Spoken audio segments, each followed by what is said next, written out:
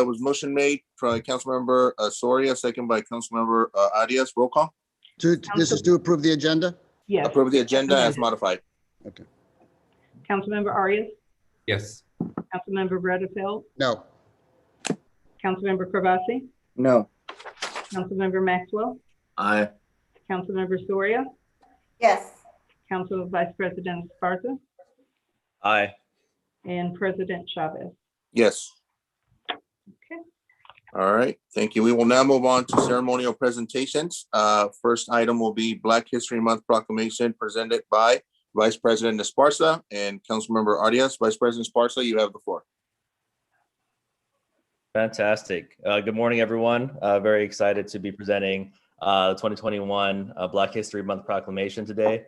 Want to thank everyone for being here, those who are both panelists and also our many attendees in the audience as well, who can't be seen but did RSVP and are here. And towards the end of the presentation, I will certainly be recognizing many of those folks. But before we get there, I did want to proceed with honoring the two honorees who were invited today to receive the proclamation specifically. Before we go on with the detail, I do want to hand it off to Even though someone has the mic on. I do want to hand it off to Councilmember Arias and Trustee Kimberly Tapscott Munson, who will be presenting one on their end. Thank you, Council Vice President. Brianna, we can add Kimberly Tapscott as a panel member. I think she's on as an attendee, and allow her to participate in the process. And as the Council Vice President mentioned, Kimberly will take the lead on this presentation. They've been quite a bit of work to coordinate and collaborate with all the community members to do this wonderful program today.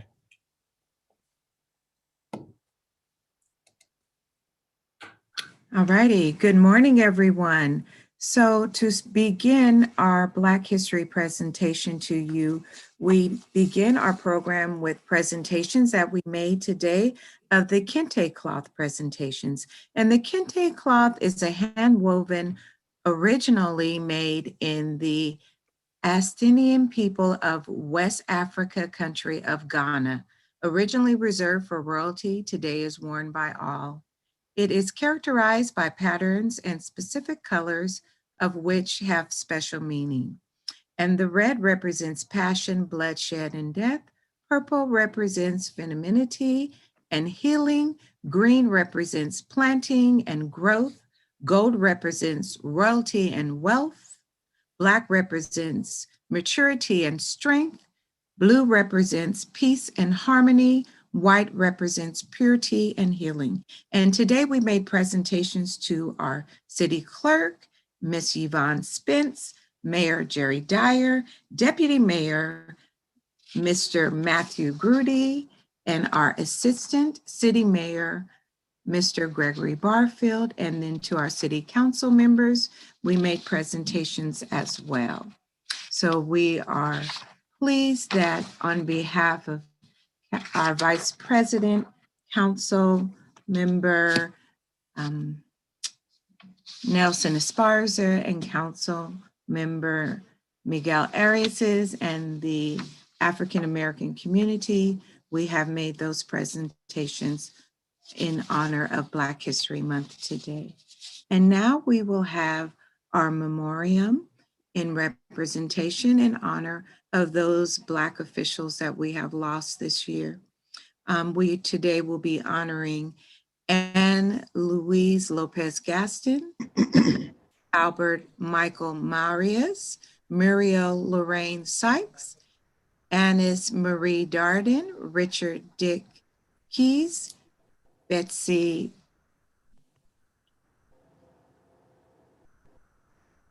Hold the slideshow, please. Hold the slideshow. I'm not ready. Hold it. Okay, wait, hold on. Don't get ahead of me. Thank you. See, hold on. We're not ready. Okay. I wanted to finish the names and then we'll. And now my music is trying to go. Hold on. Let me finish the names. Okay, so we have Annis Marie Darden, We have Richard Dickey Sr., Betsy Ruth Miller, Lavera Williams, Dr. Noel and Gloria Smith, and Apostle Bernard Hall, as well as Dr. Pastor Jeffrey Willer, and the countless number of others that are unnamed, and they will never be forgotten. Okay, now can we please roll the video? Thank you so much. I shall wear a crown.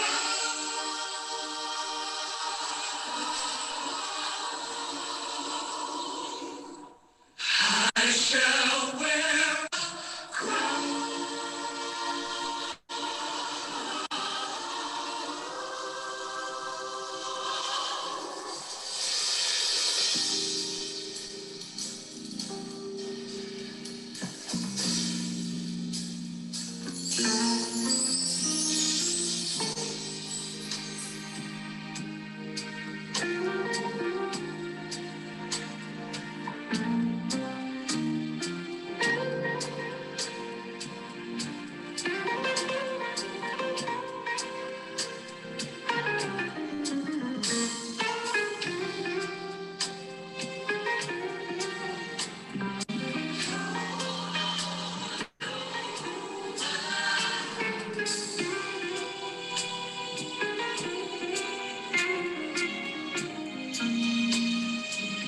I shall wear a Thank you so much for that moment of recognizing our dignitaries that have passed this past year. And now we will move to our presentation for our proclamation. And this is a very special presentation that we are making that is long overdue. And if I could have my slide, please.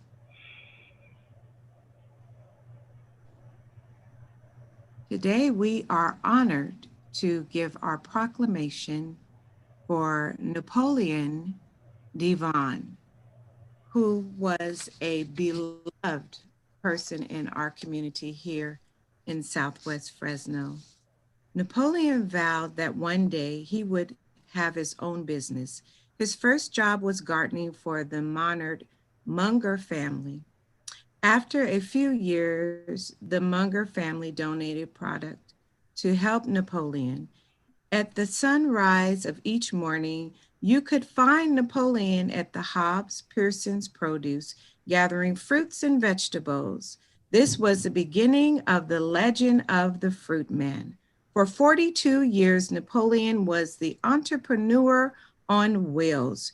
You would see him rolling the streets of Fresno on any day of the week, ringing his bell and playing music for his customers. Sometimes he'd slide open the door and put on a little dance for you. Napoleon loved the community so much that he would give more than he sold. His truck would be loaded down from one season into another with merchandise that someday, somewhere, we needed. And I have very fond childhood memories of Napoleon. I will remember my grandmother would say, Kimberly, go out there and take $1. Napoleon will be coming by and I need an onion for my greens. So we all have very fond childhood memories of Napoleon. He was our first Meals on Wheels in our Southwest communities. And when he would enter into the Latin communities, he would change up his music for every nationality. He would speak Spanish, and he is a beloved community member. And this honor is far late, but we are grateful that we are able to honor him today. His children are on the call. They all will receive a copy of the proclamation. And well done, Napoleon Devon. Thank you so much for your 42 years of commitment to our communities, bringing in fresh fruits and vegetables and goods into our communities for those constituents that were not able to travel out. So thank you so much for this opportunity to be able to honor this Southwest Side Fresno legend. Thank you.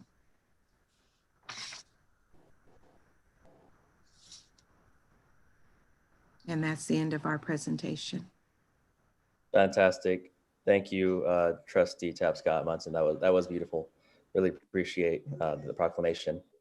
Our second honoree today is going to be the Fresno State chapter of the NAACP, and we have a few representatives here today from their group. I do believe we have D'Angelique, Joshua, and Denise. And what can I say about this extraordinary group of young people? They're not only leaders on the Fresno State campus, but have just stepped up in a tremendous way to lead in our community at large.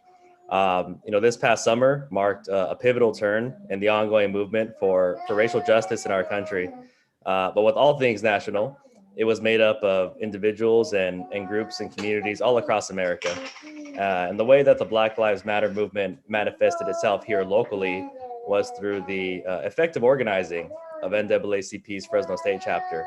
Right outside of Fresno City Hall, right here in downtown Fresno, we saw thousands of Fresno residents and folks from across the Central Valley peacefully come together from all walks of life to support the simple fact that there is still a lot of work to do when it comes to achieving true racial equity in this country. And their work didn't stop there with one successful march. They continued to be an active force here in our local landscape, partnering with other local organizations to hold us local officials accountable for what happened next. Hosting a workshop here at City Council and playing an active role in the Police Reform Commission. And they played a critical role here locally in helping our community go beyond only taking stock of these issues during February. Such an important conversation is required to be had year round to see the progress that is really needed. And so I tip my hat to this group for the work that they've done and the work that they continue to do, all in spite of being students in the middle of a global pandemic. I can't wait to see what's next for all of you, and I'm honored to present this year's Black History Month proclamation to the Fresno State chapter of the NAACP. And congratulations to you folks. I did want to hand it off if one of the students did want to say something. I believe we have them as panelists. We have Denise, but I do not see Joshua or D'Angelique. Okay. Denise, did you want to say a couple words? Sure, yeah. Hi, everyone. My name is Denise Rogers Height. The events of last summer were absolutely surreal. It's something I'd only ever imagined being a part of, and none of it would have been possible without the engagement and support from the community. Large moves have been made since then, yes, but there is still a significant amount of injustice ingrained in Fresno's roots that needs to be addressed and reversed. So with that being said, thank you everyone for the honor of acknowledgement today. And I will be keeping my eyes open to see all of the structural and visible change to come from those in the positions of power. Thank you so much. I really appreciate this. That was awesome. Thank you. Thank you, Denise. And lastly, I believe we did have a photo of them, of the group, even though all of them couldn't be here on the actual panel today. But lastly, I did want to recognize and thank all the folks who took the time to be here and support this year's honorees. I think we know that everyone's contributions to this work are extremely important, and your presence and support today to this group of young folks is meaningful, because we know that a rising tide lifts all boats in a community. And just wanted to take the time to, at least for the folks who did RSVP and who I could see here on the Zoom. Well, there's many attendees, but some I can see. I wanted to thank Thomas Rowland, Dottie Smith, Ivanka Sanders, our clerk, Yvonne Spence, Sean Brooks, Loretta Scruggs, Keisha Thomas, Leroy Chandler, Bridget Morgan, Yolanda Randalls, our fax director and assistant city manager, Greg Barfield, Shatera Sangster, Stephanie Johnson, Gail Gaston, Rick Reyes, Dr. Kapoor, Rick Keys, Debbie Darden, Jamila Finley, John Sturdivant, Terry Edwards, Cynthia Sterling, Matthew Grundy, Yolanda Moore, and Venice Curry. Thank you to all, and any others who I might have missed who did pop in today. Again, thank you for being here and for your support. That will conclude the proclamation.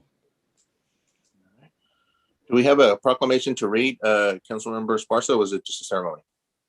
Oh yes, I got so carried away. I'd like the clerk to actually read the language into the record, if you will. Thank you. Sure, thank you. Whereas February is nationally proclaimed Black History Month to honor African Americans and thank them for their countless contributions to the city of Fresno. From the very beginning of our city, African Americans were essential to the development and success of our community. And whereas we as a diverse community thank these champions of justice for bringing our country to a better and more socially just time. And although the fight for equality continues on today, we remember how far African American community has brought us and thank them for continuing to illuminate the path to social equality. And whereas Fresno's residents continue to honor the sacrifices of the men, women, and children who were victims of harassment, discrimination, and violence solely because of the color of their skin. Their courage continues to inspire us as a community to fight for equality on every front. And whereas the city of Fresno celebrates leaders, civil rights leaders, religious leaders, business leaders, elected leaders, and youth leaders. Now therefore be it resolved that we, Nelson Esparza, Miguel Arias, and the Fresno City Council do hereby proclaim the month of February 2021 as Black History Month in the city of Fresno. Council President, I do want to acknowledge the Council Vice President's beautiful daughter who's singing in the background and who at times overshadowed the council members. It was a very good, welcoming, intervention. It became a competition of who could raise their voice louder between us. But that's, I created her, so she's gonna, the better version of me. Before we conclude, I did want to, recognize that I named off many of our Black leaders here within the city organization, and I failed to recognize Tina Griffin within our city attorney's office. So I wanted to recognize her and add her name to the list as well. Thank you.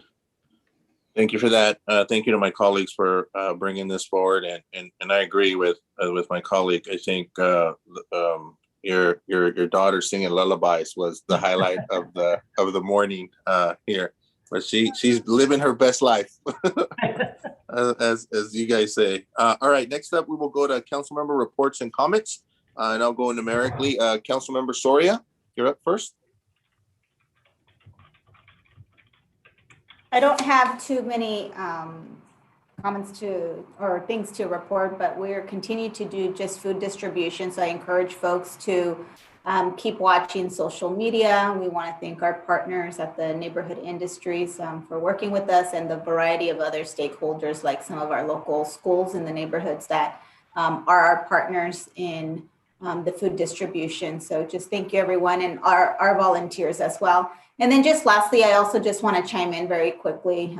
I believe, this month is extremely critical in recognizing not only our local Black leaders and those that have left a legacy in our community, but I think that it's important to recognize the current struggles of our Black community, and that not only that we reflect, but that as we work and we meet each week or every other week to address the challenges of the city, that we think about how we're going to make it much more equitable and provide opportunities for Black folks in our community to be able to succeed and have those opportunities. And just lastly, I want to thank my colleagues for a great presentation in recognition of February this month for Black History Month. Obviously, we have a long way to go. COVID-19 has highlighted the inequities that exist in our community when it comes to our Black community. Even with the vaccination rates, I think Fresno County, the data is reflective of the inequity that exists. While they're the smallest percentage of recipients of the vaccination, and yet they're at the top of of the deaths. So we got to make sure that as we have the opportunity to address some of those challenges as a city, working with the county, that we're very thoughtful and intentional about making a greater impact for the future of the African-American community in Fresno. Thank you. Thank you. Next up, Councilmember Carbasi. Thank you, Council President. I don't have a report. I just wanted to thank the Council Vice President and Councilmember Arias for this thoughtful gift. I did forget my lapel pin today, and I'm going to go with blue because it represents peace and harmony. So thank you so much. All right. Does that conclude your comments, Councilmember Carbasi? No other comments. Thank you. All right. Brevity award today for me. Thank you. Councilmember Arias. Thank you, Council President. I just want to start off with a couple of thank yous to the mayor. I think the mayor and I are spending more time. I spend more time now with the mayor than I do with my own kids. So thank you for the District 3 neighborhood meeting that you had, as well as the cleanup in West Fresno. And of course, the event that we had yesterday to open the most recent motel with the Housing Authority partnership. As you know, Council, in order for the off-ramp program, but more importantly, the homeless issue to be addressed, we must secure additional housing, and that housing can be in multiple forms. It just cannot be in the current form of hundreds of encampments across the city. So the mayor and I are working very closely on strategizing to acquire more rooms, more motels, convert them permanently to affordable housing that the city and the public will retain as assets. With that said, I also want to just let people know that we are starting to do vaccinations in West Fresno, specifically at Gaston Middle School. Anyone who's interested in getting a vaccine who's above the age of 65, please call 312-8044. Again, 312-8044, and you will be able to walk up to get an appointment at Gaston Middle School and be vaccinated if you're above 65. If you're not, please do not crowd our elderly in front of the line to get a vaccine. We need to make sure as many people in South Fresno get vaccinated. For those who have seen the demographic data in the county of Fresno, the African-American and Latino communities and the Asian communities are being left way behind on the vaccination effort. It is extremely frustrating to see that those who are most vulnerable, who are the vast majority of the deaths in our community, are not being vaccinated at the same rate. And that's a direct correlation to where vaccinations are occurring and the fact that the county still continues to require online registration that leaves a lot of our communities behind. So this is the first vaccination operation where people can call in, make an appointment, and show up to a neighborhood site versus driving up and going online to book your appointment. So my hope is that with the additional vaccines by President Biden's administration that are coming down the pipeline, that our organizations soon will be in a position to also receive their direct allocations and start vaccinating people in the neighborhoods in which they reside, and allow us to finally get that equitability in the vaccine efforts. Because if we leave any community behind, the reopening will only lead to more deaths in the most vulnerable communities. So I'm looking forward to that work.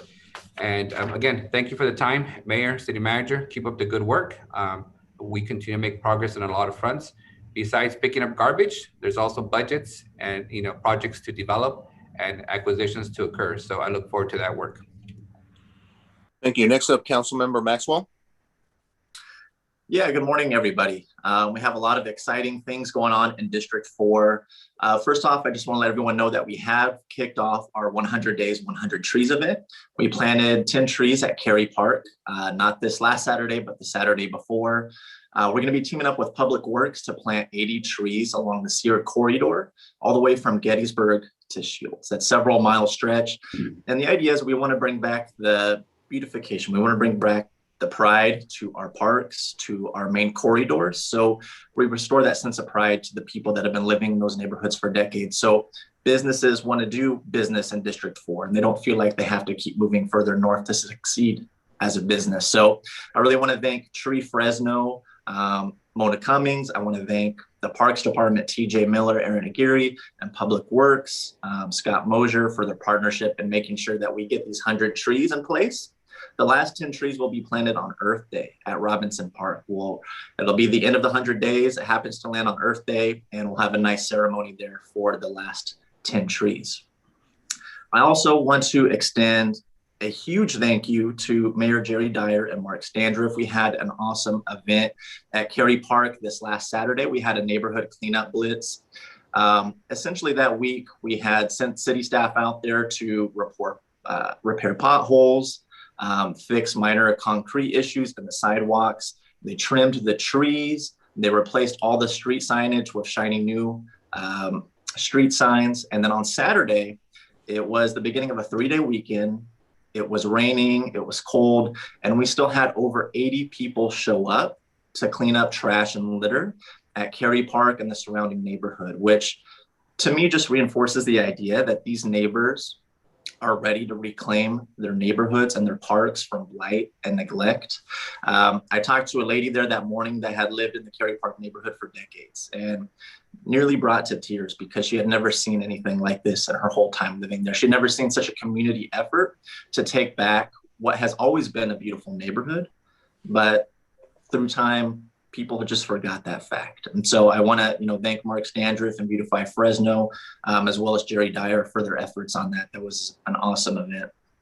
As far as the SAFER program, we are still giving out meals to seniors at Vinland Park every Thursday from 8 o'clock to noon, and that will be going on until the end of this month. I think the last day is March 4th. So keep an eye out for our staff Thursday mornings.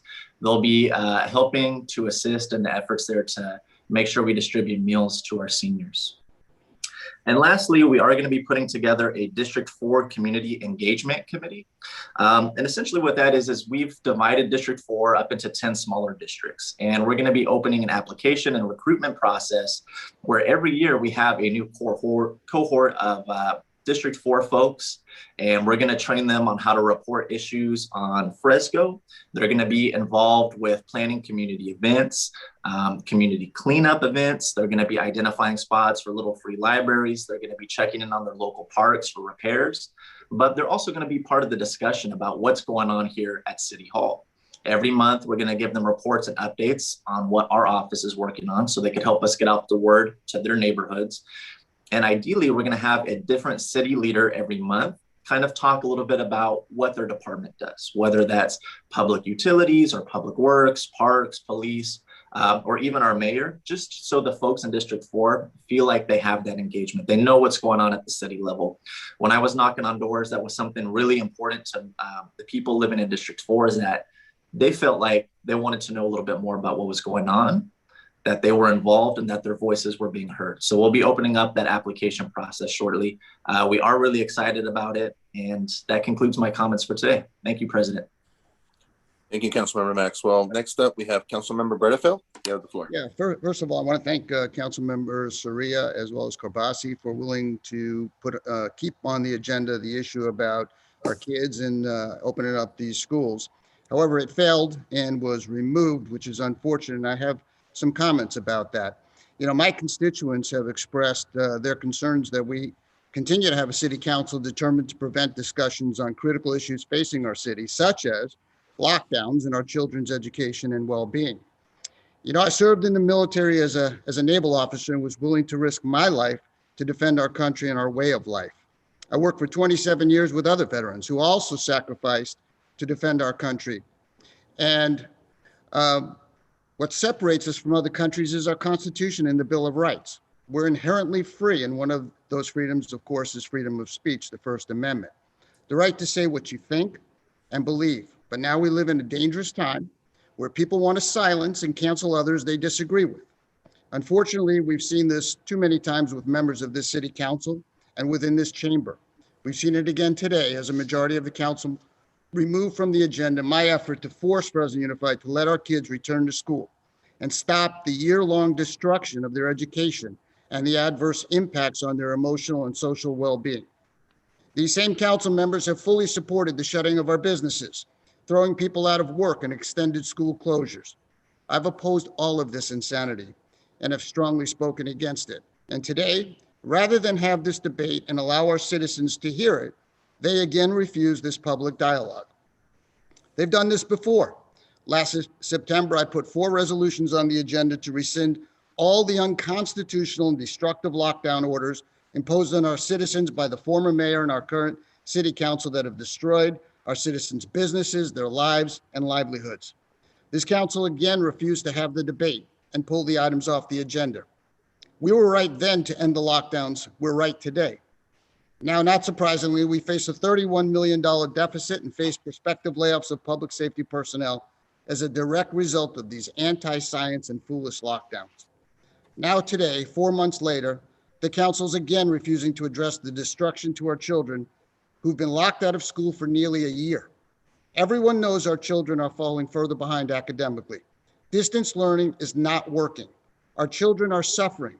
I've spoken with hundreds of parents. I've spoken with teachers, pediatricians, child psychologists. Many children are struggling with depression, anxiety, social isolation. Children that are being sexually and physically abused are going undetected because they're not in school. Suicide has spiked in high schools across the country. Yet schools have been open for many months all across the country and in other nations and have not had any significant COVID outbreaks from in-class instruction. Private schools locally have been open with no problems. According to the CDC, the recovery rate for children is 99.9%. The CDC and the American Academy of Pediatrics, some nearly 70,000 pediatricians, have called for children to return to school, and they've outlined how to make it safe for every grade level. I want to share an email from the many that I receive, and I receive many, that tragically demonstrates the suffering many children are experiencing from these nearly yearly lockdowns. The parent writes, and I quote, "Kill me, Dad, I want to die," are the words that my 8-year-old screams at me on a somewhat regular basis. He tells me he wants to die at least 1 or 2 times a month. I am assuming that everyone included on this email has never heard their child tell them that, but my wife and I have. Let me take a second to walk you through what it feels like. You cry, you feel helpless, you're sad, and at times even mad. Your heart falls to the pit of your stomach, and you feel like there's nothing you can do. Unfortunately for my wife and I, this conversation with our son is becoming all too frequent. A couple of days ago, I asked my son if he ever thought that he would really kill himself. And he looked and said, "Yeah, if I was really sad." This is a direct result of school closures and the abrupt halt of extracurricular activities in March 2020. After struggling for 11 months, my son now takes Zoloft for anxiety, and today marks the beginning of a new journey where he will meet with a therapist. I should be taking him to play at park with his friends or baseball practices on days like this. But no, this is our new normal. Our son is an 8-year-old second grader that used to be full of life, had a ton of friends, loved sports, and received A's and B's on the report card. Over the last 11 months, much has changed. He's been stripped of everything important to him. He doesn't see his friends anymore. He hasn't been able to play baseball or soccer and is essentially a prisoner in his own house. We have some good days, a lot of bad days, and everything in between. Why am I writing?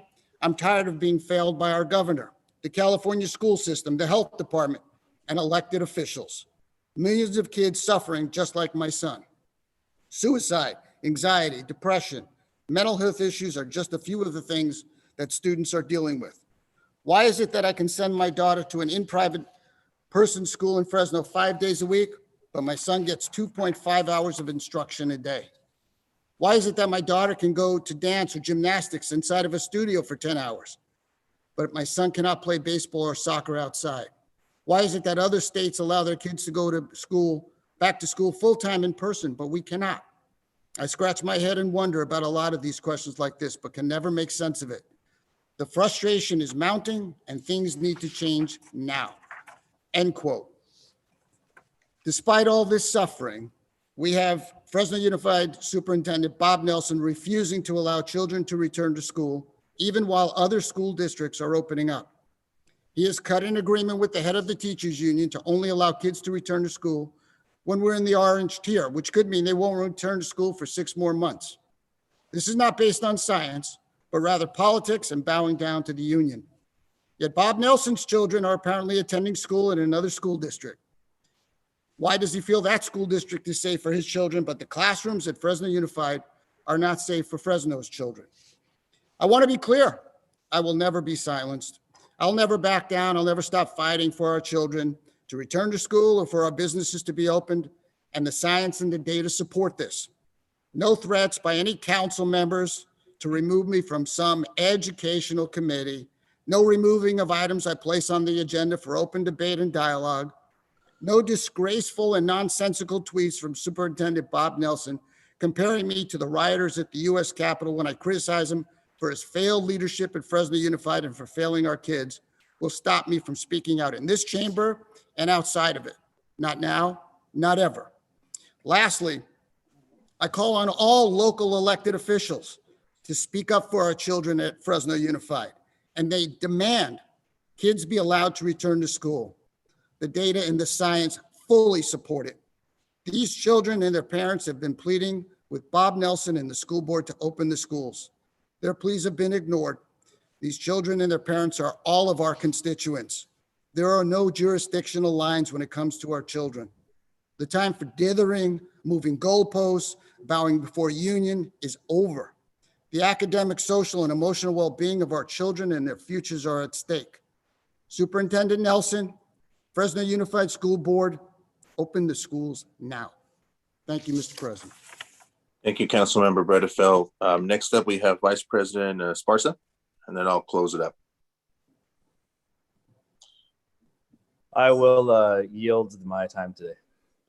All right, thank you, Vice President Esparza. I just want to, I agree with a large part of what my colleague said with regards to everybody wanting to go back to school, and I have a little bit of insight. I was a trustee over at Fresno Unified, the third largest school district in the state of California. Over 10,000 employees that they have. They have over 75,000 students. They serve over 100,000 meals a day.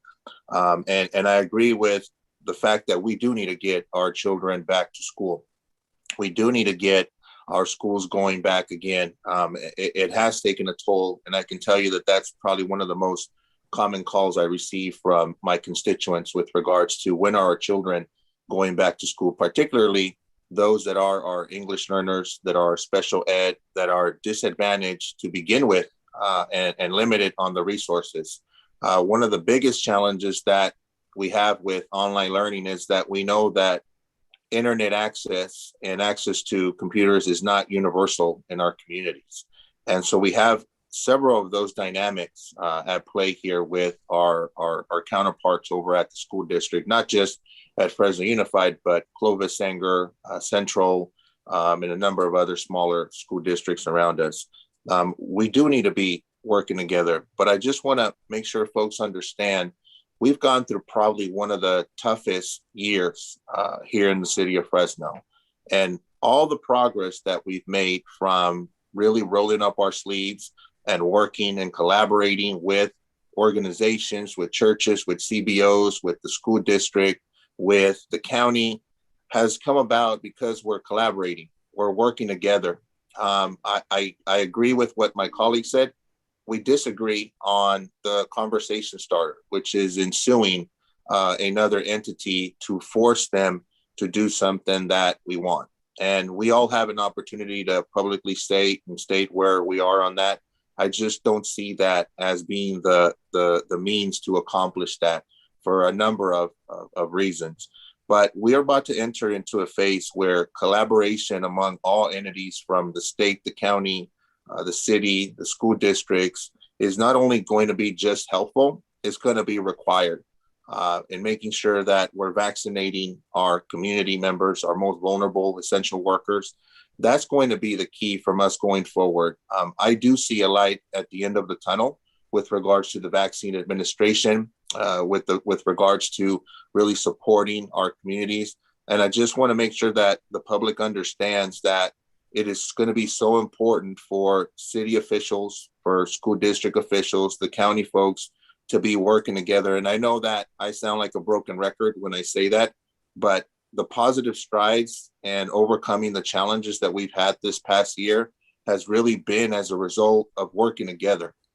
There's like that old saying that if you want to go fast, go alone. If you want to go far, you go together. That's really been the MO that this council and the city has tried to do for the last year. And we're going to continue to do that. We're going to continue to have those conversations with our counterparts over at the school district.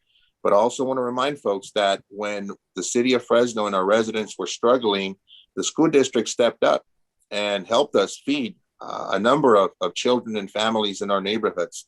It's that collaborative spirit that I think is going to get us through this next phase. And like I said, I'll close with saying that we do see the light at the end of the tunnel. I think we're going to get there sooner rather than later, knock on wood. But I think by summertime, we will have a lot of our folks vaccinated. That will open up these conversations on getting back to normal, which is what everybody here in the city of Fresno wants. And so again, I just want to thank my colleague for bringing that point up. We agree on the goal. We just happen to disagree on the means and suing organizations. I don't think that would be productive. And so with that, I'll close council member reports and comments and go on to the mayor. Mayor, did you have some comments you wanted to make? I did, Council President, and thank you. And Kimberly, thank you for the scarf. I appreciate that. And in full recognition of Black History Month. Just kind of a few updates. There's been a lot of media notoriety regarding my support of President Biden's relief plan.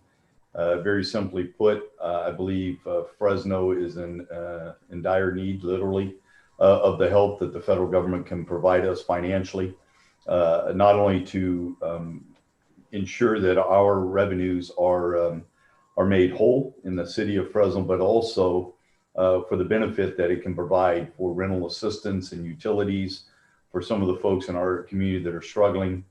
Certainly the stimulus checks are going to be very, very helpful, but there's also a number of other allocations in there that would be helpful too, as well as for the homeless population in our city, which we're desperately in need of housing. So, I think all of the council is fully in support of that as well. And so we're going to continue to fight for those dollars to Fresno.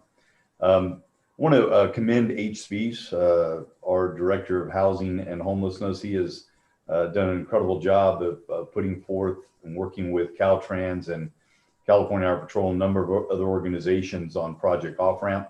By the end of tomorrow, we will have housed over 120 people from Project Off Ramp, and I am committed, along with all of you, and proud to stand yesterday at the news conference with Councilmember Arias as we pursue more motels, purchasing or acquisition of more motels for the housing the homeless. Quite frankly, without those, it's going to be very difficult to continue to do what we've been doing with Project Off Ramp as we go into the neighborhoods as well.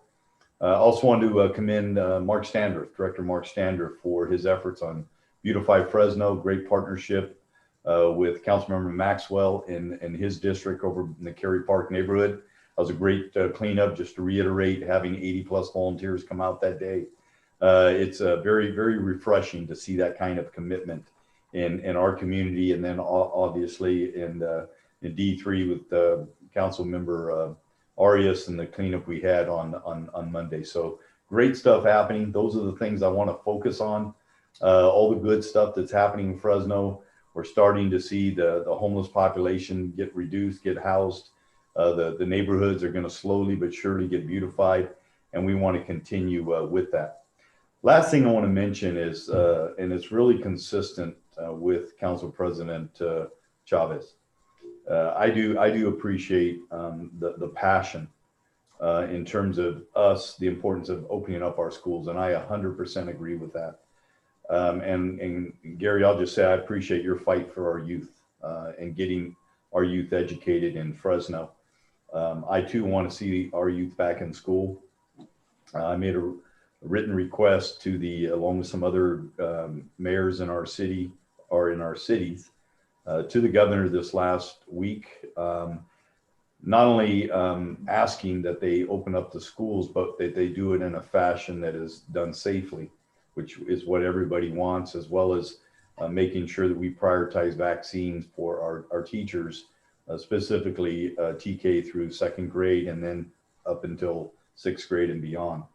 So I had a call Friday, a Zoom call, and met with Superintendent Alvarado from Central, Superintendent Nelson from Fresno Unified, Superintendent O'Farrell from Clovis Unified, as well as Fresno County Office of Education Superintendent Jim Uvino. It was a very good conversation, one that I learned a lot. One of the things that I did learn was that all of these schools had to submit an attestation plan to the state of California that would allow them to open their schools. Schools that had done that prior to the last movement in the tier are now being allowed to open. The one that had that in place was Clovis Unified, and that is why they are currently open. The attestation plans for Central and Fresno Unified have been approved by the state, but they're not allowed to be opened by them simply because they did not have those plans in place at that time with students in school to test those attestation plans. So that's the reason, but I can assure you, I spoke with all the superintendents. All of them want the kids back in school. They really do. And I feel for what's happening with them because they too feel the pressure and they want to get their kids back in school. And Bob Nelson is a friend of mine. So is Andy Alvarado and Jim Yovito and Emer O'Farrell. And I do believe they want to do the right things for our kids, but they do also have a different constituency. And so Clovis is very different than Fresno. But at the end of the day, I do believe we all want the same thing: get our kids in school, get them educated. Our approach is different, but I want to work closely with the school district, and I've offered up to them anything we can do as a city to expedite the opening of the schools safely. We want to do that for them. And so just appreciate everybody's interest in that. And again, we want to do that. And going back a step on Project Off-Ramp, I wanted to assure some of the council members, where we're going next. There's 2 locations in Fresno that we need to desperately impact. And that is the 180 on Tyler Street between 6th Street and 11th. That's a council member Esparza's area. It is, and I appreciate you, Nelson, sending me the letter this week. And as I told you, I drove by there Sunday. All of the homeless encampments on Sunday, I drove through them and assessed them. And we're going to be getting on that very, very soon, as well as the 99 Ventura Golden State area and council member Arias's district, because that too is just absolutely unacceptable for our city. So location by location, neighborhood by neighborhood, we'll get this taken care of. So thank you for your patience. Thank you, Mayor. City Manager, you got any comments, reports? Yeah, just a quick update on since the last council meeting, we've just got some trade memos out to keep the council apprised of kind of some activities we're on. One of the ones we sent was Scott Mosier put together a memo outlining some options for doing a citywide community facilities district for maintenance of infrastructure in neighborhoods. We also provided an update on the Surplus Land Act activities we've undertaken to date for the Selland Arena and the Valdez Hall, and that's continuing to move forward. We also provided an update for the council on just where we are in our utility delinquencies in DPU and how that's trending. And we'll need to get some resolution to that. I want to get that early out to the council. And then we provided the updates from our lobbyist up in Sacramento that's helping us with our water utility stuff. The final one I want to just update folks is on the cannabis licensing, commercial cannabis. Real quick, we'll get a trade memo out to everybody, but I want to just update folks that the application period is closed for all of the different types of licenses, both social equity and conventional. So that period is closed. All of the applicants that qualified to move forward have been notified, and all the applicants who failed to comply with the requirements have been notified as well. We're currently in the process of issuing the notices to the properties that are in proximity to these applications that have qualified to move forward. It's about 24,000 notifications that we need to get out. So we're doing that right now. Staff has been working on the scoring rubric that we want to use for the applications. And so that process has been going on. Next week, we're going to revise it and then modify it final time. And then for the week of March 8th, that's when we'll start the first round of application scoring using the matrix. So we're moving forward. That process is on its way. I want to really give a big shout out to Jennifer Reese for the work she's been doing to keep this thing moving, and to in the city attorney's office, Mary Rodman Doy, who's been very, very helpful as well, keeping this thing moving. So shout out to those two for helping us. But moving forward and we're getting it done. Those are my updates. Thank you, City Manager. Next up, we'll go to consent calendar and unscheduled communication for the benefit of the public. I will just briefly review. Item 1I was removed and put into closed session. Item 1C was removed and continued for a future meeting. And item 1G was pulled from consent by Councilmember Maxwell. And so with that, I'm going to take some public comment on consent items, unscheduled and closed session. City Clerk, do we have some folks punch up? I think I see them here. Here, Sam Frank, I believe is up first. Can you post up Sam Frank, Brianna? Actually, Gavin's gonna have to, I can't.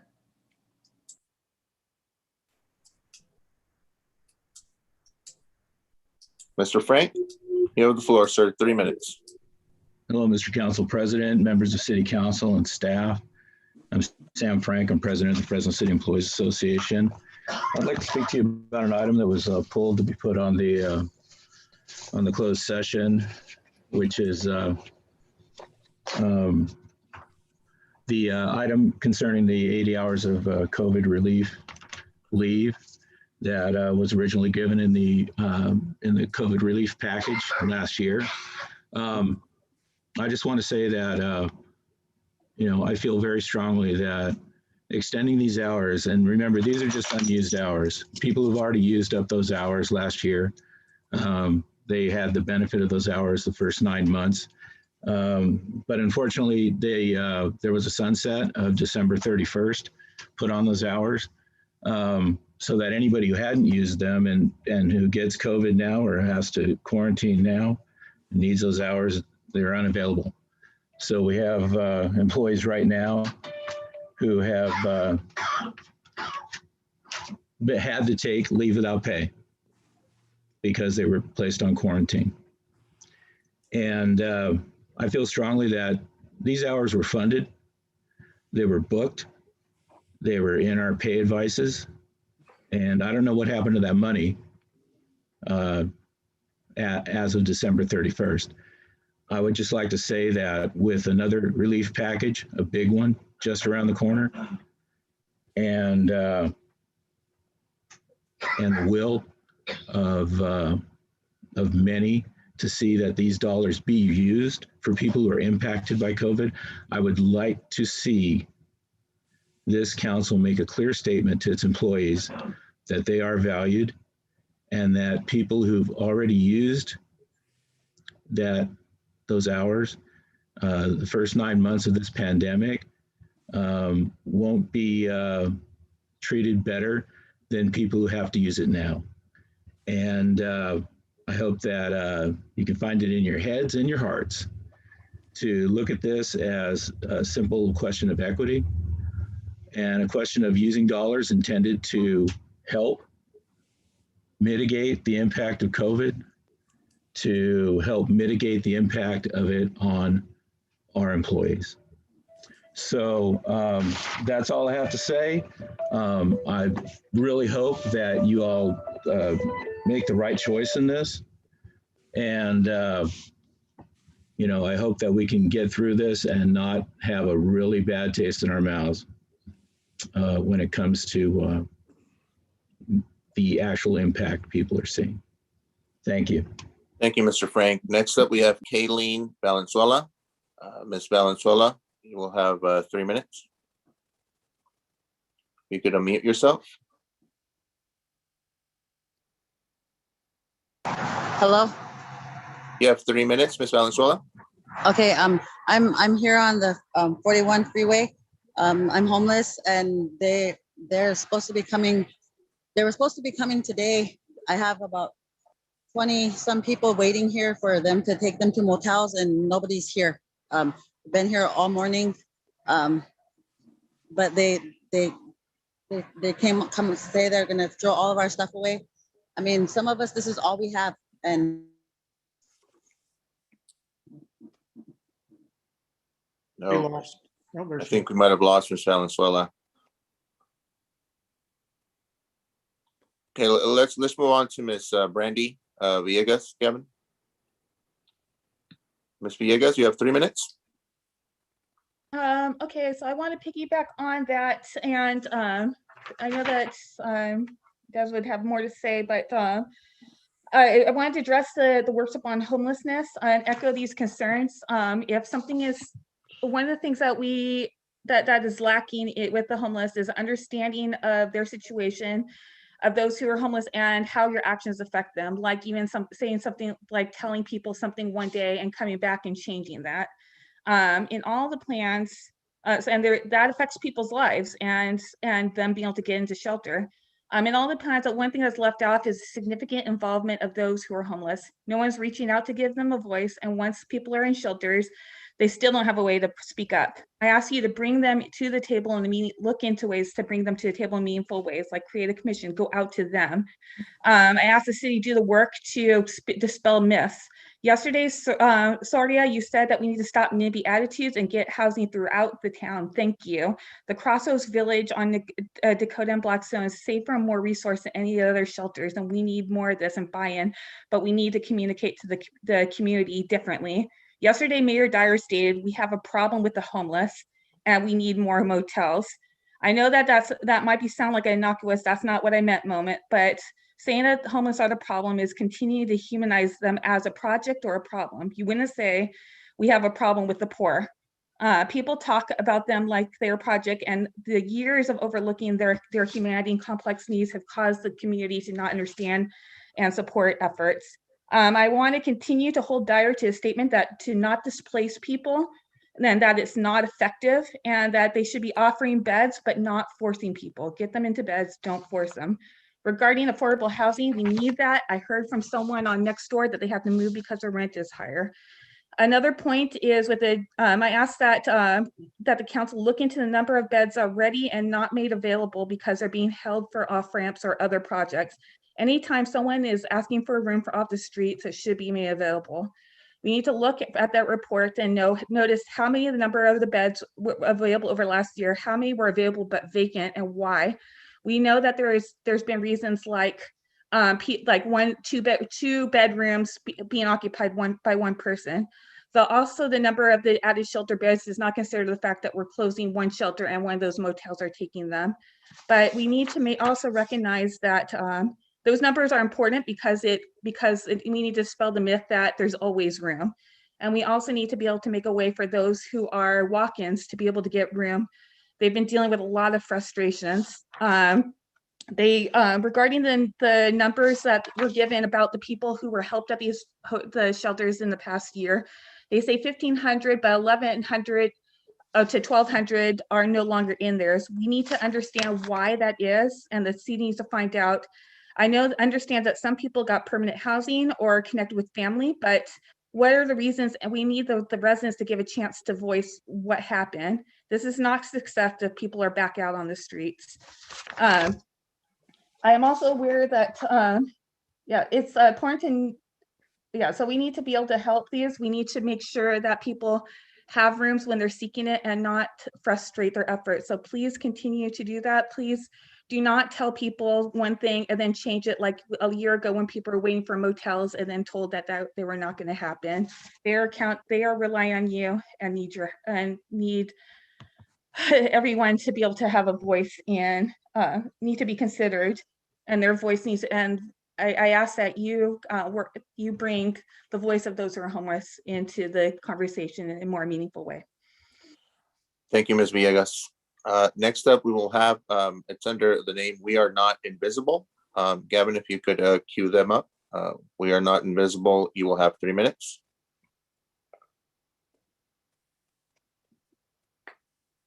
Hello? You have 3 minutes. Hi, this is Des. Thank you for allowing me to speak. I want to say thank you to Miguel for the fight that he's been doing over the years to raise awareness on the lack of beds here in Fresno. And now we have, because of the pandemic, we have money that came in. So I want to tell him thank you for all the years of fighting to raise awareness on the lack of beds here in Fresno. I also want to thank Esmeralda Soria for bringing affordable housing to Fresno and kickstarting. Basically, I see a lot of other projects are starting up right now regarding affordable housing. So I want to thank her for that.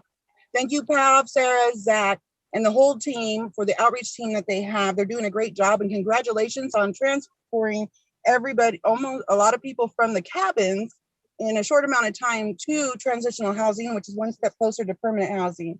Thank you, Jody, and your staff. I know you're overwhelmed right now, and I know you guys are doing the best that you can. And we have some positive and negatives, but I want to speak about the positives. They say that the reason how come a lot of people want to go to these motel rooms is because they have privacy.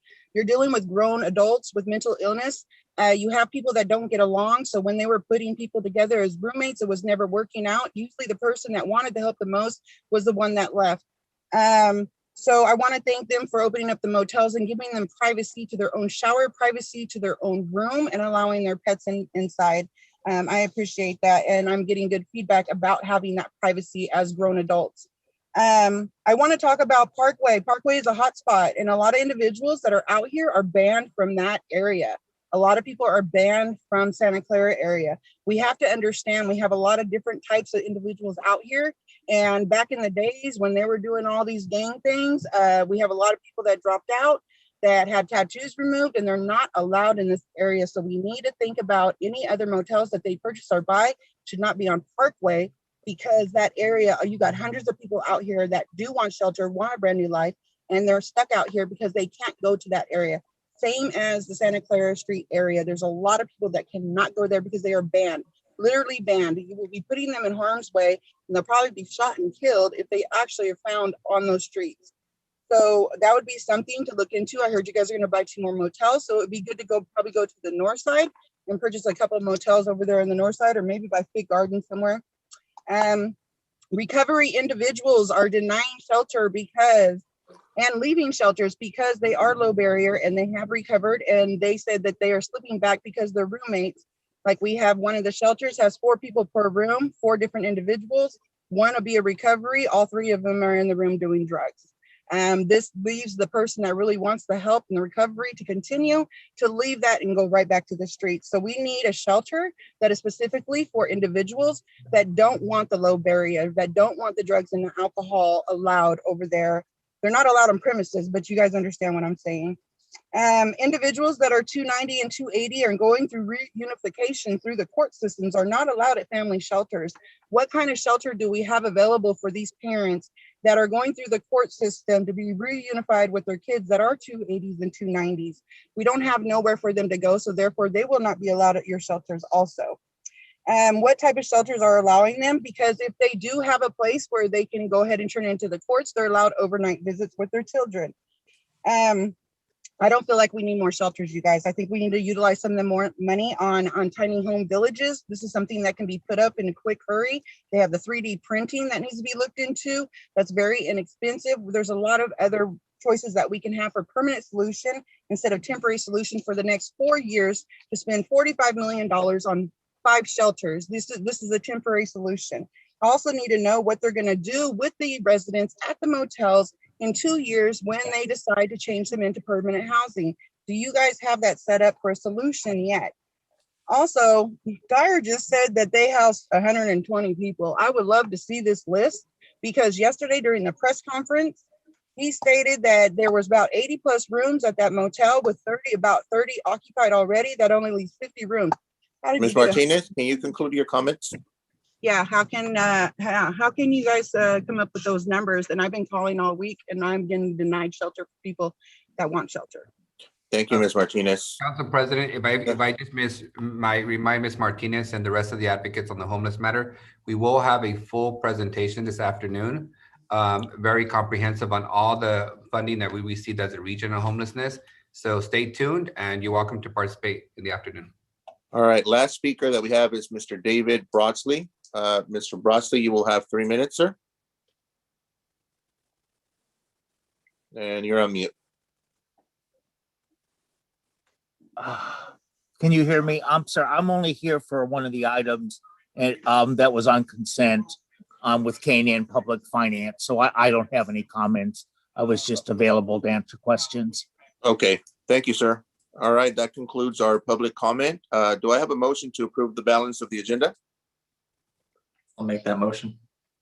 All right, Councilmember Maxwell, do I have a second? Second by Councilwoman Soria. Get a roll call? To approve which, I thought we did the agenda. No, that was to approve the agenda. This is for the consent agenda as amended. Oh, okay, and then, okay, I want to register a no vote at Okay. this point on consent. All right, for which item? Councilmember? One B. I want to register a no vote on 1B. All right, City Clerk, please mark for the record a no vote for Councilmember Bredefeld on item 1B. Got it. And with that, roll call? Councilmember Arias, I think Councilmember Carbasi is, Oh, sorry, Councilmember Carbasi? Yeah, I didn't see your No hand up. worries. Thank you, Mr. President. I have to vote no on 1B. My district did reject the measure, and my job is to represent them, and I have to register a no vote. All right, registered 2 no votes. Clerk, please for the record enter that. sure. And now roll call. Okay, Councilmember Arias, I will register a yes vote and welcome all the parks money to come to South Fresno. Councilmember Bredefeld, well, I will register a yes vote, and I know he will attempt to get all the parks money to South Fresno, but it's not going to happen. Councilmember Carbasi, Yes. Councilmember Maxwell, Aye. Councilmember Soria, Yes. Council Vice President Esparza, Aye. and President Chavez. Yes. Thank you. All right, we will now go to contested consent. Item 1G was pulled by Councilmember Maxwell. Councilmember Maxwell, you have the floor. Yeah, I'm going to make a motion to approve this. Assistant City Manager, I just wanted to make sure we were on the same page going forward.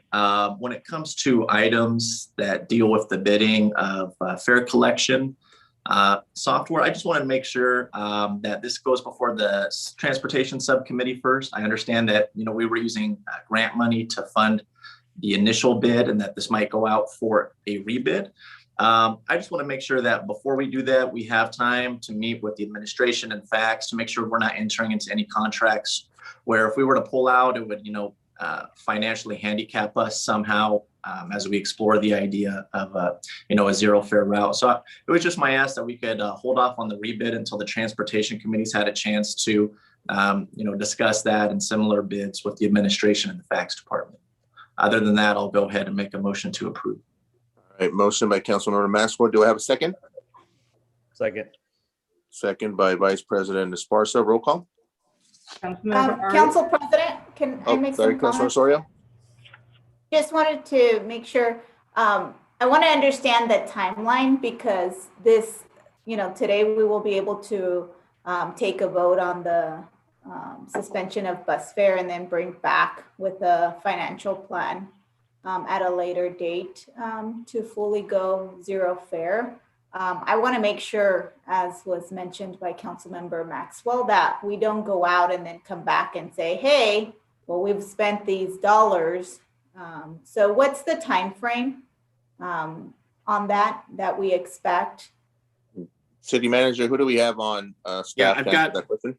I can either have Greg Barfield just act in terms of timing, but we had identified Brian Barr to kind of take us through just the process they went through to this point. But Greg, do you want to respond to the timing? Yeah, no, let me just say that this bid was out last year, received in August. So if you can already tell the timeline, that this bid was way before any talk of fare free. So again, the items, the bids were received in August. So it probably hit the street in June, and we probably were writing on it in January. So, but we'll hold off on any rebidding until we figure out where we are. I appreciate that. Thank you, sir. Awesome. Thank you, City Manager. All right, great. City Clerk, roll call. Councilmember Arias, Aye. Councilmember Bredefeld, yes. Councilmember Carbasi, Yes. Councilmember Maxwell, Aye. Councilmember Soria, Yes. Council Vice President Esparza, Aye. and President Chavez. Yes. 7-0. All right, next up, we will go to item 3A, the much anticipated comprehensive workshop, the coordination of regional homelessness initiatives and funding plan. I believe Mr. H. Spees and our director, Jennifer Clark, will be doing the presentation. Council President, if I could just make some opening remarks, acknowledge HB's as a director of folks in charge of the homeless efforts and housing, and thank the city manager and the mayor. You know, our council committee on homelessness and our council committee on CDBG and on housing for months has been asking for a comprehensive overview of all the dollars that we received, a full counting of the dollars that the city has received on this area. And we finally got to a place with the new administration where they can provide that comprehensive overview. So thank you to the administration for doing that. To the public, there's been a lot of conversations about the growing homeless population in our city, the efforts that we've undertaken recently to relocate them into permanent housing, transitional housing, and rapid rehousing. I want to set the record very clear.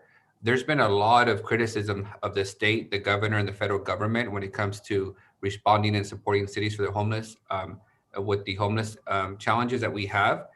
In the last 20 months, this federal government and the state have given us a record amount of money to this region, more than $160 million to be exact.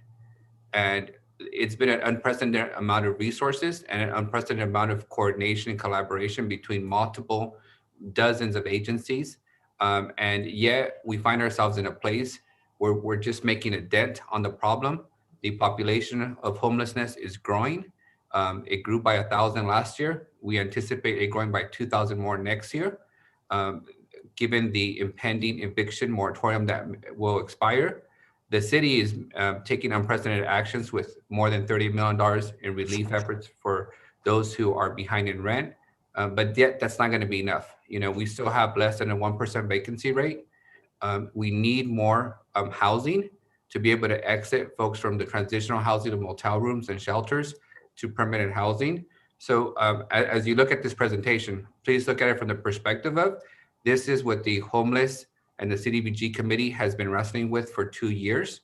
We're deeply knowledgeable in this area, and we're struggling to just get through this challenge that continues to increase in scope and in crisis. But I do want to acknowledge that this is the first time in my time as a council member and as an elected official that a government entity has had a full accounting of every single dollar to this level of detail. You will see a significant amount of dollars going to the County of Fresno, the continuum of care. Those dollars are not accounted for in the level of detail that we account the city funds or the housing authority funds because they're separate entities. But the level of transparency that the staff is providing is unprecedented. And I hope it's a new standard going forward with this new administration and with all the partners that we have. So with that, H, thank you for putting together, and we welcome the presentation. And to Councilmember Arias' point, I think part of the value that we will see today is oftentimes these workshops are put together for the benefit of policymakers. What you'll see here is that this is also intended to be for the benefit of the public, just so they can see the size and scope and severity of our homeless problems, not just in numbers, but in terms of people and the dynamics that's associated with, more importantly, what our solutions are going to be for this problem. And so with that, Jennifer, I think you're going to do the introduction and then turn it over to H. Yes, thank you very much. Good morning, Council President, members of the City Council, Jennifer Clark, Director of Planning and Development. Today, we will be asking the City Council to consider an amendment to our annual action plan to program HUD coronavirus response funding for the Community Development Block Grant, CDBG, and Emergency Solutions Grant, ESG programs. Before we present that item, we wanted to take a step back to provide an overview of the state of homelessness and our response. And for that workshop, I will turn the presentation over to H. Spies. Thank you.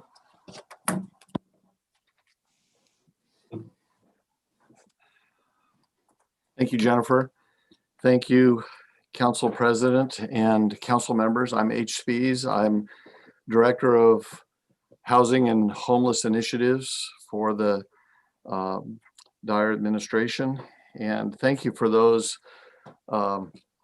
affirming words, Councilmember Arias. Appreciate that. Get myself situated here.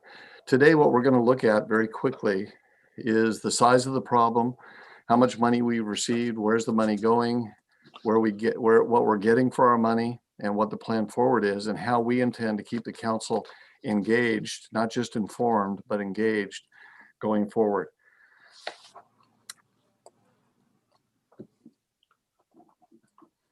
The size of the problem. It's no secret that homelessness is on the rise, not just in the US and California, but here in the city of Fresno. This bar chart comparison shows a 68.9% increase in homelessness between 2019 and 2020 in Fresno, based on our January 2020 point in time count of homeless persons in our city.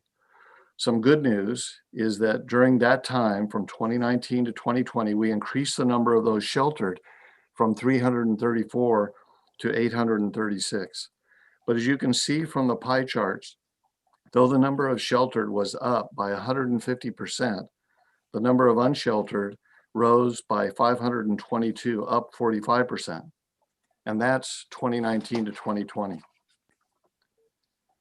Today, and this is a snapshot, and these numbers are moving all the time.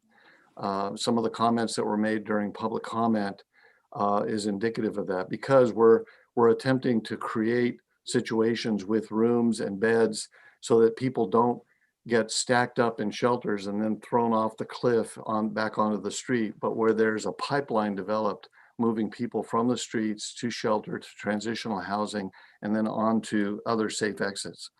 But more good news is that in the city of Fresno, between our homeless emergency shelters, our COVID-19 homeless response shelters, and our home key motel rooms, we have at one point in time been able to offer approximately 1,454 persons shelter. That's up an additional 74% over 2020. Now, the great question is, how is this going to be addressed in the out years as we move from a situation of unparalleled funding to back to a normal situation? And that's a question that we'll address a little bit later on. What is the growth of the problem? This is another challenging slide, because although our homeless services have gone up radically, taking a straight line projection from 2019 to 2020 and looking at 2021, we also see that the number of homeless is outstripping our capacity to keep up, even though we have seen our community come together to provide unparalleled services. Due to COVID, we were unable to do a point in time count this year. However, we know that the numbers of street homelessness have gone up. This explains, though, why historic levels of new shelter beds and services being offered in the city of Fresno, compared with the number of homeless on the streets, we are still losing ground. You can see from this chart that even though we're making incredible progress year to year in providing shelter, the rate of increase in overall homelessness means we're seeing more people on the streets. Another source that gives us reason to believe that this figure is in the ballpark is a 2020 survey done by Jim Iovino, Superintendent of the Fresno County Office of Education, estimating that there are 4,748 housing insecure students, not even counting their families, who are enrolled in Fresno.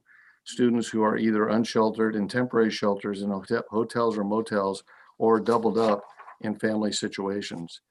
Even more sobering is the realization at the bottom right of your slide that we have been living under an eviction moratorium due to the pandemic. That eviction moratorium ends in 4 months, June 30th of this year. Now, how much money have we received in funding for homelessness prevention and services? The total amount.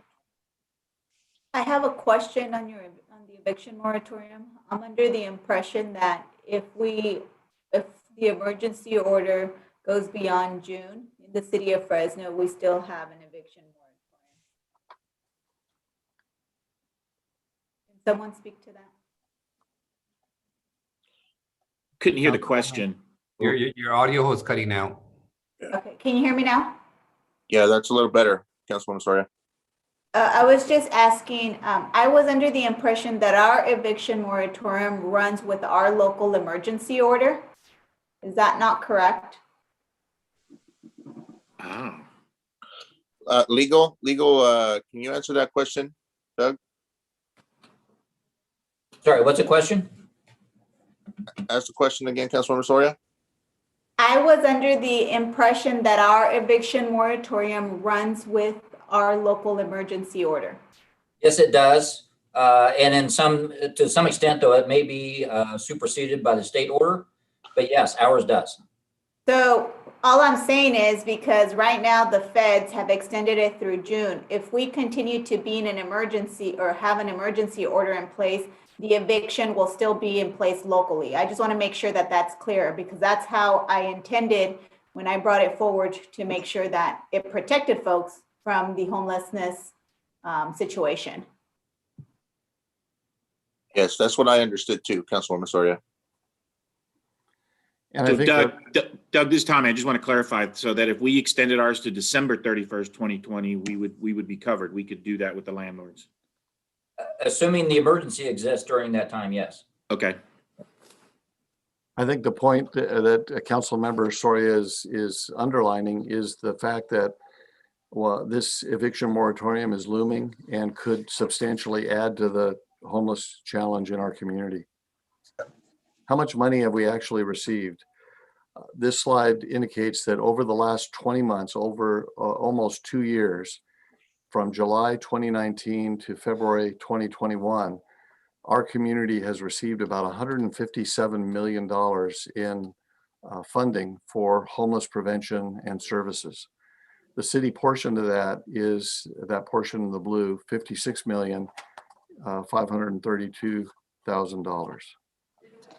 Let's just take a look at that city portion and what is where are the funds? What are the funds and where have they come from to the city of Fresno in addressing homelessness? And H, for the benefit of the public, and for the record, that pie amount there does not include the new money that we received from the state in the tune of 17+ million, correct? That's correct.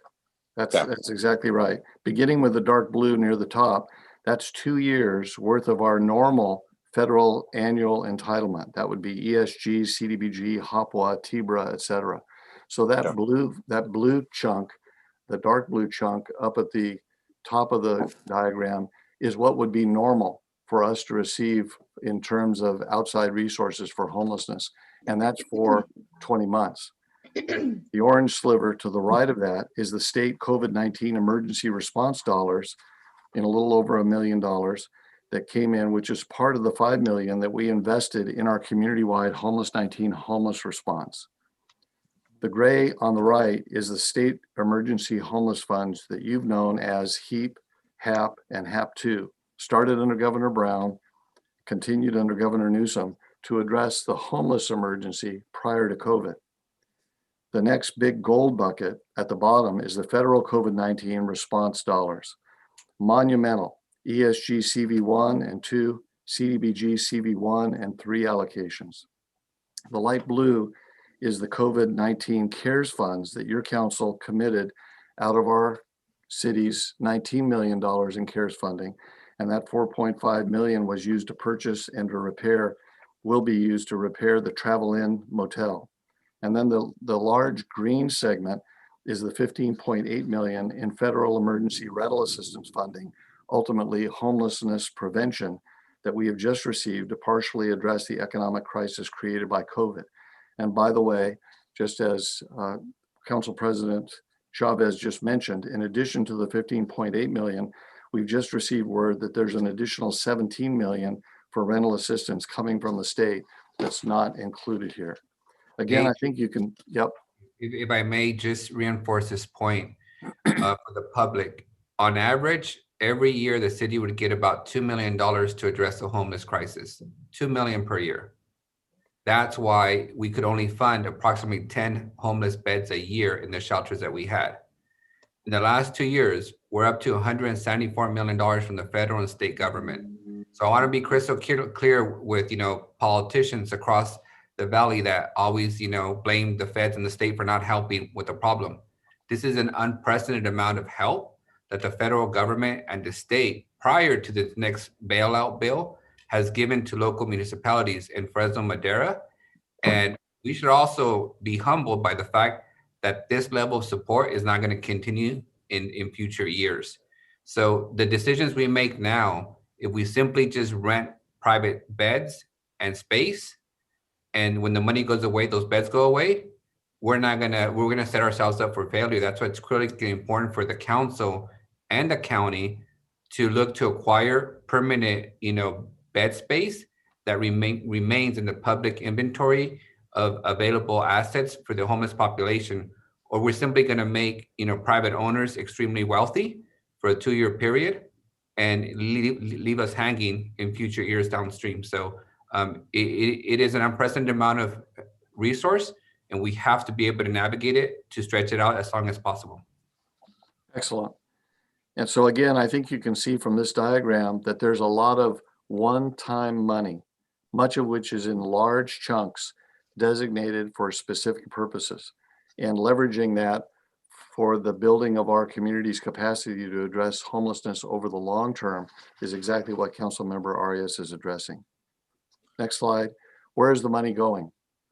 So Fresno Housing Authority Home Key, you see previously approved for 6.675 for home key operations is right at the top. You also see our county contribution to our community-wide COVID-19 homeless response, a number of subrecipients, and then you see detailed there the emergency rental assistance, the travel in investment, administration at 5%, and we still have a portion that will be carefully identified for future services going forward.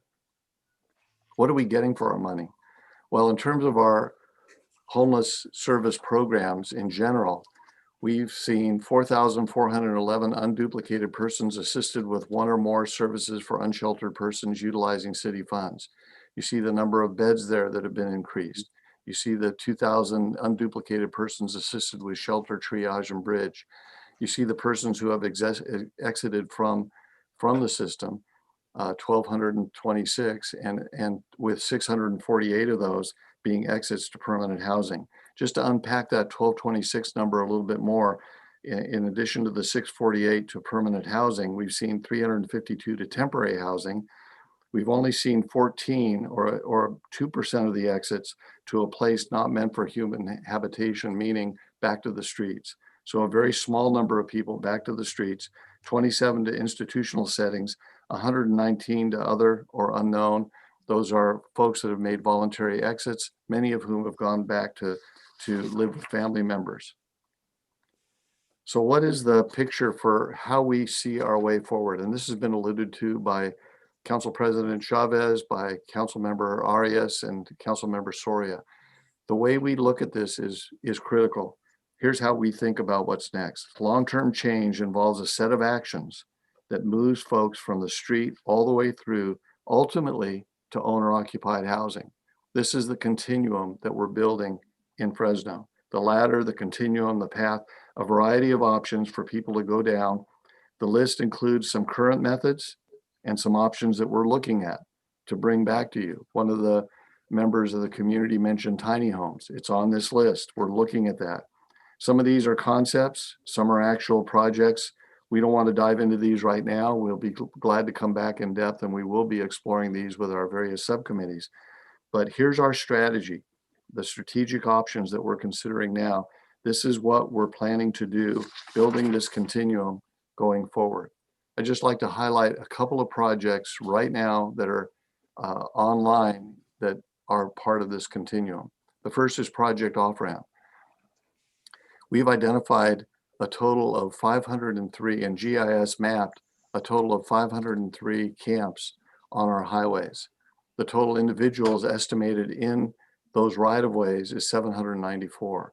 We aren't focusing on everybody on every piece of state right-of-way. We're focusing on those that are most at risk. That's around 250 by Caltrans estimates. And these are folks that are being killed by traffic. We had 3 traffic fatalities in a period of a week and a half. We've had 618 fires on these highways. And that's why we focused Project Off-Ramp on not just the folks that are the most vulnerable in our community in terms of homelessness, but those folks that are homeless and at great risk because they're living on the most dangerous real estate in our community. H, And, if we can just pause here, I want to reinforce for the public, you know, I've been referencing for 2 years now that the homelessness is a citywide problem and we need a citywide solution. As you can see from the 500 encampments that are across the whole city, they're primarily around the freeway system because it's state property and it's where they get dislocated the least.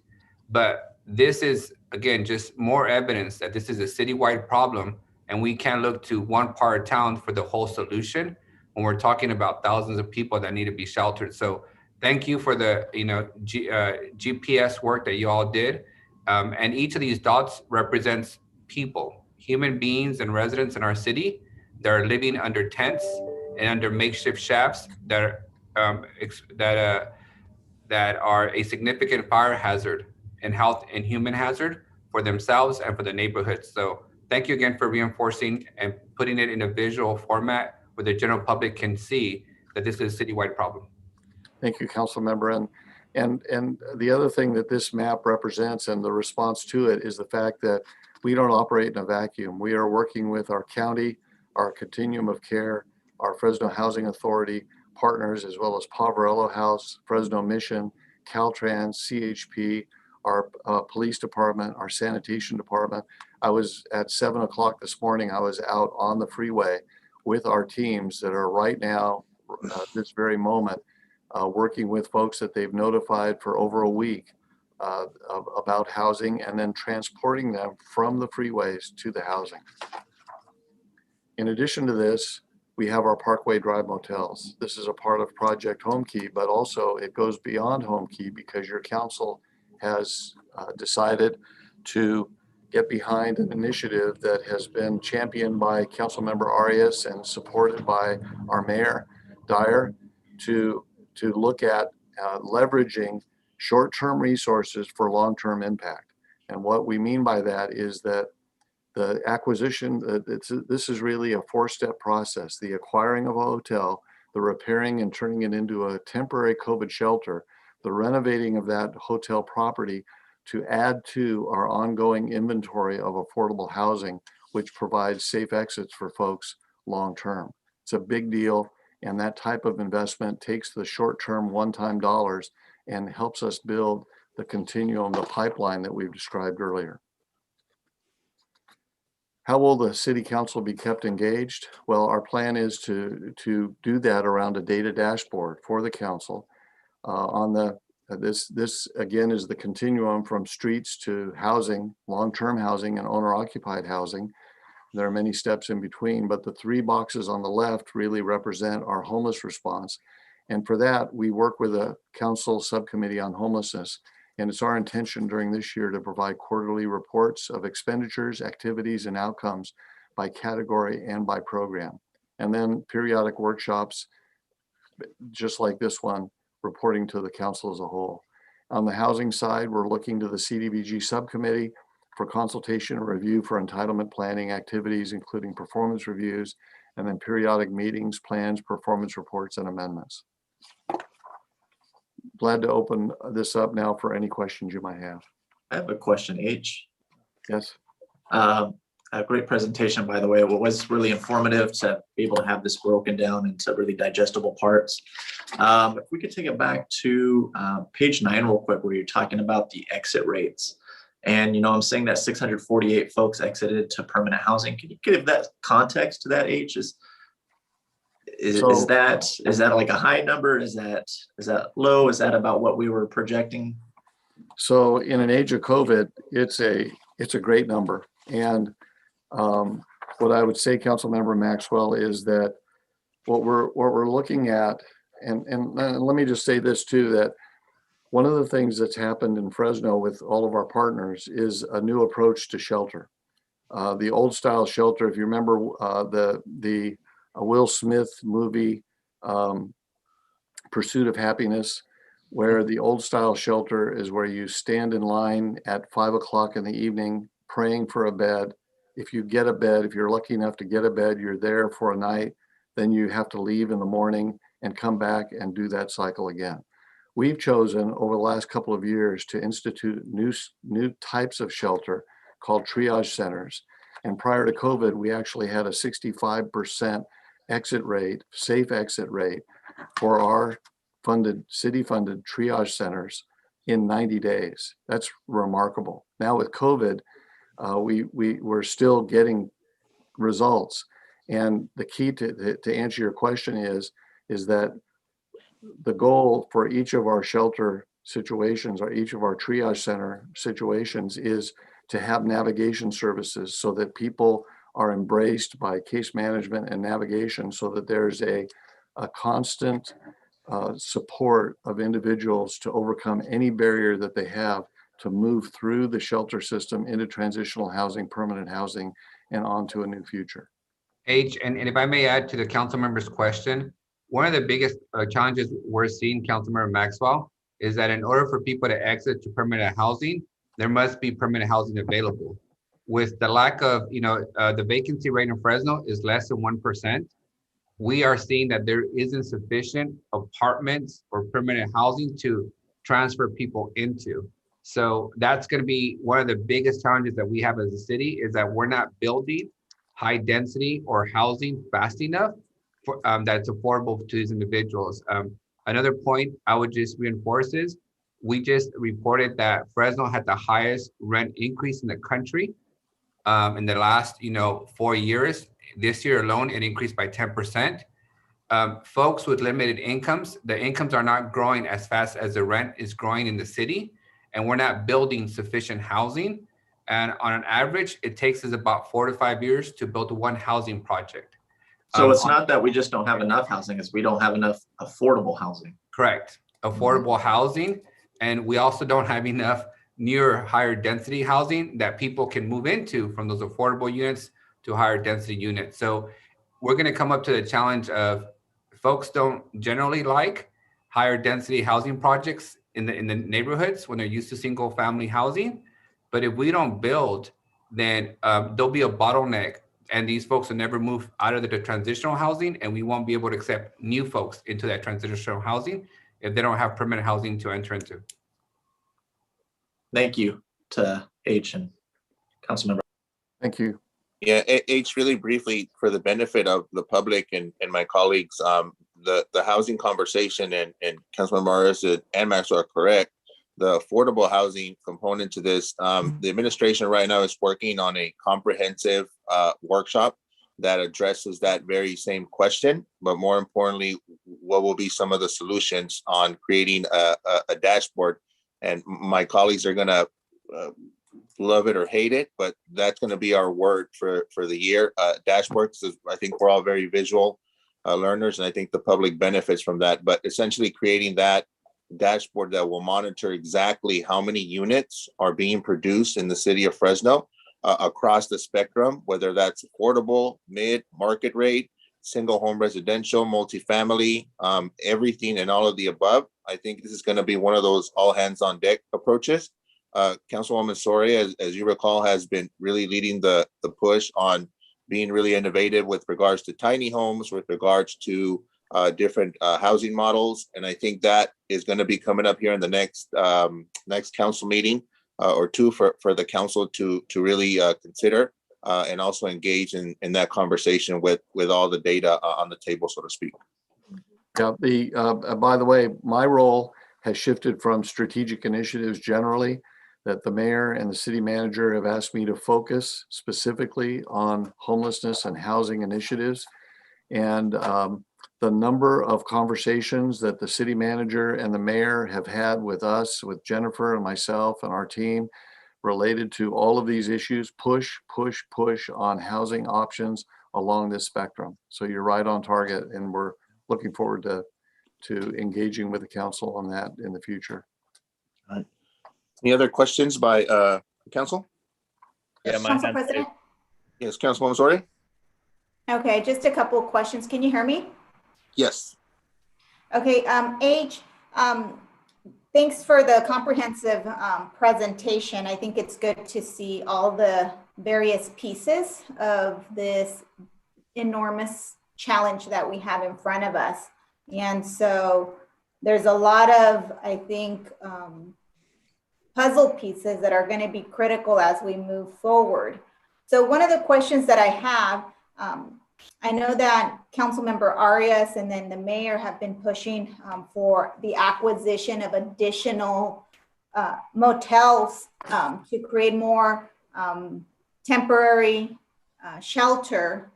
How many folks do we envision, or what's the goal to have like on Motel Row? We don't have a specific number right now. The number that we have, and I am, I believe that the number of and first of all, I believe that the number of beds that we have on Motel Drive, on Parkway Drive right now is around 327. We're also adding another 60 with travel in and suites. And I think it's important to state that if all we do is add former motels to act as shelters, we aren't going to ultimately get ahead of this program. The plan I think that Councilmember Arias and the mayor are bringing forward is a plan to not just build our immediate response to the COVID crisis, but also to build our long-term response in terms of adding to our inventory of affordable housing, and specifically those housing units that would be considered for single room occupancies and at the very affordable end of the spectrum. So to Councilwoman's questions, there's approximately 10 motels on Parkway Drive. 6 of them are already acquired by the Housing Authority in the city. There's room to acquire a couple more in that corridor. But I would also caution the council with this simple fact that we have seen those motel owners now charge $2,100 a month for a single unit. And unfortunately, they're full because the demand is so great. And that's before they make any improvements to address the building and health safety standards that they need to address. So I think there's plenty of room to expand in Parkway and Motel Drive. There's also motels in downtown that are currently being converted by the Housing Authority. So it's not just Parkway that will add some additional units to the inventory. But I think it's fair to say that there's plenty of motels in the city of Fresno that could benefit, and the neighborhoods could benefit from us renovating and repurposing those motels, especially since a lot of new hotels got built in the city, on Jensen, on Herndon and 99 by the Save Mart Center, that there's plenty of hotel housing stock still left. Yeah, Vice President Esparza? I haven't finished, Council President. Sorry. I'm sorry. Councilmember Arias interrupted me, of course. Yes. Anyway, so I appreciate the update in terms of the numbers. The reason that I asked that is because as we're thinking of acquiring additional motel rooms and looking at, how do we really provide folks those wraparound services so that they can be successful, so that they can be healthy, that we're thinking about, what kind of amenities we're going to try to bring to that area so that they have access to them.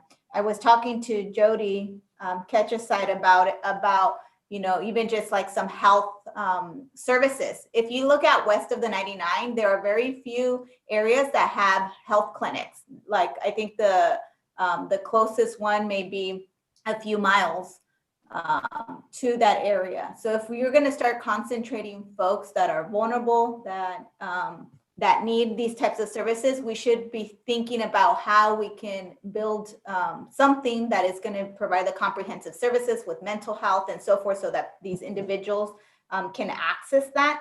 I know Fresno State is, did I freeze? I know Fresno State is providing some like mobile health services, but it's not very comprehensive.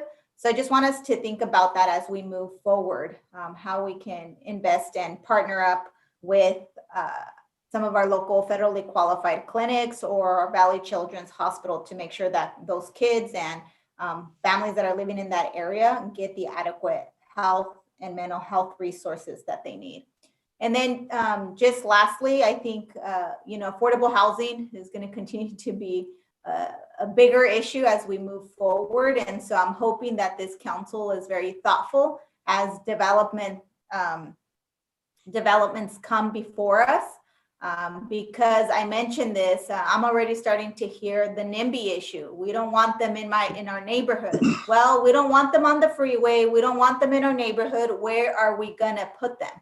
So we don't want them in front of our businesses. And so I just want everyone to be very conscious of those issues, and that we have to have, we have to talk to our neighborhoods and really ensure them of, what the benefits that it does actually bring to our city by building these opportunities so people can get off the streets essentially, and hopefully address the multitude of challenges that they have. But I've been very supportive of this issue. I want to see more comprehensive mixed use affordable housing developments like the one in McKinley and Blackstone. It's going to have a health clinic on the first floor. I think we're going to be seeing additional ones come to Fresno. And so I think that it's important that we're thinking holistically so that we're building a healthier city for our families.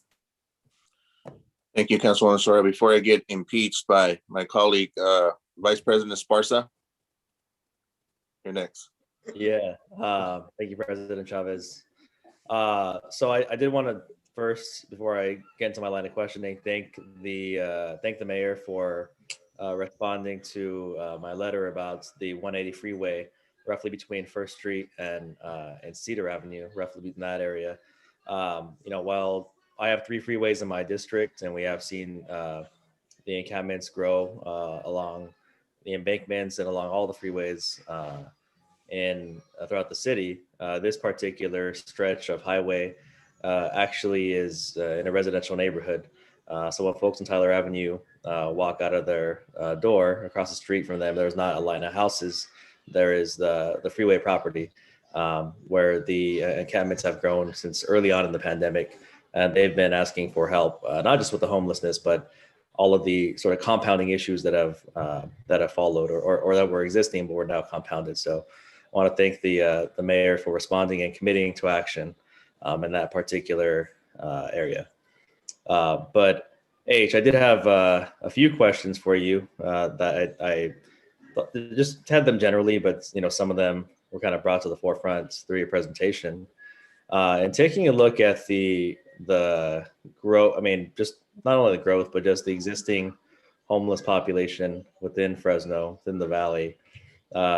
What is the magnitude relative to other cities? Because we know that homelessness is not a Fresno issue in particular. It's really a California issue and goes beyond that. But per capita, do we have any idea how we are doing compared to other cities up and down the state? Well, I think that that's a great question. And 2 things. One is, I think that we are experiencing the same type of escalating homelessness outstripping these, as Councilmember Arias mentioned, the incredible number of resources that have been flowing into the system. It isn't like the state and the federal government has been unresponsive, but it's outstripping our capacity to reach that.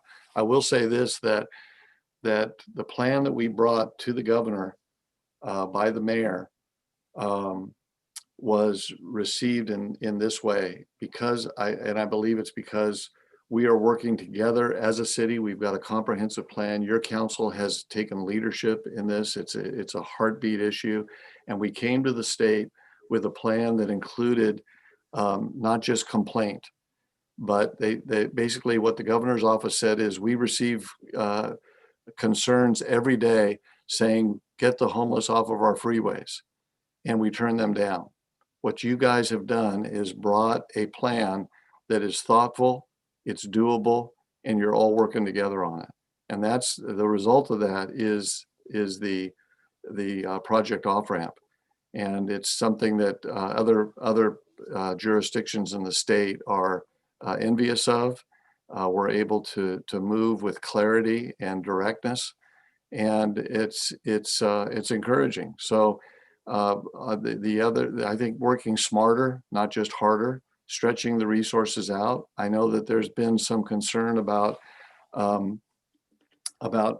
money that hasn't been spent, but with our county partners and our COC partners and our CBO partners, we're trying to braid our resources in a way that gets the biggest bang for our buck over time.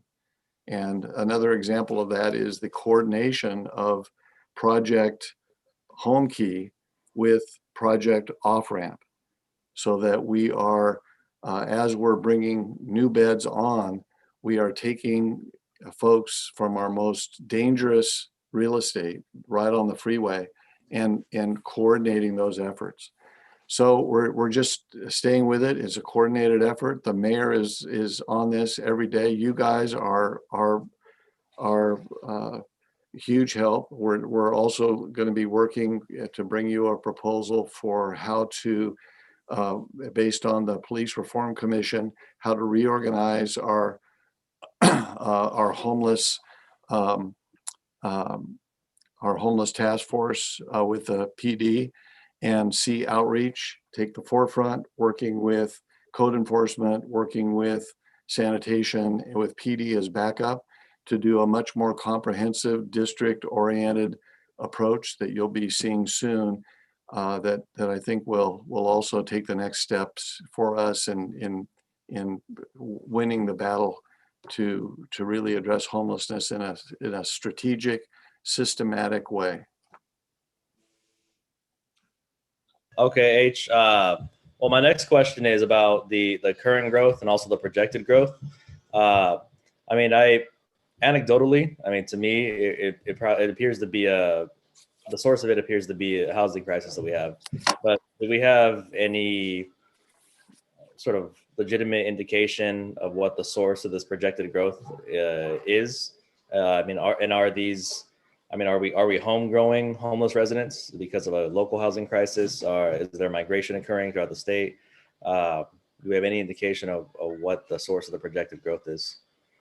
There is migration. There is some migration through the state, but every mayor, as I've studied homelessness in California cities and cities across the country, every mayor believes that the next mayor is sending homeless people his way in large bus loads. The fact is that most of our homelessness is homegrown, and the result of, I mean, it's no surprise that we have a large number of homeless folks because we've had high levels of concentrated poverty. The Brookings Institute study that shows the 40 neighborhoods with high levels of concentrated poverty is part of the underlying reality here.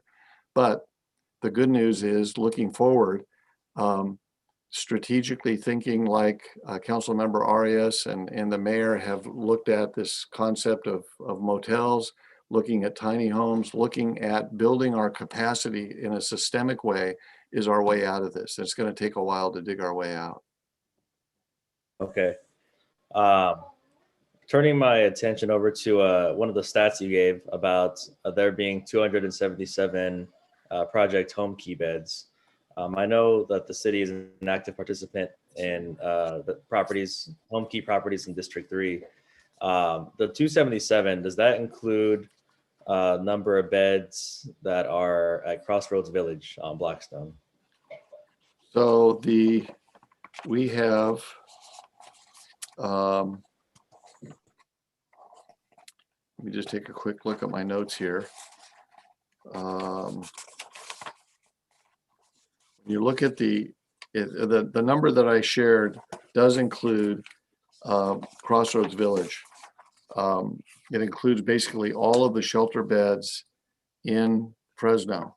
So what we have listed in terms of emergency, we have basically three types of beds. Emergency agency beds, and those would include those that were built with the HEAP and HAP dollars that address the homeless emergency that Governor Brown and Governor Newsom addressed before COVID. Then we've got the emergency shelters in response to COVID-19 beds. And then we've got the motel agency operation beds, which are part of Home Key. So all those beds together total around 969. That's a moving target because even as we speak, we're shutting down beds. There are beds that are being shut down that are being repurposed for mental health and other portions of the system. And we're working hard. There's an initiative that's taking place right now with multiple agencies to get literally get 100 people out of shelter housing into housing in 100 days. So we're constantly pushing to build a pipeline and not to create cul-de-sacs where people dead end in shelter housing. And that's the challenge that we're facing right now. Okay, well, I mean, I was just trying to get a direct answer about whether that figure included the Blackstone Crossroads Village project. It sounds like it does. And actually, you know what? I misspoke. That because the Crossroads project is not technically a shelter, it's rapid rehousing, and so I did not include that in the shelter bed figure. So that project in particular is addressing those folks that are in need of rapid rehousing, and primarily families with children. So your spectrum of categories, it lands in the transitional Right. phase, the emergency phase. Yep, exactly. Okay. So I mean I mean it's the county project, but located within the city boundaries. Do we know what level of accountability we have with respect to, are those county residents, being brought into the city, or where are those? Obviously, it's in the transitional phase, but where are those residents coming from exactly? Since it's not the sort of first, it's not in the front of the spectrum, it's sort of in the middle. So Right. do we have any accountability with respect to if those are city residents and where exactly they're coming from? The vast majority of those are city residents. And what my colleague Sonia De La Rosa, who is sort of the point of the spear on all things homeless for the county, tells me is that there's a real reluctance on the part of folks in rural communities to move to the city. And most of the county efforts related to homelessness are located in the city. So yeah, I would say that the vast majority of folks in that Crossroads project are folks that come with need from the city of Fresno. Okay. And then my last question is, I was wondering about, very generally, the success rate of transitioning along the continuum that you listed, from each step to each step. So I mean, what's the success rate of taking folks from emergency to triage to transition to affordable to owner occupied? Do you have just sort of a kind of broad overview about what the success rates are for moving folks along? Well, we've had in terms of exits, we've had over the last, these are outcomes as of December 31st, 2020, from July 1st, 2019. We've had 648 folks that have exited to permanent housing. That's a big hurrah. 352 to temporary housing, including 14. That's a very low number, approximately 2% of total exits, to back to the streets. 27 to institutional settings, and about 199 unknown. Some of those unknown, as I mentioned, are folks that have been reintegrated into their families and have found their own way. So we because of the types of and the thoughtfulness of our, this is a cumbersome system, multiple institutions, and like for instance with the recent round of HAP funding, the state required that all of us submit separate applications for the funding, but that we have those integrated into one system. So, it's complicated, but generally what's happening is that we are using best practices to get pretty incredible results in terms of the COVID crisis, the crisis that COVID has brought to additional homeless pressure on our community. Okay, yeah, and that's what I was looking for. I was looking for some indication of whether we would qualify these as incredible results or lukewarm. It sounds like some of the makings of the data are there, and might be able to answer my question about percentages, and it's all relative. But yeah, thank you. Yeah. That'll conclude my questions for now. All right, Councilmember Bredefeld, and then we'll close off with the mayor. Yeah, a couple of questions. So in terms of, we have 1,400 homeless that have gotten shelter. Is that right? H? Well, I think we've, yeah, that's how many beds are available. We've had, in terms of folks that have moved through the system, we've had 4,000. Let me just go back to that slide. Can we pull up the slide deck again and slide number 9? Is that possible?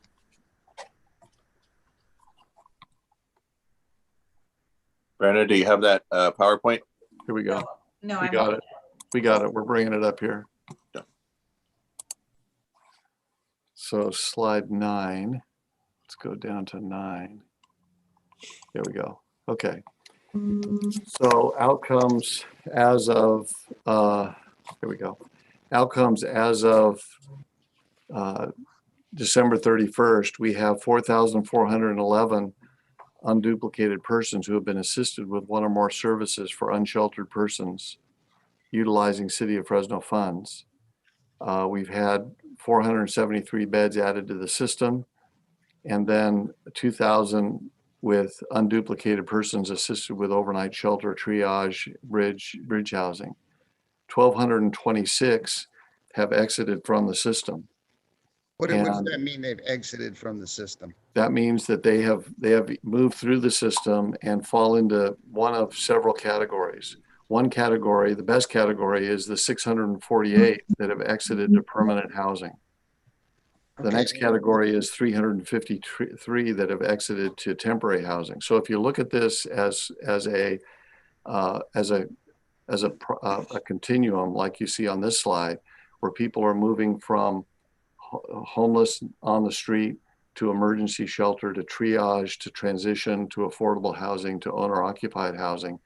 This is our goal. This is health for our community. And what we've seen is 648 homeless individuals have moved to permanent housing, 352, and that would be between July 1st of 2019 through December 31st of 2020. So the system is working in spite of the fact that COVID has radically increased the number of homeless in our community, and made it more difficult. We're still focusing on seeing people move through and not just stay put in housing. Yeah, so the question I have, you said there's 648 that are in permanent housing. Right, 352 to temporary housing, 27. How are you defining permanent housing? Permanent housing would be an apartment, a housing that is not a shelter, that is not a triage center, that's not bridge housing. Do they have a lease? Could be Section 8, could be a regular housing situation. Well, that's kind of nebulous to me.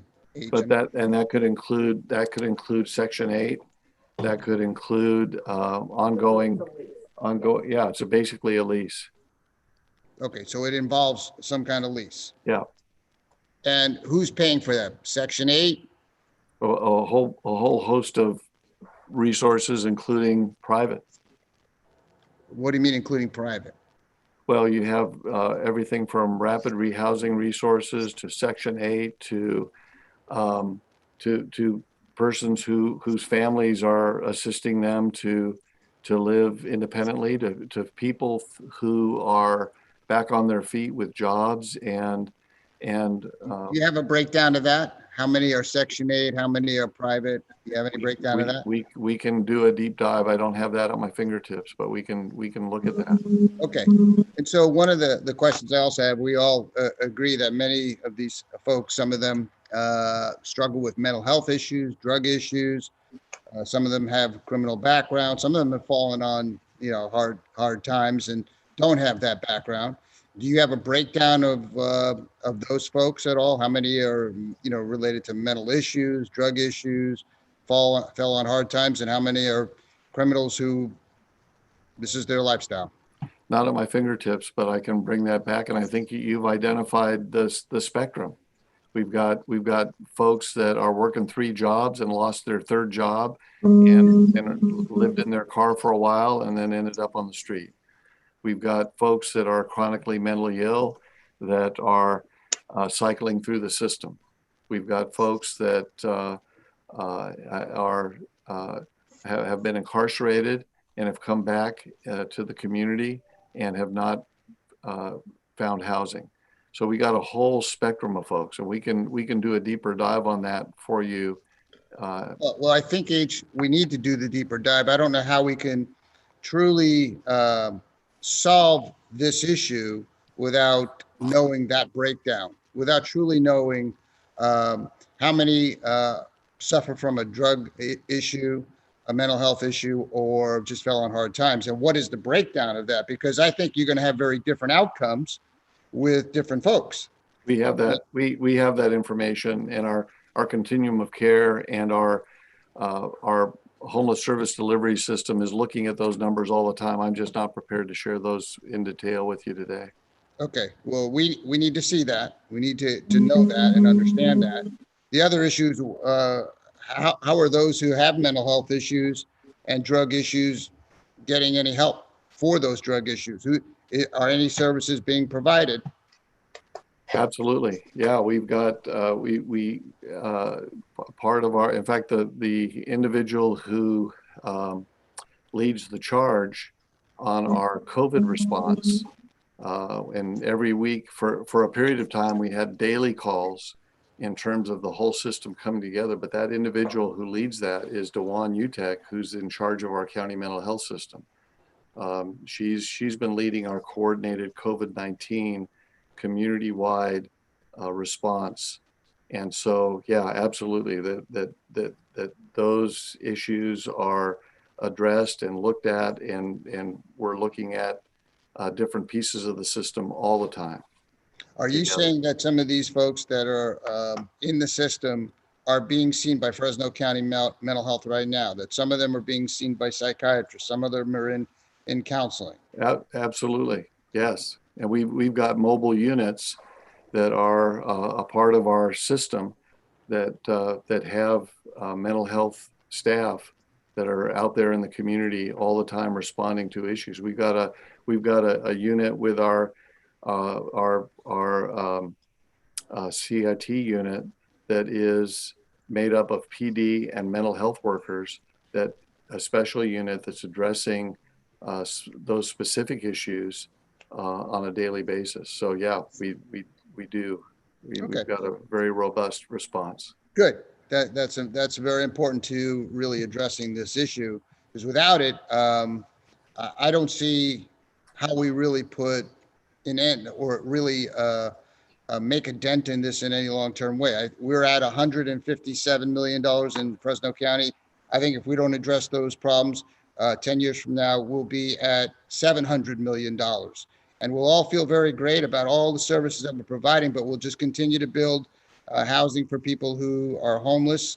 That will get bigger. The tab will get bigger. We'll just spend more money. We'll never solve the issue, the problem. And, the fact is, one of the other issues that I'm concerned about, I've talked a lot about, is the fact that every Saturday we hand out 20,000 needles to drug addicts outside Roding Park. That's 1 million needles every year in this city that is handed out, quote, free. Nothing's free, as we'll find out later with buses, but it's free to drug addicts. And so we facilitate their drug addiction, and yet we're talking about trying to help people stop drug addiction.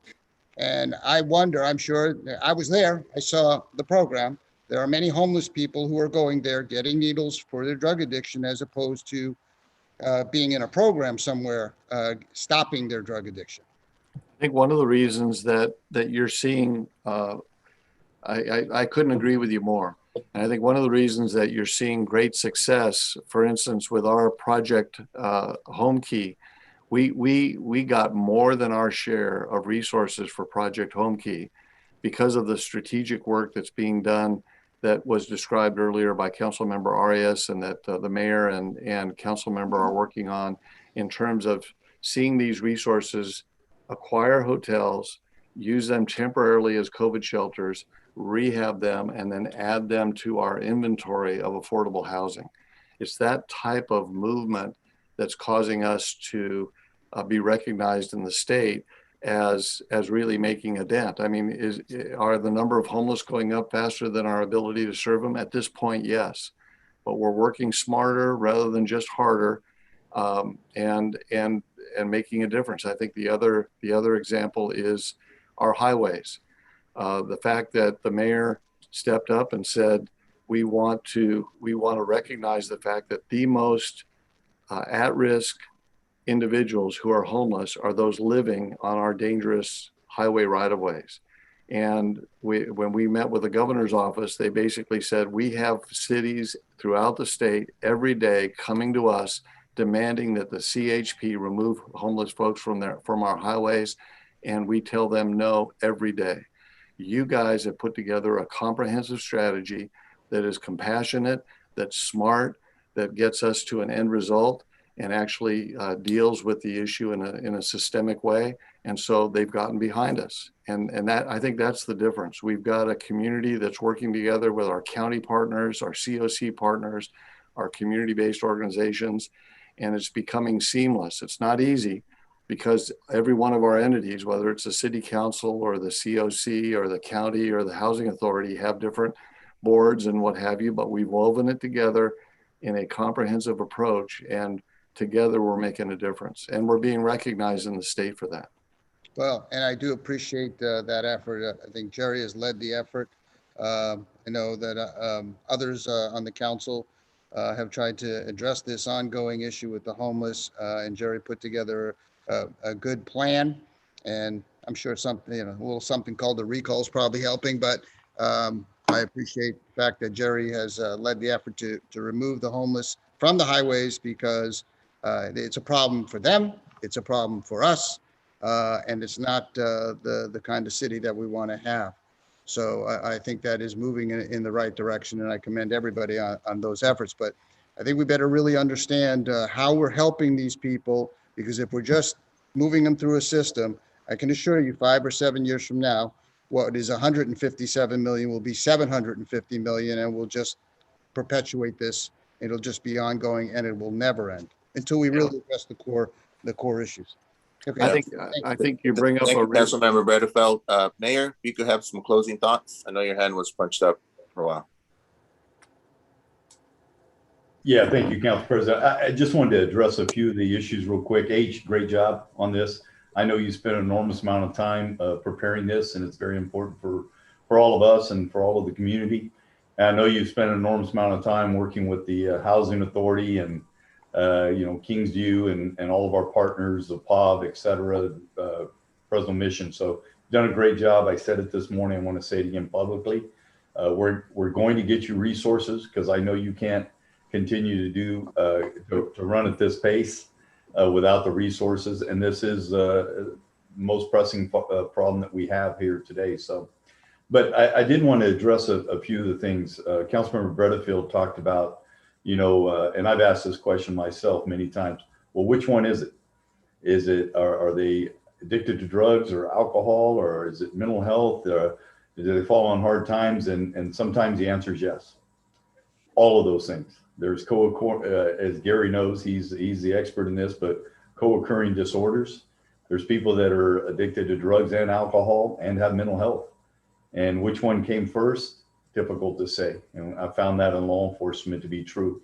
But which ones have fallen on hard times? Did they fall on hard times and then get addicted to drugs and alcohol? Or was it alcohol and drugs that caused them to lose their job? So, for me, I'll leave that to the experts. And we have plenty of them in behavioral health and some of the folks that work with the homeless population. But really, our job is to utilize our outreach workers to approach these individuals with the right attitude, to not judge them, to not make them feel as if they're less than a human being, and to offer them the services that they need and the housing that they need. And I'm going to say this again and again about why I feel optimistic today, where quite frankly, I didn't feel optimistic as a police chief.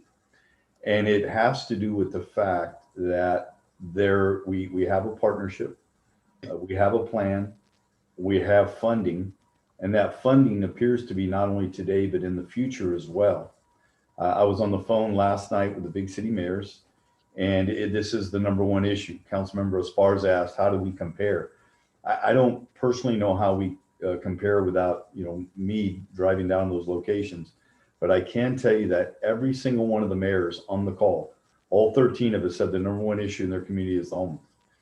And we're all trying to get our arms around this thing, and everyone's seeing them on the freeways. People are seeing them in abundance. So the truth is, I do have a spirit of optimism because of that. But also because when I talk about the money, we know now that FEMA is talking about reimbursing local jurisdictions for housing, where in the past it's just been in the congregant setting, where you would have a fire and you would bring a bunch of people into a tent and they would reimburse you for that. Now it's very clear that they recognize the importance of individualized housing. So they're going to be reimbursing cities and jurisdictions for motel type expenditures, purchases, et cetera. That's important.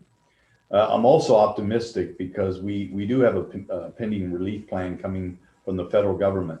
And within that plan, it's designed to prevent homelessness by providing utilities, rents, and also a delay in evictions. That means landlords are going to be made whole. That means people are not going to face evictions. And there's also $5 billion in that plan to address homelessness. So more dollars for us to provide housing and services. The Poverello House has $2.5 million of private dollars that have been given to them, that we're going to partner with them and finding locations where we can build tiny homes throughout our city. And yes, we will have to deal with the not in my backyard issue, and we'll address that. But the reality is that's going to be a lot of dollars for a lot of housing for people in our community. And the Fresno Mission.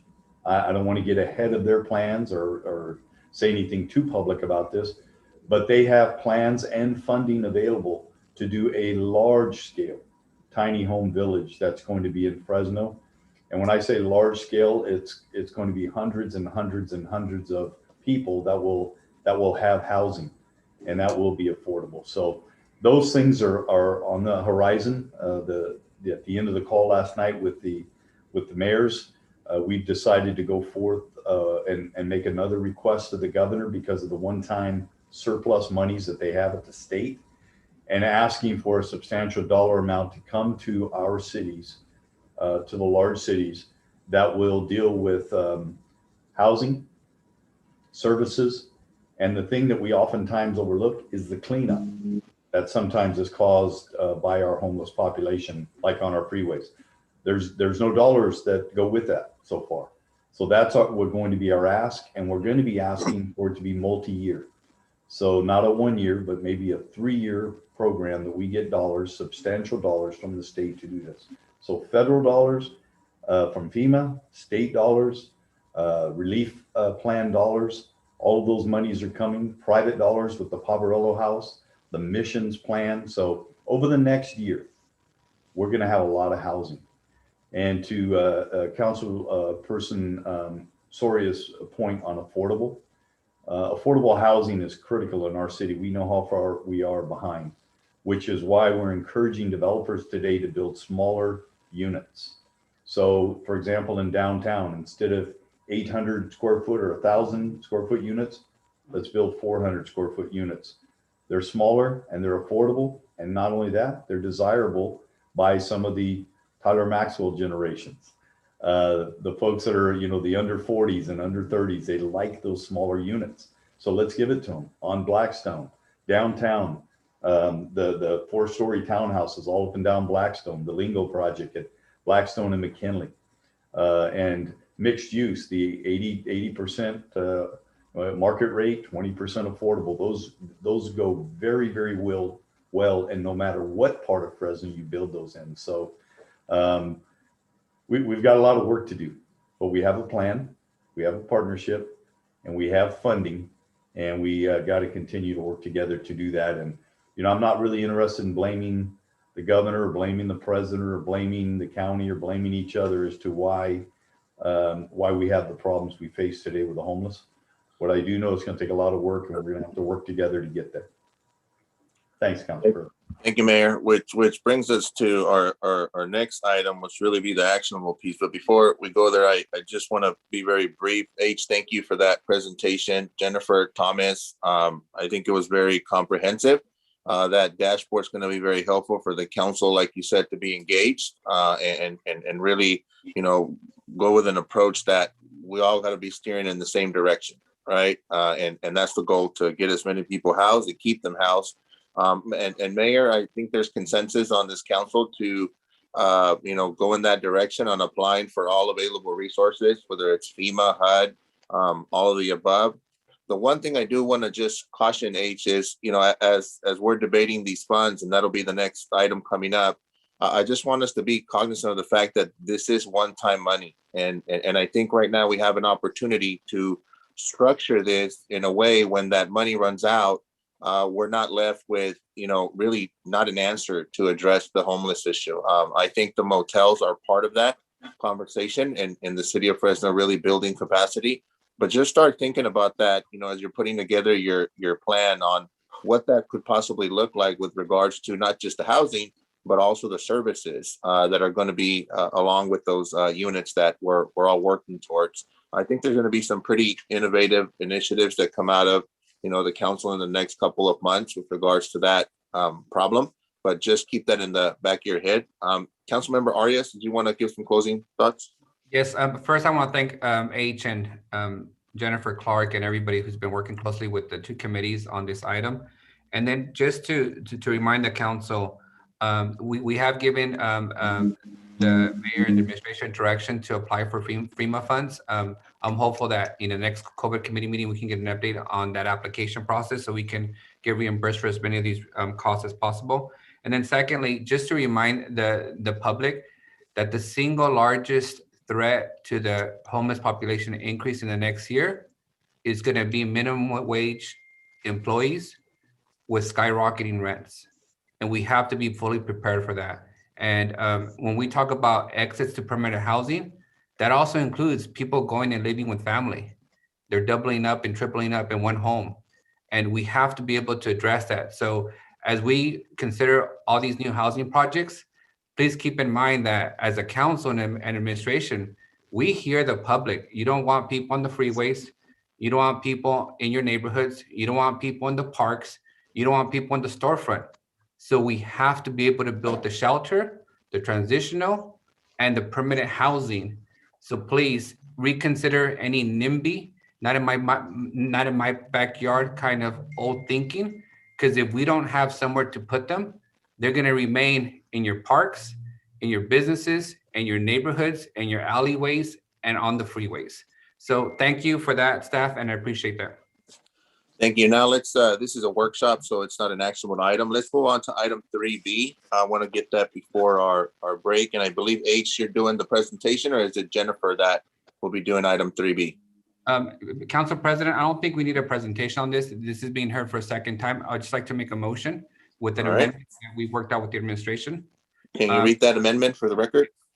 And I will email this amendment to the city clerk and Jennifer, so everything's clear on the record. The motion is to approve the substantial amendment 2019-06 to the 2019-20 annual action plan with the following changes. Reduce CDBG CV funds proposed for the operation of the Housing Authority Project Home Key sites by 1.322 385 and include $774,099 of ESG CV2 proposed for the COVID response activities to be used for the acquisition and the rehabilitation of hotels and motel sites for the emergency shelters. This brings the total allocated for acquisition and rehabilitation of hotels and motels for emergency homeless shelters to $2,106,484. That's my motion. All right, motion made by Councilmember Arias. Do I have a second? I'll second. I did have a question. Second by Vice President Esparza. Councilmember Esparza. Yes, Councilmember Arias, or maybe this is a question for the administration. Were there any further specifics? I mean, we're handing this money to the Housing Authority for these projects. Were there any other details beyond that? Yeah, Councilmember, if I can take your attention to page 3 of the item, it has a breakdown of all the $14 million of this allocation. Part of this money is already committed towards operating the home key motels that were acquired by the Housing Authority and renovating and operating the 2 motels purchased by the city. The amendment that I made simply identifies some of the money, about $2 million from some of those categories into more funds for acquisition and rehabilitation of motels for the shelters. So some of this money is already called for and had already been committed by the council. This is just a formal appropriations and the change to the plan that allows us to allocate that money for those committed areas.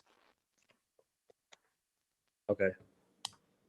All right, motion was made by Councilmember Arias, seconded by Councilmember Esparza. Let me go out to the public. We have Ms. Brandy News Villegas. Ms. Villegas, you will have 3 minutes to address the council. Hi, this is, okay, sorry about that. I remember to mute. Thank you. I want to thank you so much for the comments and recognition of the people in need and that were brought up during the thing. One real-time thing I want to bring up before going to other things is regarding the call that we got during public comment of the woman who was waiting because they were told they would be going to the motels. As of the time that the presentation started, they were still waiting, and Kayleen was texting me saying that people were getting tired and thinking about leaving and were tired of being lied to, and she went to go get water from. I think that there's someone who's coming, but I think it's really, they were told that they were supposed to move on Thursday, and then someone came up and said that yesterday that they're moving on Friday, but not everyone got that message. So all that to say, how you guys work with the homeless with this money is important as what you're trying to provide, and in so many different ways. And I ask you to direct people in that and looking at that. You know, people are on like the idea that people are on highways because they are more at risk, that because they were fleeing the homeless task force. Regarding the shelters, I had the opportunity to provide transportation to several people through We Are Now Visible in the last couple of weeks, and it was a wonderful moment for those who've been waiting for years. One guy said that this was a birthday gift to his son for finding a place after 10 years. One concern that I want to echo is the need for mental health professionals to be there at all times and not on call. Thank you, Soria, for bringing up the need for mental health and making that available. We need an increase in youth shelters, and I don't know where that fits in, as well as meet the needs of the LGBT community. And we need these to be in safe places. I appreciate Brett Phil's question before about people moving into permanent housing, and I do ask that we make sure that in these plans that there is that supportive services come along with them, because there is concern about people getting housing vouchers and then losing that money or having to deal with a slumlord and then losing their housing, so they're no longer permanent. And I also asked that money would be added for job to help people with jobs. I thank you for the medical care and ask that you consider how, like Soria said, how that can get out to people who are not yet sheltered, as well as those in the shelters, and deal with consistent things like consistency issues, like being able to bring someone back for a second COVID shot. Another is a concern about with the shelters with feeding, that they currently don't provide a full breakfast for them, and we ask that that be included. I ask that there would be a lot of room for the 90-day goal, so they can be able to get, so that people don't feel like they're going to be don't feel threatened by that they're going to leave. And I asked in all this that there would be a more concerted effort to get feedback from the unhoused community and a plan for a way that will allow for the greatest number to thrive, that the occupants have a way to be able to voice safely how things are going there so that we can make sure that these are sustainable and work on this. I completely support the deposit assistance and the landlord counseling because it's really hard to get into housing even with vouchers. And just ask that in looking at places that we continue to look for places with any of the funding, tiny house and stuff, put them in safe resource Ms. Villegas, areas. can you wrap up your comments? That is, yes. Thank you. Thank you. Next up, we are not invisible. I believe it's Ms. Martinez. Ms. Martinez, you will have 3 minutes. Hi, yes, I wanted to actually say the same thing that Brandy was saying about the funding for mental health services. I know that there's a couple of issues that are going on right now in the shelters, and it has to do with taking people off the street and then putting them in an environment where they might have an enemy or somebody might have taken something. But we need de-escalation in these shelters immediately, because this is probably part of the negative, which I'm not saying the shelter is a negative thing. Just part of the issue right now is there's no de-escalation. We actually have a security guards that are not too friendly. I don't know how to say that in a nice way, but this brings out animosity on individuals that are in the shelters because of that uniform and the way they approach them and the way they speak at them. So I think having de-escalation officers there that understand the homeless and maybe using the funding to train these individuals that are in the shelters to be outreach workers to help de-escalate situations, because I find it helpful when somebody else is getting into it and they call me and say, hey, Des, there's this issue. I go over there, and because I already know them and because I've worked with them before, it's easier for me to de-escalate a situation because that street family member knows me. So I think funding, helping with de-escalation, having mental health services at every single shelter, like Brandy said, 24 hours on site, that would be helpful because a lot of these individuals are up all night and some issues do happen at night where they need to talk to somebody.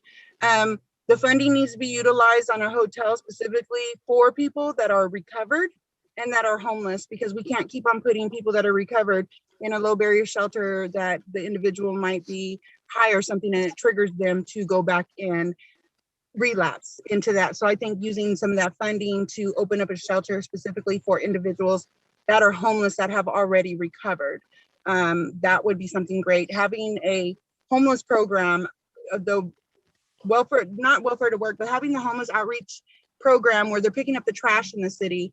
I know that they tried that already with EOC and it was great. I've heard great things. There was people that you're only able to work 3 weeks though. So you're limited to the amount of time that you can work on that program. I think having something stable and permanent, or even if they get 3 weeks, talk to sanitation, city sanitation about maybe hiring these individuals on with the city. If they're good enough to go out and pick up trash, then they should be working for our trash companies, whichever one, the county, the city, the state. I mean, anyone, they're qualified now because they had a job picking up trash and they loved it because when they got their check, they were excited. So that does work. That does work. We just need more funding utilized for putting the people that are living on the streets or in the shelters to work. I think that's all I have. I got to go. Thank you, Ms. Martinez. Next up is Ms. Lisa Flores. Ms. Lisa Flores, you'll have 3 minutes. Can you hear me now? Yes, ma'am. You have 3 minutes. Okay. What I think that the city also needs to look at in regard to the homeless is that some point in time, hopefully in the near future, even with the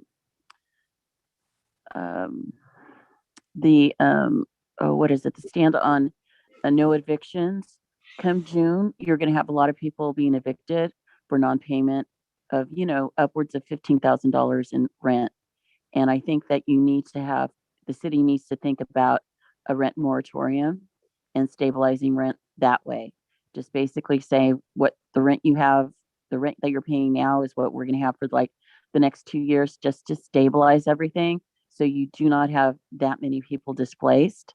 And also that rent is stabilized for those of us that are already out here that are deathly afraid of when you beautified Fresno and you want more people in. What you're also doing is creating gentrification.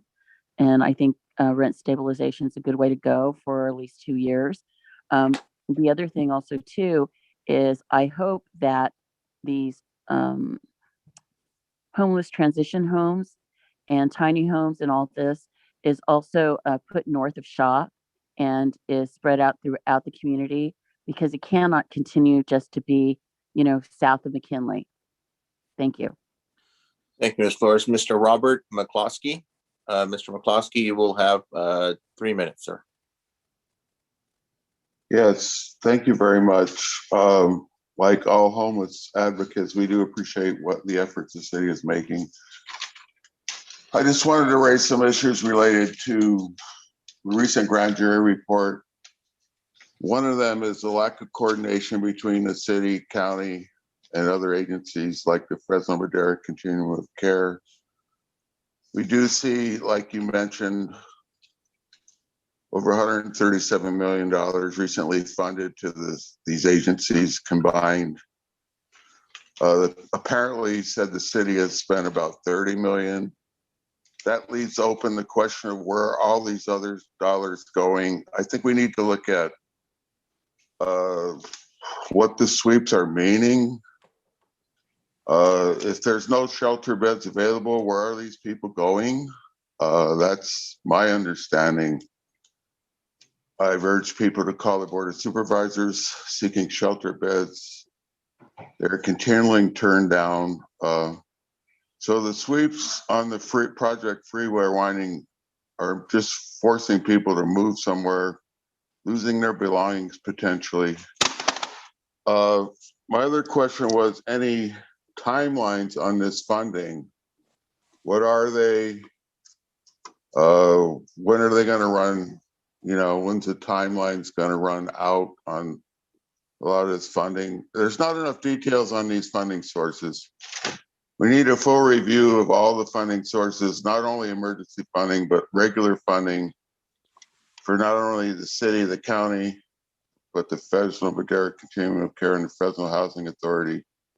I just wanted to say one last thing. I think other cities have looked at the issue of supervised camps, self-organized camps. The city of Sacramento just implemented that. It's not a permanent solution, but certainly some of this funding, and it doesn't take a lot of funding to help set up these supervised camps with potentially showers and bathrooms and, just give people some humanity. People deserve that. A small amount of this emergency funding could be used temporarily to set up these types of situations. Sacramento recently did one. They exist in Las Cruces, New Mexico, San Diego, Santa Ana, Seattle, Virginia Beach, Virginia. The people are doing amazing things in terms of interim solutions in other cities to alleviate the day-to-day suffering of those that are unsheltered. It's certainly something that the city should consider. And I just wanted to say one thing about the costs of rehabilitating these motels. I did the math on the $16 million investment in one of these hotels. For 160 units, it's $100,000 per unit. In the end, you look at tiny homes and you look at container homes, those costs range anywhere from as low as $5,000 up to $20,000 per unit. So for the cost of one, can you conclude your comments, Mr. McCloskey? Sure, just briefly. For the cost of one motel renovation for permanent housing, you could actually provide 4 tiny homes plus, or 4 container homes plus. Thank you, Mr. McCloskey. Next up is Mr. Ruben Espinosa. Mr. Espinosa, you have 3 minutes.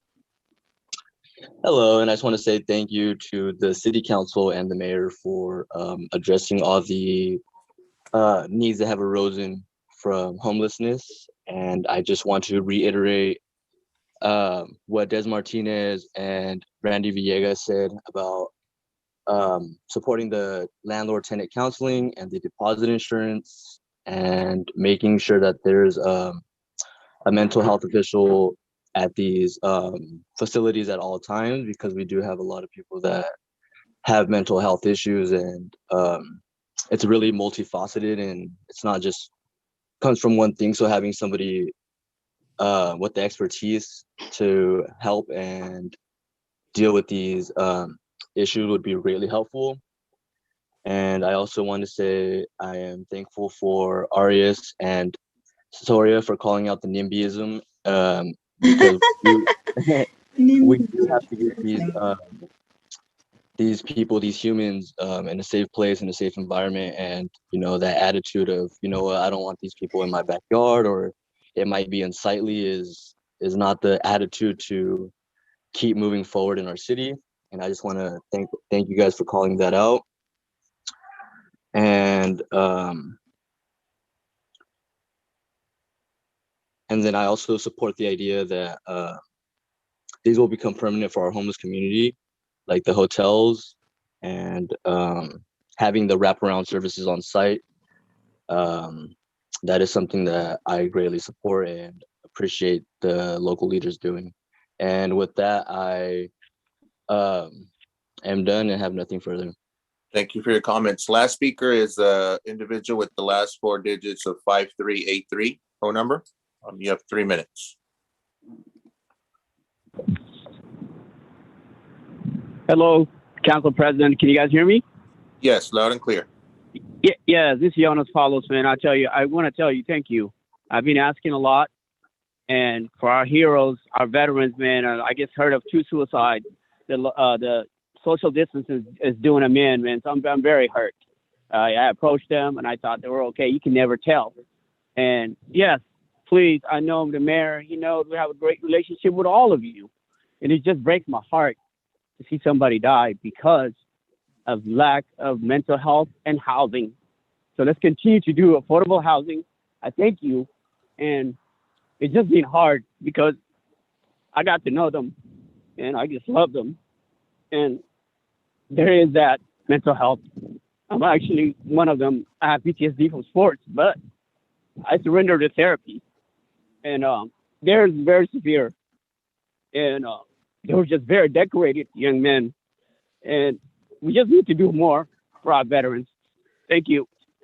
Thank you, Mr. Jonas. With that, that concludes our public comment. There was a motion made by Councilmember Arias with the modification, seconded by VP Esparza. Roll call. Councilmember Arias, Yes. Councilmember Bredefeld, Yes. Councilmember Karbasi, Yes. Councilmember Maxwell, Aye. Councilmember Soria, Yes. Council Vice President Esparza, Aye. President Chavez. Yes. Council, thank you for approving $11 million to acquire and renovate motels for our homeless residents. Yeah, and council, just for the benefit of the public, we'll now take our lunch break. When we return, we will do the 1 p.m. Item, and then we will do closed session and wrap that up for the end of the meeting. Thank you. Be back at 1 p.m.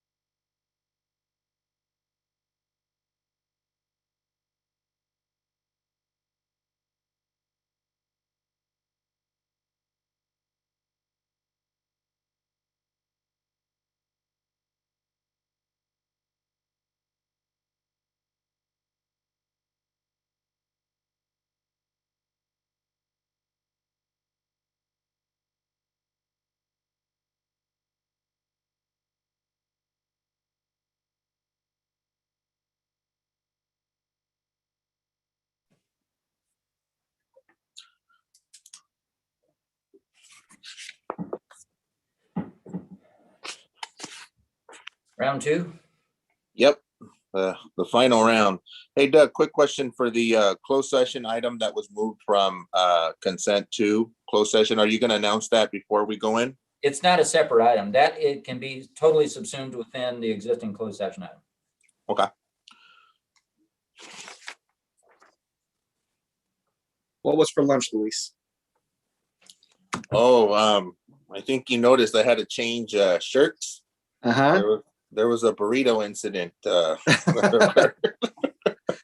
Let me rephrase that. There was a hot sauce burrito incident that occurred. Something red, I imagine. All right. That always happens to me when I have on a white shirt. Yeah, I never thought I would do this. As a kid, I always hated when my mom tucked a napkin into my shirt. Like, no, I don't want to do that. But guess what I did today? I'm not missing this thing. I only got one. You have to. That's right. They keep extra shirts at the office too. That's smart. Yeah, that's a good idea. And an extra coat.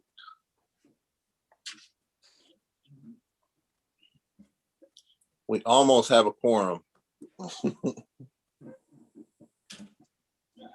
me get this. Facebook Live. Gavin, are we going Facebook Live or YouTube? Yes, sir. Echo. Oh. Somebody's got an echo.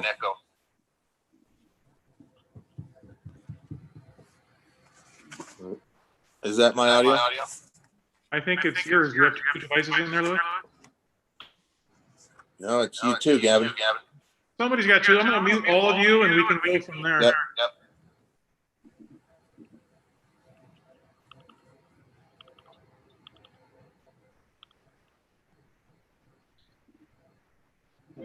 Somebody's guilty of that. Okay, talk now and see. I think we're good. You're coming in loud and clear, Gavin. Okay, Is well, it was my one audio of the good? people I've muted, so Doug, the city clerk, Gary. Let's do one at a time. Gary, can you unmute yourself and let's see if you echo? Lou.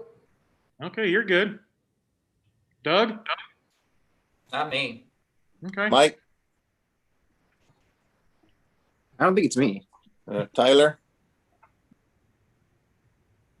Negative. Nope, not Tyler, huh? I don't think Tyler was talking. Yeah, I don't know. It seems to be working. Somebody The more of you snuck that off. stay muted until you're talking, the better. It will definitely prevent that just in case. What about me? All right. Can you hear me? Yep, you're good. You're good, Esme. Council President, we're going to launch an investigation as to who the echo is coming from. Yeah, we got to get down to the bottom of this. All right, I think we got a quorum. It is now 1:02. Our item coming back will be the 1 p.m. item, the Zero Fare Clean Air Act, excuse me. I think we have our sponsors that are here already. Councilmember Maxwell, Councilwoman Soria, and Vice President Esparza. I believe you're going to be doing a presentation, correct? I don't think we're going to be doing a formal slideshow presentation, but we'll be given our points. Council All right, President. Councilmember Maxwell, you have the floor. Hey, good afternoon, everybody. I'm really excited to present what I think is a very bold piece of legislation that we are calling the Zero Fare Clean Air Act. I want to thank my staff who put in endless hours, time, and energy to get to the point where we're at today, for the endless hours of community engagement meetings that we had presenting this ideas to the public, as well as my co-sponsors, council members Esparza and Soria, who themselves and their staff have also put a tremendous amount of work and effort into getting us to where we're at today. You all know, I had a 1-year sabbatical between the time I was elected and the time I took office, and really provided an opportunity for me to reflect on what I had heard knocking on the doors out in District 4. I talked to tens of thousands of people, went to numerous community meetings. I listened to the youth, I listened to the elderly, I talked to all kinds of people. And one of the things that kept coming up, a persistent issue, was a lack of transportation for so many people. I talked to elderly folks, I talked to folks with disabilities, I talked to Fresno State students, Fresno City College students, I talked to the homeless, and one thing kept coming up was that lack of access to transportation for all of these folks. Now, last March, we went into shelter in place. COVID-19 pandemic hit, and it changed everything. This problem about a lack of access to transportation did not go away during the COVID-19 pandemic. If anything, it became exacerbated, just like a whole host of other issues, whether that's housing or food or transportation. And on many occasions, we stood up to the occasion to meet the crisis at hand. We provided relief to tenants and landlords. We provided relief to our small business owners. We provided relief to our farmers. We provided relief to our seniors that needed meals. We stood up and we met the occasion. Now, one area where we failed to do that to the best extent possible was providing reliable and easily accessible transportation. And so that leads us today to the proposal at hand, the Zero Fare Clean Air Act. So what is that? Essentially, it's going to allow you to hop on any bus and take it to whatever destination you need in our city without having to worry about coming up with fare revenue. Why are we doing this? Why now? Why can this not wait a year? Why can this not wait 5 years? Well, there's some short-term consequences and some long-term consequences of going zero fare. For the short term, we want to get as many people vaccinated as quickly as possible. And one of the things that we're hearing through my office is a lot of folks that don't have easy access to transportation to get COVID testing or to get their vaccines at the fairgrounds or wherever they need to go, especially if they're elderly. As we get closer to the tail end of this pandemic, we have to make it as easy as possible for people to get back to work. Tens of thousands of people have lost their jobs or lost their cars as a result of COVID-19. We want to make it as easy as possible for them to get back into the workforce, for the young people graduating City College and Fresno State to enter the workforce. We want to help clean our air. We know that transportation is one of the largest producers of carbon emissions in our environment, and we want to help ease more usage of public transportation.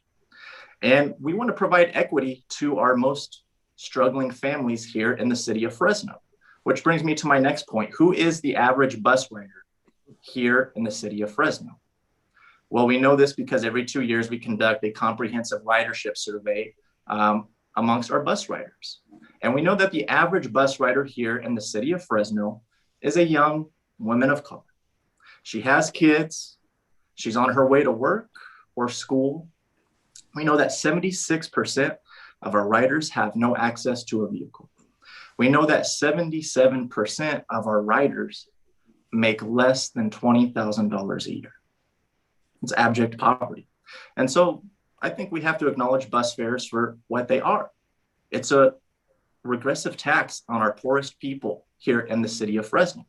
I've never paid a usage fee for walking into a District 4 park. I've never paid a usage fee for a 911 call or a call to the fire department. I've never paid a usage fee for driving down Herndon or Blackstone.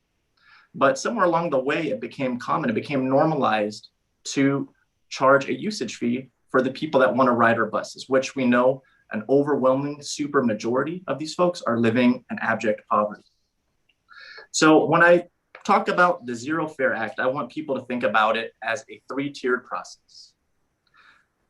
There's an immediate, mid-range, and long-term goal here. Immediately, what we would like to do is what dozens of other cities across the United States, including cities in our own backyard, have already done. And that's to suspend bus fares beginning March 1st until the local emergency order is lifted or that we've been in the yellow tier for 90 days. This is just kind of the common practice. That's the industry standard right now with a lot of major transportation departments to meet the crisis at hand. Between now and then, that allows the Transportation Committee, the City Council, and the administration to continue working on a way to sustain this over the next 1 to 5 years. And I'm happy to say we've already made tremendous progress. We've had conversations with our top bulk purchasers, Fresno City College, Fresno State, Fresno Unified, who realize that while this is a city service, the students that they serve benefit tremendously from a public service like this, and they're interested in partnering with us going forward. We've had great conversations with the private sector, which I think is really going to be key. We've talked to the major hospitals here in our backyard. We've talked to the major employers, And we're already starting to move forward on securing some major funding from some of these private sector folks. When we go to fare suspension on March 1st, this is not going to affect bus drivers' pay. There's going to be no decrease in existing services, and we're going to have increased safety measures by not allowing continuous riding on our buses. A lot of cities already have that codified. We're going to codify that here today. And it is worth mentioning that, we do receive grants from the state of California, but a lot of the requirements have been suspended for the duration of COVID-19, where we no longer have to meet those requirements until the emergency order is lifted. And long-term, it's going to be relying on a more sustainable means of financing, namely Measure C. Clovis went zero fare, and they're, a smaller city. Their Measure C funds were able to help sustain them. It's not my belief that the city of Fresno is getting its equitable share of Measure C funds when it comes to public transportation. Now, thankfully, we have a warrior on the FCTA named Esmeralda Soria, who's been an advocate, a fierce advocate for easier and more accessible public transportation for years. And she's going to be at that table having those discussions, making sure that in 2027, when we receive this future funding, that we have a sustainable means of keeping zero fare in place. And like I mentioned, dozens of other cities across the United States have already gone zero fare, many in our own backyard. Clovis, California initially did it due to COVID-19, and it worked out so well that Mayor Drew Bessinger, who also sits on the Air Pollution Control District Board, made it so that they went permanent zero fare in October. Visalia, California suspended fares due to COVID-19. Merced County. And I've talked to all these folks, and I've talked to folks across the country in different states and different cities, from Oregon to Washington to Missouri. And they've all told me the same thing, that this increases their ridership. It increases the customer satisfaction. They are not seeing any sort of increase in crime or misbehaving on their buses. And frankly, I think, I'll speak for myself, I'm tired of watching the largest city in the Valley, the 5th largest city in the state of California, constantly trailing behind what a lot of these other smaller cities are doing. They're looking to Fresno for guidance, and we consistently are not providing that. We need to step up to the plate and show people that we're serious about providing this amenity for folks during this time. I acknowledge that, we're not doing this because it's easy. We're not doing it because it's perfect. We are doing it because we are in the largest global recession and global pandemic of our lifetime, and we have to rise to the occasion. It's not perfection, but it is progress. I've seen this city year after year, decade after decade, bend over backwards for wealthy benefactors, powerful developers, and special interests.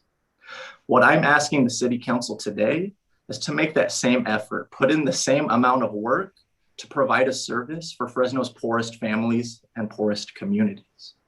And I want to take a quick moment to thank all the community folks who have endorsed this proposal to date.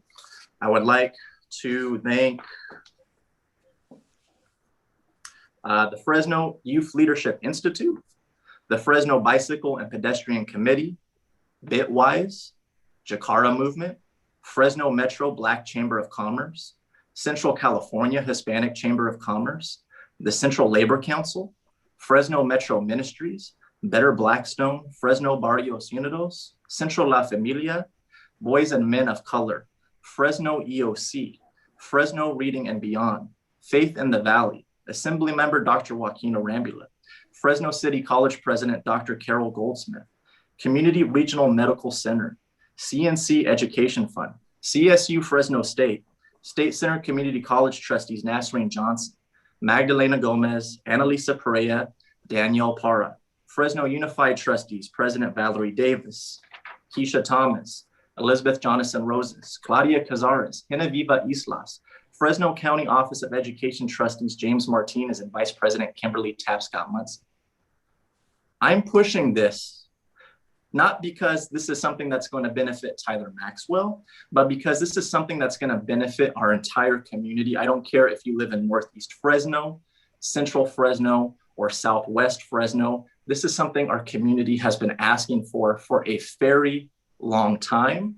And I think fortunately or unfortunately, the COVID-19 pandemic has shed a light on how vital this service is for so many people living in our city and given us the impetus to pass something like this, not 10 years from now, not a year from now, but here today.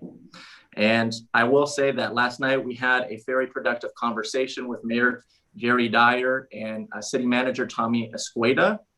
And I won't speak on their behalf, but I think that they realize what a valuable service this is for so many people and what a pivotal role it plays here in our community. So with that being said, Council President, I don't know if we're gonna take it to the audience, to the callers, but I would like to make a motion to approve.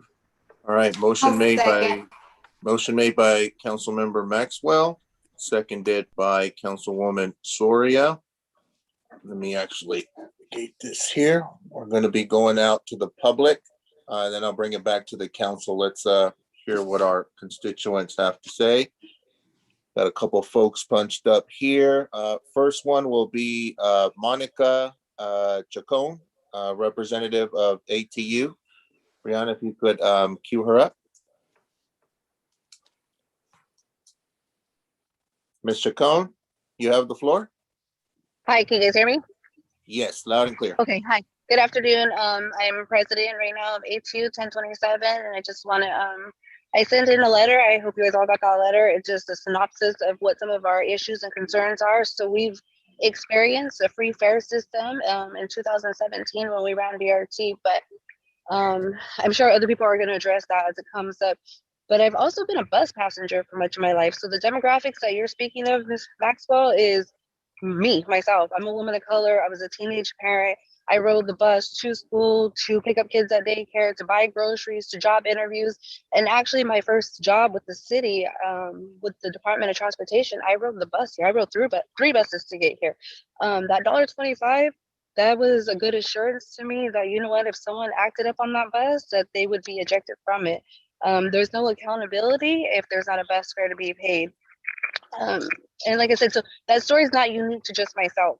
That story is unique to everybody here. So you know what, I'm very empathetic to the needs of the demographics out there. And my dad's 80 years old and he rides the bus. I have 2 teenage kids that ride the bus. But if it reverts back to the system that we had with free fare, I wouldn't feel safe putting them on there. It's already questionable sometimes now, but even more so then. And then your other thing, you said people's main concern when you were out there was access to transportation. I don't know that that necessarily means access in terms that they couldn't afford it. I think that's where they want expansion, which is where we're leading to right now. So if we lose the revenue and grants and everything coming in, we're not going to be able to expand the way that we are. And I talked to you like 2 weeks ago and I told you what the concerns were going to be on behalf of ATU. And then you spoke to my board later that afternoon and they let you know what the concerns would be. So you had an opportunity to go back and maybe adjust your resolution to reflect some of what we were going to foresee in the future that would come up, and you didn't do so. So to me, I don't feel like your concern is servicing the public. I feel like it might mean more in terms of a political move on your part. Like I said. Thank you, Ms. Chacon. Our next speaker is Cynthia Rocha. And if you'll allow me, Council, I'm gonna go to 2 minutes. There's quite a bit of folks punched up. Ms. Cynthia Rocha, you have 2 minutes. Hello, Council President, and hello, Council members. I am Cynthia Rocha. I am the Director of Programs with the Youth Leadership Institute. I felt inclined to comment a little bit in support of this proposal being pushed forward by Councilmember Maxwell, also supported by Councilmembers Soria and Ms. Barza.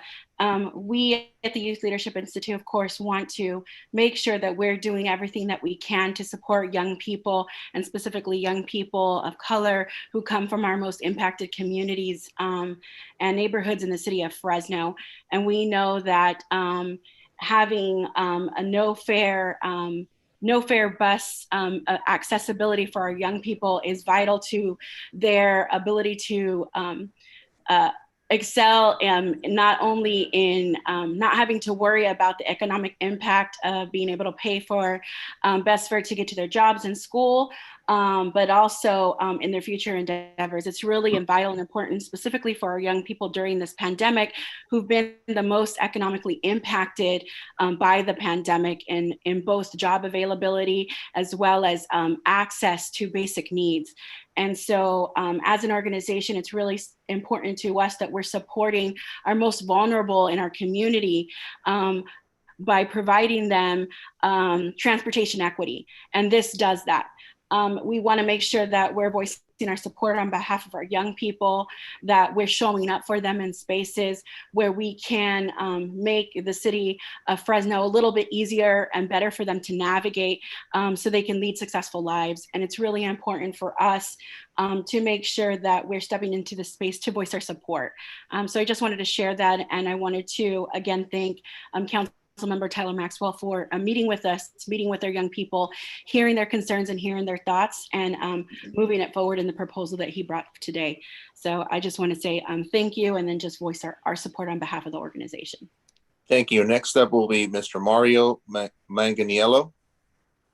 Mr. Manganiello, 2 minutes.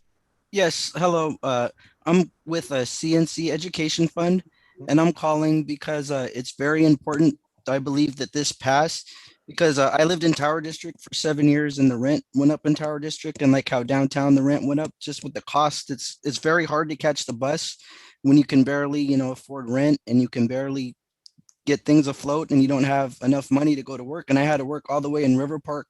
I had a job of parking cars at River Park at Ruth Chris, and I'd have to catch the last bus to get back. And if I didn't have enough money to get back, a lot of times I only had enough money to go, but I didn't have enough money to get back. So I'm stuck, and I live all the way in Tower District. So how am I supposed to get back? I've got to go through my phone and call people at midnight to try to get a ride back because I've missed the last bus because I didn't have any money. So that's impacted me. And another thing that impacts also is when people are riding the bus and they have to struggle for change because they don't have enough to pay for the bus fare, that makes the buses late. So people are late to school, people are late to work. So that also impacts it a lot. So those are just some things that I wanted to share, and I'm very much in support of this. Thank you, sir. Next speaker is Kyle Lopez Schmidt. Mr. Schmidt, you will have 2 minutes. Good afternoon, Council. Kyle Lopez Schmidt at 115 North Calaveras.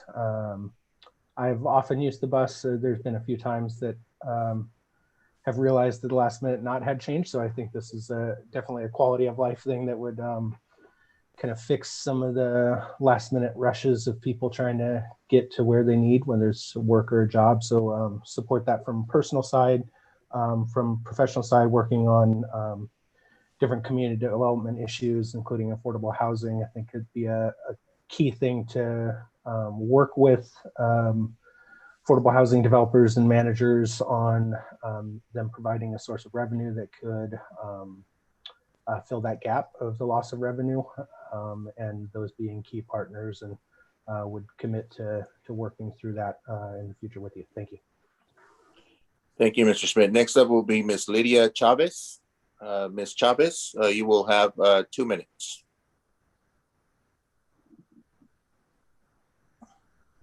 Okay. And you're on mute, Ms. Chavez. Okay. There you go. There we go. Hi, good evening, councilors. Yes, my name is Lydia Chavez. I'm actually a bus driver with the city of Fresno. I've been a bus driver for 5 years now. I also was a part of the 2017 when we had the Route 1 fare for free. That way people can be able to get on and understand the system first before we they started paying. And we had many problems on the bus because of the fact that it was free. I know Mayor Jerry Dyer knows the fact that we do have a homeless problem. We have a drug problem. We have a violent crime problem here. And once people are going to hear the fact that this bus is free, that's exactly what we're going to have, is homeless people on this bus riding around and not being able to have the people that I need to be able to get on for the fact that we only have 10 people to ride right now. So I'm going to have to tell that mother with her child or that elderly person with her groceries, I'm sorry, I can't board you because I have 10 people on, and half these people may be just not going anywhere, riding around. I understand that Councilmember Maxwell had said right now the fact that they will diminish that, but it's already happening now, especially with our passes. People are riding around and not going anywhere right now, especially during this pandemic. And the fact that saying that it's free is going to allow people to get on more, especially when we shouldn't be during this pandemic. We should be able to be home and to be able to make sure that we get a hold of this coronavirus and to be able to see homeless people on here. And don't get me wrong, not that I'm being rude or anything, but the fact that I've seen people bathing in our hand sanitizer just so that way they can get on our bus, and leaving trash and dirty diapers and a mess on our buses. And that's not what we want. We want to be able to provide a clean ride for the people who are paying. And once you pay, your accountability with that $1.25 is much more. You don't want to get kicked off that bus. And so I see it now, and I'm hoping that this doesn't pass, because I've already been assaulted twice this year. I almost luckily did not get injured enough, but I want to be able to go home to my family and to my kids. And I want to be able to have my passengers just as safe. And so I'm hoping that this does not pass. Thank you. Thank you, Ms. Chavez. Next up is Ms. Bridget Mosley Watkins. Ms. Watkins, you will have 2 minutes.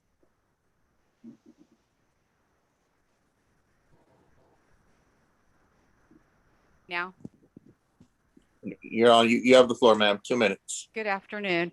I am a bus driver for the city of Fresno. I've been driving for about 4 years. I do have a concern with the free fare.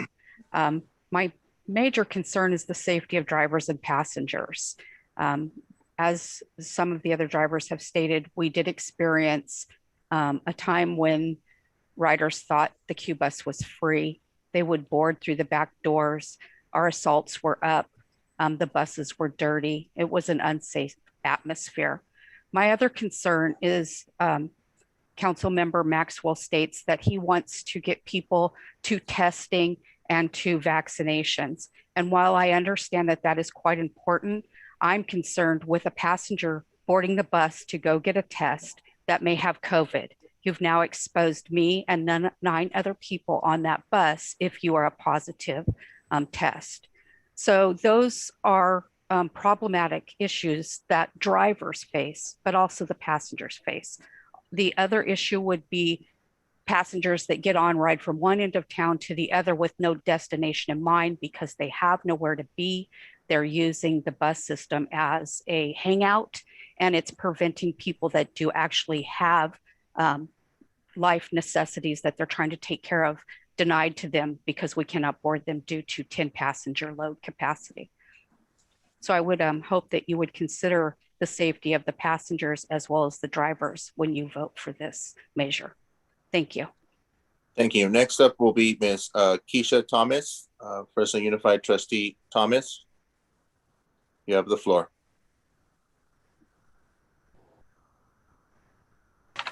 Good afternoon, President Chavez and the rest of the board. I would like to say that for the City Zero Fare Act, being a safe, transparent act, I am totally in agreement of having zero fare. And being one of the areas that has the most riders, my riders are most likely to have an advantage as to being a part of this. We have young women in West Fresno who need to get to school, get to work, take their babies to the doctor, and get to the grocery stores. So we are one of the most impacted areas. Now, with that being said, I will only endorse this if we make sure that the safety of our passengers and the safety of our workers are held in the highest regard. So with that being said, I appreciate you all. Thank you for bringing this forth. Tyler, thank you, you and President Chavez, just for making sure that I'm in the first and foremost important portion of this bill. So I can't wait for it to pass, and I can't wait for us to show everyone what it really looks like. Thank you. Thank you. Next up, we have Ms. Tina Robertson. Ms. Robertson, you will have 2 minutes. Good afternoon, Council. Can you hear me? Yes. Thank you very much.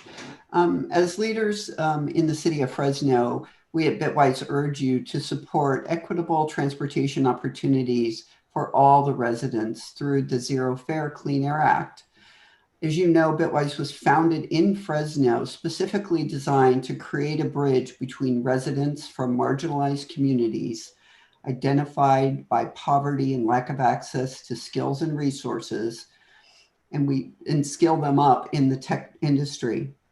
We provide paid apprenticeships and focus on building community in our city. We believe that the Zero Fare Clean Air Act that would suspend the bus fares immediately will allow the citizens to have access to vaccinations and treatments related to COVID.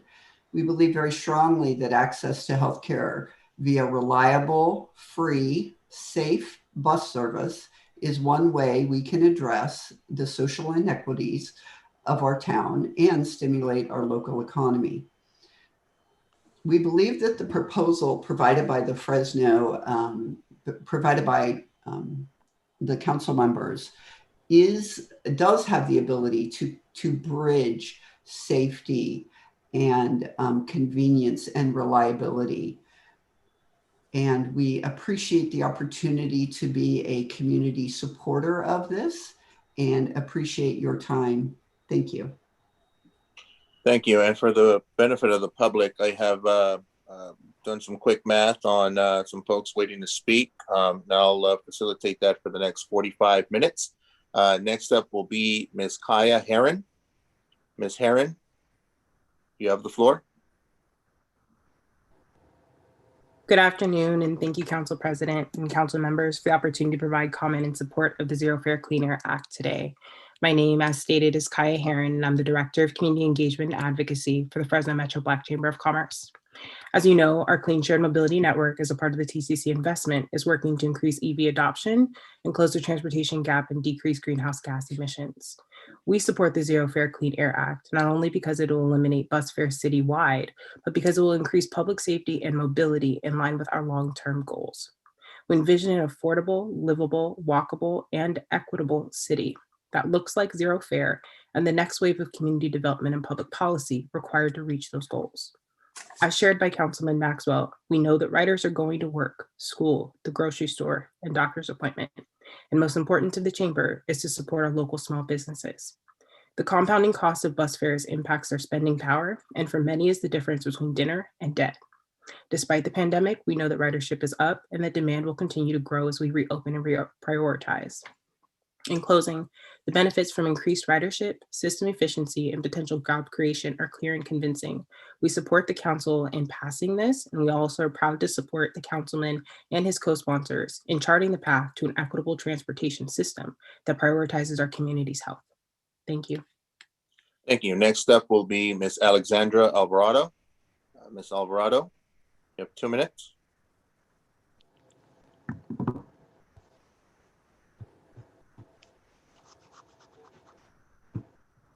You're on mute, Ms. Alvarado.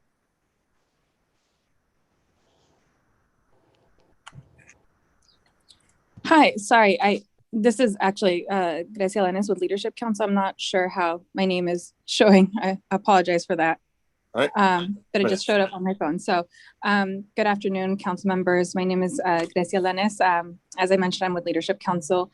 And our organization work with, as you all know, works with communities throughout South Fresno, and we appreciate Councilmember Maxwell and his colleagues' initiative on this proposal and are generally very supportive of this concept, as this is a priority that community members and partners have raised time and time again as a priority to get done. However, we do, hope that council works closely with community members and, the very same folks who would benefit from this to develop a sustainable long-term funding source beyond the 5 years, as I believe is what has been said, and also ensure that we can expand service and frequencies to these very same neighborhoods where it is critically needed, and for this to truly help to help achieve our clean air goals. Additionally, we hope to see just an equally strong initiative to transition to a zero emission bus system and infrastructure and investing in that. And so again, just want to reiterate, we are generally very supportive of this and welcome the opportunity to have community conversations about the sustainable funding sources and access to transportation service and zero emission infrastructure. And anything short of this threatens to undermine the equity goals of this very same proposal. So thank you so much for the time. Thank you. Next up will be Mr. Alan Jacobson. Mr. Jacobson, you will have 2 minutes.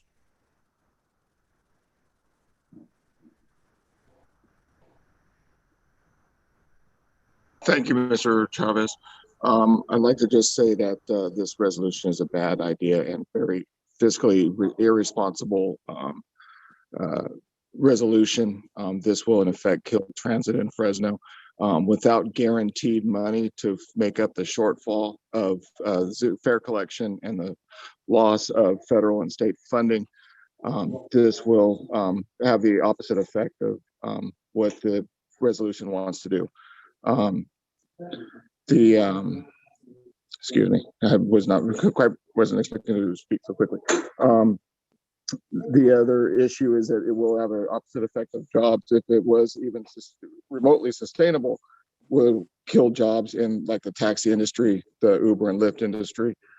School bus drivers would lose their jobs because the schools would force their kids onto the Fresno Area Express buses, and it would just have the wrong effect than what is proposed. There is no, in the resolution, there is no guaranteed funding for this, and it would just not be fiscally responsible resolution. Thank you. Thank you, Mr. Jacobson. Next up will be Ms. Evelyn Gamble. Ms. Gamble, you will have 2 minutes. Hi, thank you. My name's Evelyn Gamble, and I represent District 2 on the City of Fresno Youth Commission. And we on the commission support and believe in the Zero Fare Clean Air Act because it benefits youth in our city now more than ever.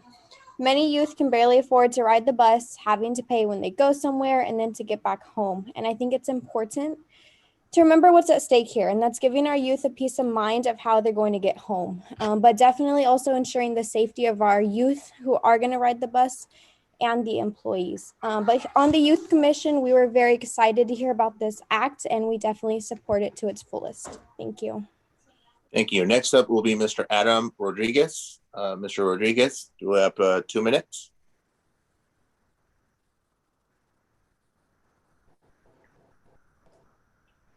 Hi, Council. Can you hear me? Yes, you have the floor. Hi, thank you, gentlemen. What I would like to state is kind of, or maybe just to reiterate what Driver Chacon said. As a passenger and being on a somewhat fixed income, I have utilized the bus service here in the city of Fresno for numerous years. I can tell you that when the Blackstone bus was free fare or free of charge, if you will, essentially that it was a total fiasco. I mean, in so many ways just to get on a bus and have room to ride the bus, dealing with vagrants, dealing with those with mental disabilities, not even myself encountering so much just problems, if you will, for lack of better terms, but I've seen students be harassed. I've seen the elderly be harassed. There's a whole lot of things here that could plausibly go wrong and Fresno's not a safe city. I mean, and then you look at what the gentleman said. I mean, from a standpoint, we don't even, at least let's get exploratory committee going or something to kind of see. I mean, there's no guaranteed funding here. There's just so many things that can go wrong. And the other thing to state is $1.25 is not a lot to ride the bus. There's numerous programs out here that help individuals as myself, elderly, students with bus fare, or to make up that bus fare, or to help them ride free of charge, if you will. So with that being stated, I think there needs to be some more, looking into this, if you will. Kind of maybe that exploratory committee or something along those lines that can kind of look into this and see what the long-term repercussions will be. Not just jump into this and say, oh, we hope everything's going to work out well and have our fingers crossed. I think that's the wrong approach to have, gentlemen. And so with that being said, I thank you for your time and for allowing me to speak. Thank you, Mr. Rodriguez. Next up will be Raymart Khan. Raymart, you will have 2 minutes. If you could unmute yourself. Can y'all hear me? Yes. All right, what's good? My name is Raymar. I'm currently a student at Fresno City College, and we can all agree Fresno's a pretty large city, everything seeming like it's 15 minutes to a half hour away. And so was my drive to school, and many of my friends who didn't have licenses relied on the free bus rides that FCC offered, and they were in panic when those free services were to be halted pre-pandemic. And that being said, it's one thing to be late for class, but we need serious reform for the working class and colored communities that rely on public transport for their livelihood and to make it to their jobs and families. And zero bus fares could be the first step in that. The allocation of COVID-19 funds to make these services free determines how much our city values the essential workers that we've claimed has kept us through the pandemic. And what can we do to help them and their families? I participated in the What the Facts campaign with Fresno Boys and Men of Color and collected data among fax writers whose biggest complaints were no Wi-Fi and late bus arrival times. Some people pay monthly for a fax membership for inadequate services, and people who say $1.25 isn't a lot don't recognize the lack of equity for these communities. And we need to not only make these services free to the public, but to improve the quality and safety of the people who rely on public transport. Most folks who can't drive for different reasons, whether it be legal or monetary reasons, they should be the priority. Certain people against this said that nothing is free, but City Council didn't even blink to reallocate more funds to FPD last year. So I would like to see that same energy for the essential workers and community that have kept and will keep Fresno running. Thank you. Thank you. Next up will be Ms. Amber Crowell. Ms. Amber Crowell, you have 2 minutes. Thank you. Good afternoon, Council. Dr. Amber Crowell, Fresno State Sociology Professor and Regional Housing Coordinator for Faith in the Valley. I'm speaking in support of the Zero Fare Clean Act, and I commend Clean Air Act, and I commend Councilmember Maxwell for giving a strong presentation. With high levels of poverty and cost burden for basic living made worse by the pandemic, this is one of the most straightforward ways that the city can accomplish multiple goals. Increasing safe transportation for our most vulnerable and disadvantaged communities, encouraging more low emission transit and reducing car usage, and advancing social equity in our city. This city is not built to be easy to navigate without motorized transportation, which means a large percentage of our residents cannot easily do the things that they need to do to stay healthy, productive, and self-sufficient. To get to school, to get groceries, to get to doctor's appointments, to get vaccinated, you need transportation. We do not accomplish public safety by raising up barriers to safe transit for families, for mothers with children, for folks who are socially vulnerable. The bus fare is a significant barrier and not one that aligns with the goals of our city. I join the other community advocates who work directly with the residents who need this, including the youth who have time and again shown Fresno what needs to be done to make our city equitable, and voicing my support for the Zero Fare Clean Air Act. This should be part of a multi-pronged effort from our city to improve living conditions for all. Thank you. Thank you. Next up will be Ms. Brandy News Villegas. Ms. Villegas will have 2 minutes.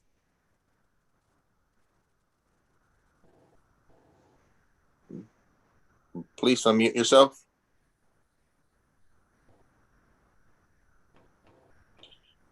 I think we lost Ms. Villegas. Next up will be Ms. Brenda Quisp. Ms. Quisp, you will have 2 minutes.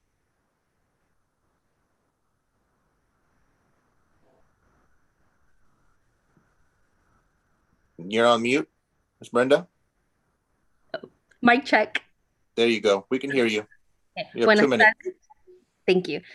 Yes, I wholeheartedly support this because I've seen it. I've taken the bus for a long time, helping my parents downtown while they had a restaurant. And to avoid that expensive monthly fee, I went, and I remember feeling nervous. I remember I heard horrible stories, and it was not bad at all. And seeing people there, people that look like me, people of color, and seeing how the struggles that they have to be able to pay, I know this can help so many. And I've seen high school students, middle school students, and it's people of color, it's the BIPOC community. Please help support this, make this pass. This is the first step. And thank you. That is it. Thank you. Next up will be, I think we have Ms. Brandy Villegas back. Ms. Villegas, you have 2 minutes. Thank you. I think I accidentally disconnected myself. I just wanted to call briefly to say, express my, sorry about that, I'm struggling with my headphones. Support of this. We have, on behalf of the homeless community, as well as people who are low, that are in poverty levels that we've been working with, having the access to the buses would be huge. They depend so much on having to get out to various appointments that might be way on somewhere in the middle of town, to get to job things for jobs, to get to anything to take care of their needs, and not having to choose between food and getting a bus would be a huge relief for so many that are trying to get up on their feet. So support that. I agree with the district member, school district member, who was talking about ensuring the safety of the bus drivers, and I agree that that definitely also needs to be part of the piece. But there are a lot of people we've worked with where having not having to have that added expense of bus rides would make it much easier to be able to get ahead. Thank you. Thank you. Next up will be Ms. Lisa Flores. Ms. Flores, you will have 2 minutes.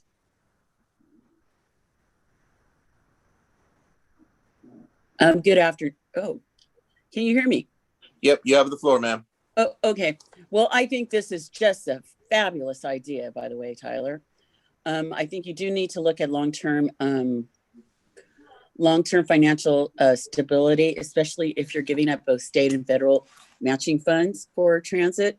You do need to look at that. And I would also look at how are you providing the necessary PPE for your bus drivers? Because I've heard, believe it or not, at the dog park, when the whole pandemic was starting to close things down about, PPE and drivers. And I believe that we've already discussed in budget hearings about safety on the buses and about the police officers that are assigned and how there was a rapid response to that. I think this is something that Fresno definitely needs, because here you guys are, you're marketing Fresno, you're cleaning up the roads, but, and you're giving special interest groups like, Amazon special tax cuts and stuff, and they're walking away not paying millions into the coffers, yet the people that work at Amazon or the people that are working minimum wage jobs get nothing. They just continually get hit and hit and hit. And this is an opportunity to create a level playing field. Because, sometimes if you think about it, if you use $2.50 a day, 30 days, that's $75. That's about a week's worth of food for a person. That's some clothes. That's a pair of shoes, and people need that in this time, in this community. That could go to rent to, stabilize our housing. There's a lot of the savings to the people that would be using it is great. $75 a month, that's a lot of money. As for me, I have yet to ride the transit in Fresno, but I do actually look forward to doing it, since where I live, I have like 3 transit stops literally at the corner. So, I'm looking forward to this, and it would be easier for me because today, right now, I couldn't jump on a transit bus because I don't have change because of COVID. So anyway, I support it, Tyler. I think it's fabulous. Thank you. Thank you. Next up will be Mr. Rick Stites. Mr. Stites, you'll have 2 minutes. Okay, can you hear me? Yes, you have the floor, sir. Okay, my name's Rick Stites. I've got 30 years of experience speaking on behalf of employees and transit riders over the years and solving a number of problems that we've had with the transit department, working hand in hand with the city of Fresno. We're at $1.25 fare right now. That's been in place for about 6 or 7 years. The Swearingen administration implemented that, keeping in mind that it's one of the lowest fares in the state of California, other than being free, but $1.25 to accommodate low income citizens and very vulnerable citizens. 2 minutes, I'm skipping a lot of stuff. We went into the BRT 2 or 3 years ago. It was touted as Fresno's premier bus service with quality, clean, quick, and Wi-Fi. The city was using that as a base to broaden the transit rider base for people to park their cars and ride the bus and get basically business class people to use it. With that inception, we went into a non-expected free ride experience already. You've heard some of the drivers speak. It ended up not being turning out too well. It being free, it kind of got away from the city of Fresno. When they got it back, we had quite a list of experiences. It was used extensively by homeless, mental disabilities. It created a lot of problems, delays. People didn't have any skin in the game. It was free, so they just got on and used it. And as a matter of fact, it did not expand the ridership base. Yes, people did ride it, but it did not expand the ridership base, which was one of the main things. I'd like to go on to the resolution itself. There's a lot of questions that need to be answered in my mind. The opening introduction states that state and federal grants may be available to fund a zero fare transit system. Gentlemen, lady, we need to know this for sure. If you're going to go for a year or 5 years, this has to be in cement. Encourage more people to make public transit instead of driving cars. We've already gone through that experience somewhat with BRT. You can check with Mr. Barfield and the transit department for the results on that. It also goes on to say the city will encourage existing contracts with third parties for discounted and fares for employees, students, and program participants to remain in effect. Curiosity, if you go to a free service for 3 months or 3 years, why would any of these entities continue to buy fares for their constituents? That's another drain of revenue. Can you wrap up your comments, Mr. Stites? I'm doing the best I can, brother. The duration. When will the free ride experience end? It states that the state of emergency is lifted by the mayor and confirmed by the city council, or when Fresno County returns to the yellow tier for a period of 90 days. Nobody knows when that's going to happen. If this resolution goes into effect, is it going to be 3 months? Is it going to be 6 months? Is it going to be a year? With a new COVID variant coming, God knows only. Hopefully it's over soon. And some of the other people, just a passing comment in case if it doesn't get said, the accountability and security of the passengers and drivers of these buses. Currently, the city transit department does not have the complement of police officers that it did before. That's gone. Thank you for your time. And thank you, Mr. Stites. Next up will be Mr. Henry Amador. Mr. Amador, you will have 2 minutes.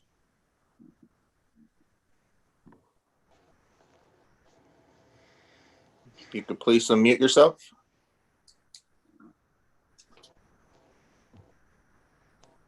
You have the floor, Mr. Amador.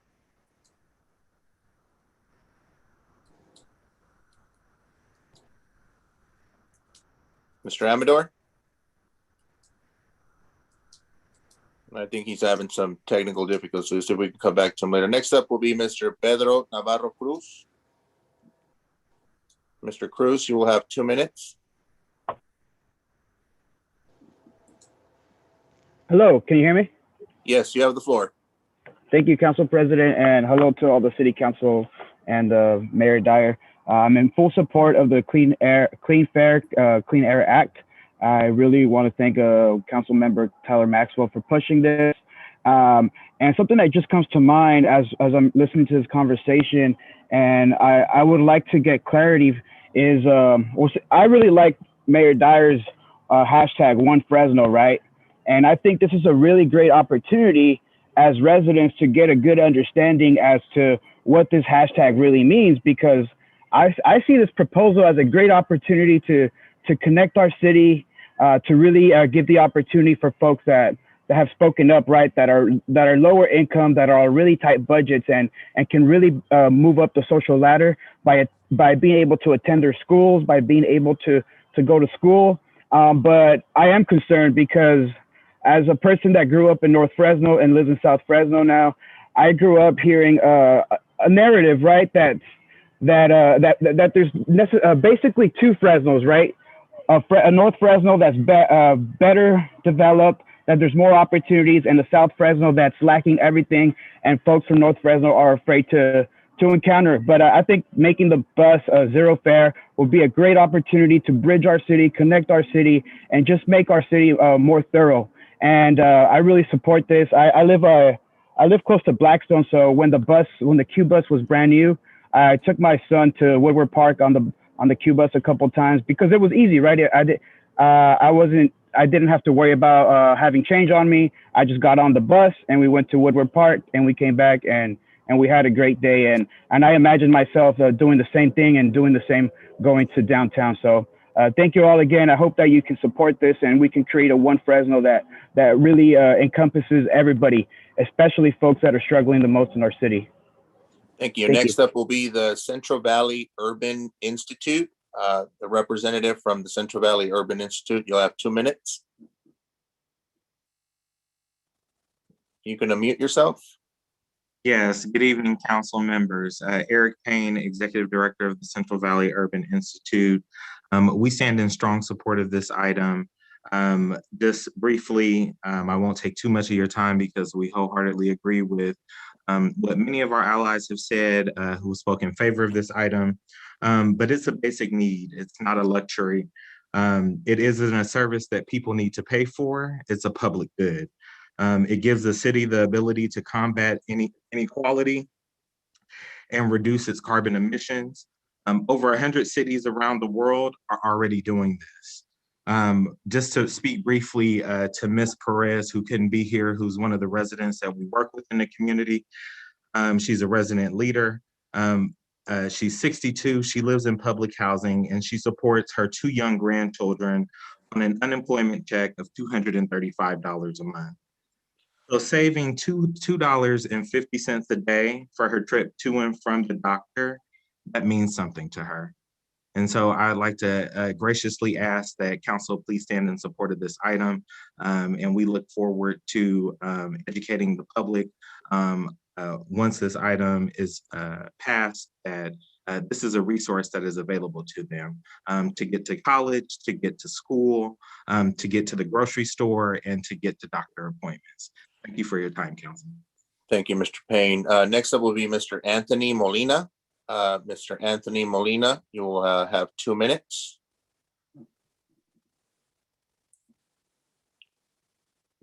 You could please unmute yourself. Thank you, council members and council president, and thank you, Council Member Maxwell, for introducing this concept to Fresno. I think that if the funding and the homeless issues can be addressed, this would be a great boon to the benefits of this, which would be to increase opportunities for biking and walking, which would have tremendous health benefits for our community. As a physician, I really think that this would be a great way to help combat the other pandemic that we face, that we have faced with diabetes and obesity. So I think multiple speakers have spoken to the challenges of accessing education and essential jobs, but I'm not sure the council members may be aware that in certain zip codes, and there's quite a number, that 10 to 20% of the households lack access to vehicles, which is really a huge number. So making transit zero fare would really help those households that need access to healthcare and have money left over to purchase healthy food. So I think as a physician, I think the public health benefits would be greatly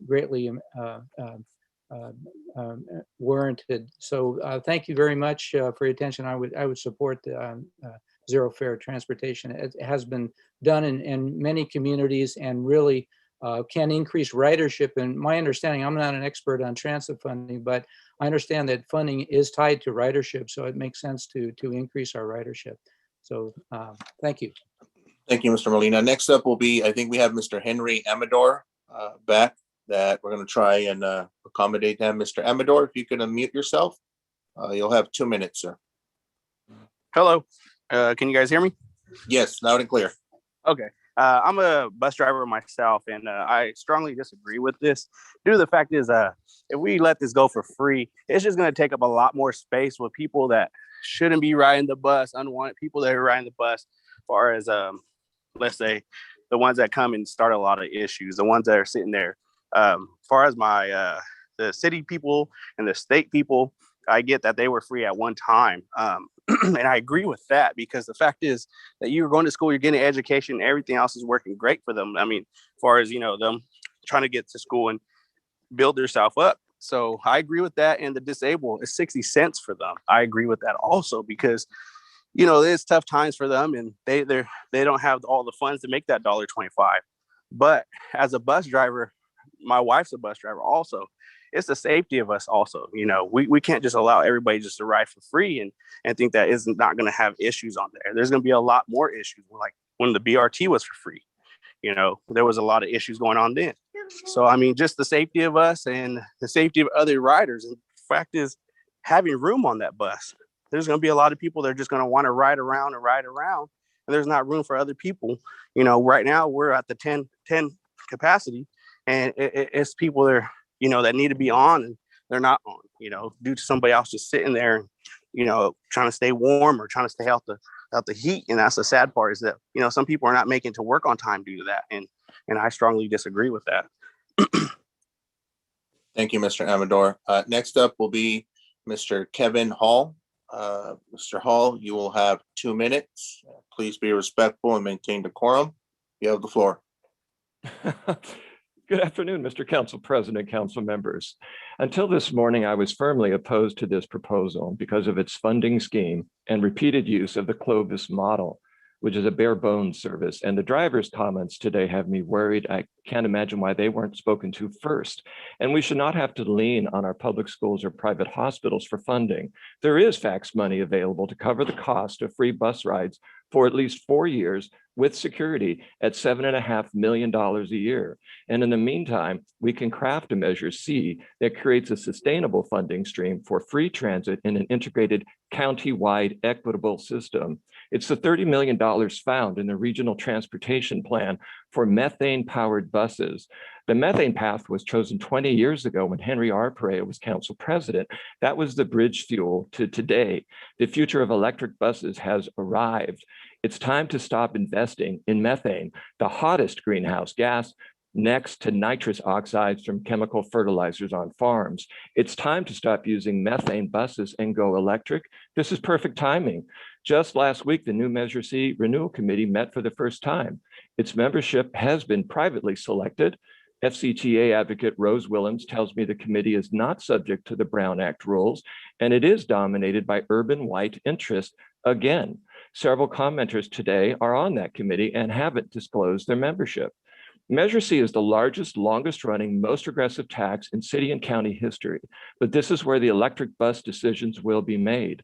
Please, let's get this right. It goes through 2047. Before you approve this item, add transparency, please, in the form of direct community involvement and oversight. We recently had a bad episode where Fresno City College students felt lied to by their trustees about free bus rides, and we need to build support for a good Measure C, not undermine it through a repeat of that poor planning and communication. If we want free fax rides forever in electric buses, vans, and cars, please call for full transparency of the Measure C Renewal Committee, no closed door negotiations. And for COVID emergency service, light up the paratransit and taxi script programs already in place. Thank you for your efforts. Thank you, Mr. Hall. We have room for 2 more speakers, Ms. Josiah Cooper, and then we will close with Mr. David Johnson after that. Ms. Cooper, you have the floor. Yeah, can you hear me? Yes, you have the floor. Okay. Well, you said Mrs. first off. I'm a guy, sir. I'm sorry. Yes, I apologize, Mr. Cooper. Okay, sir.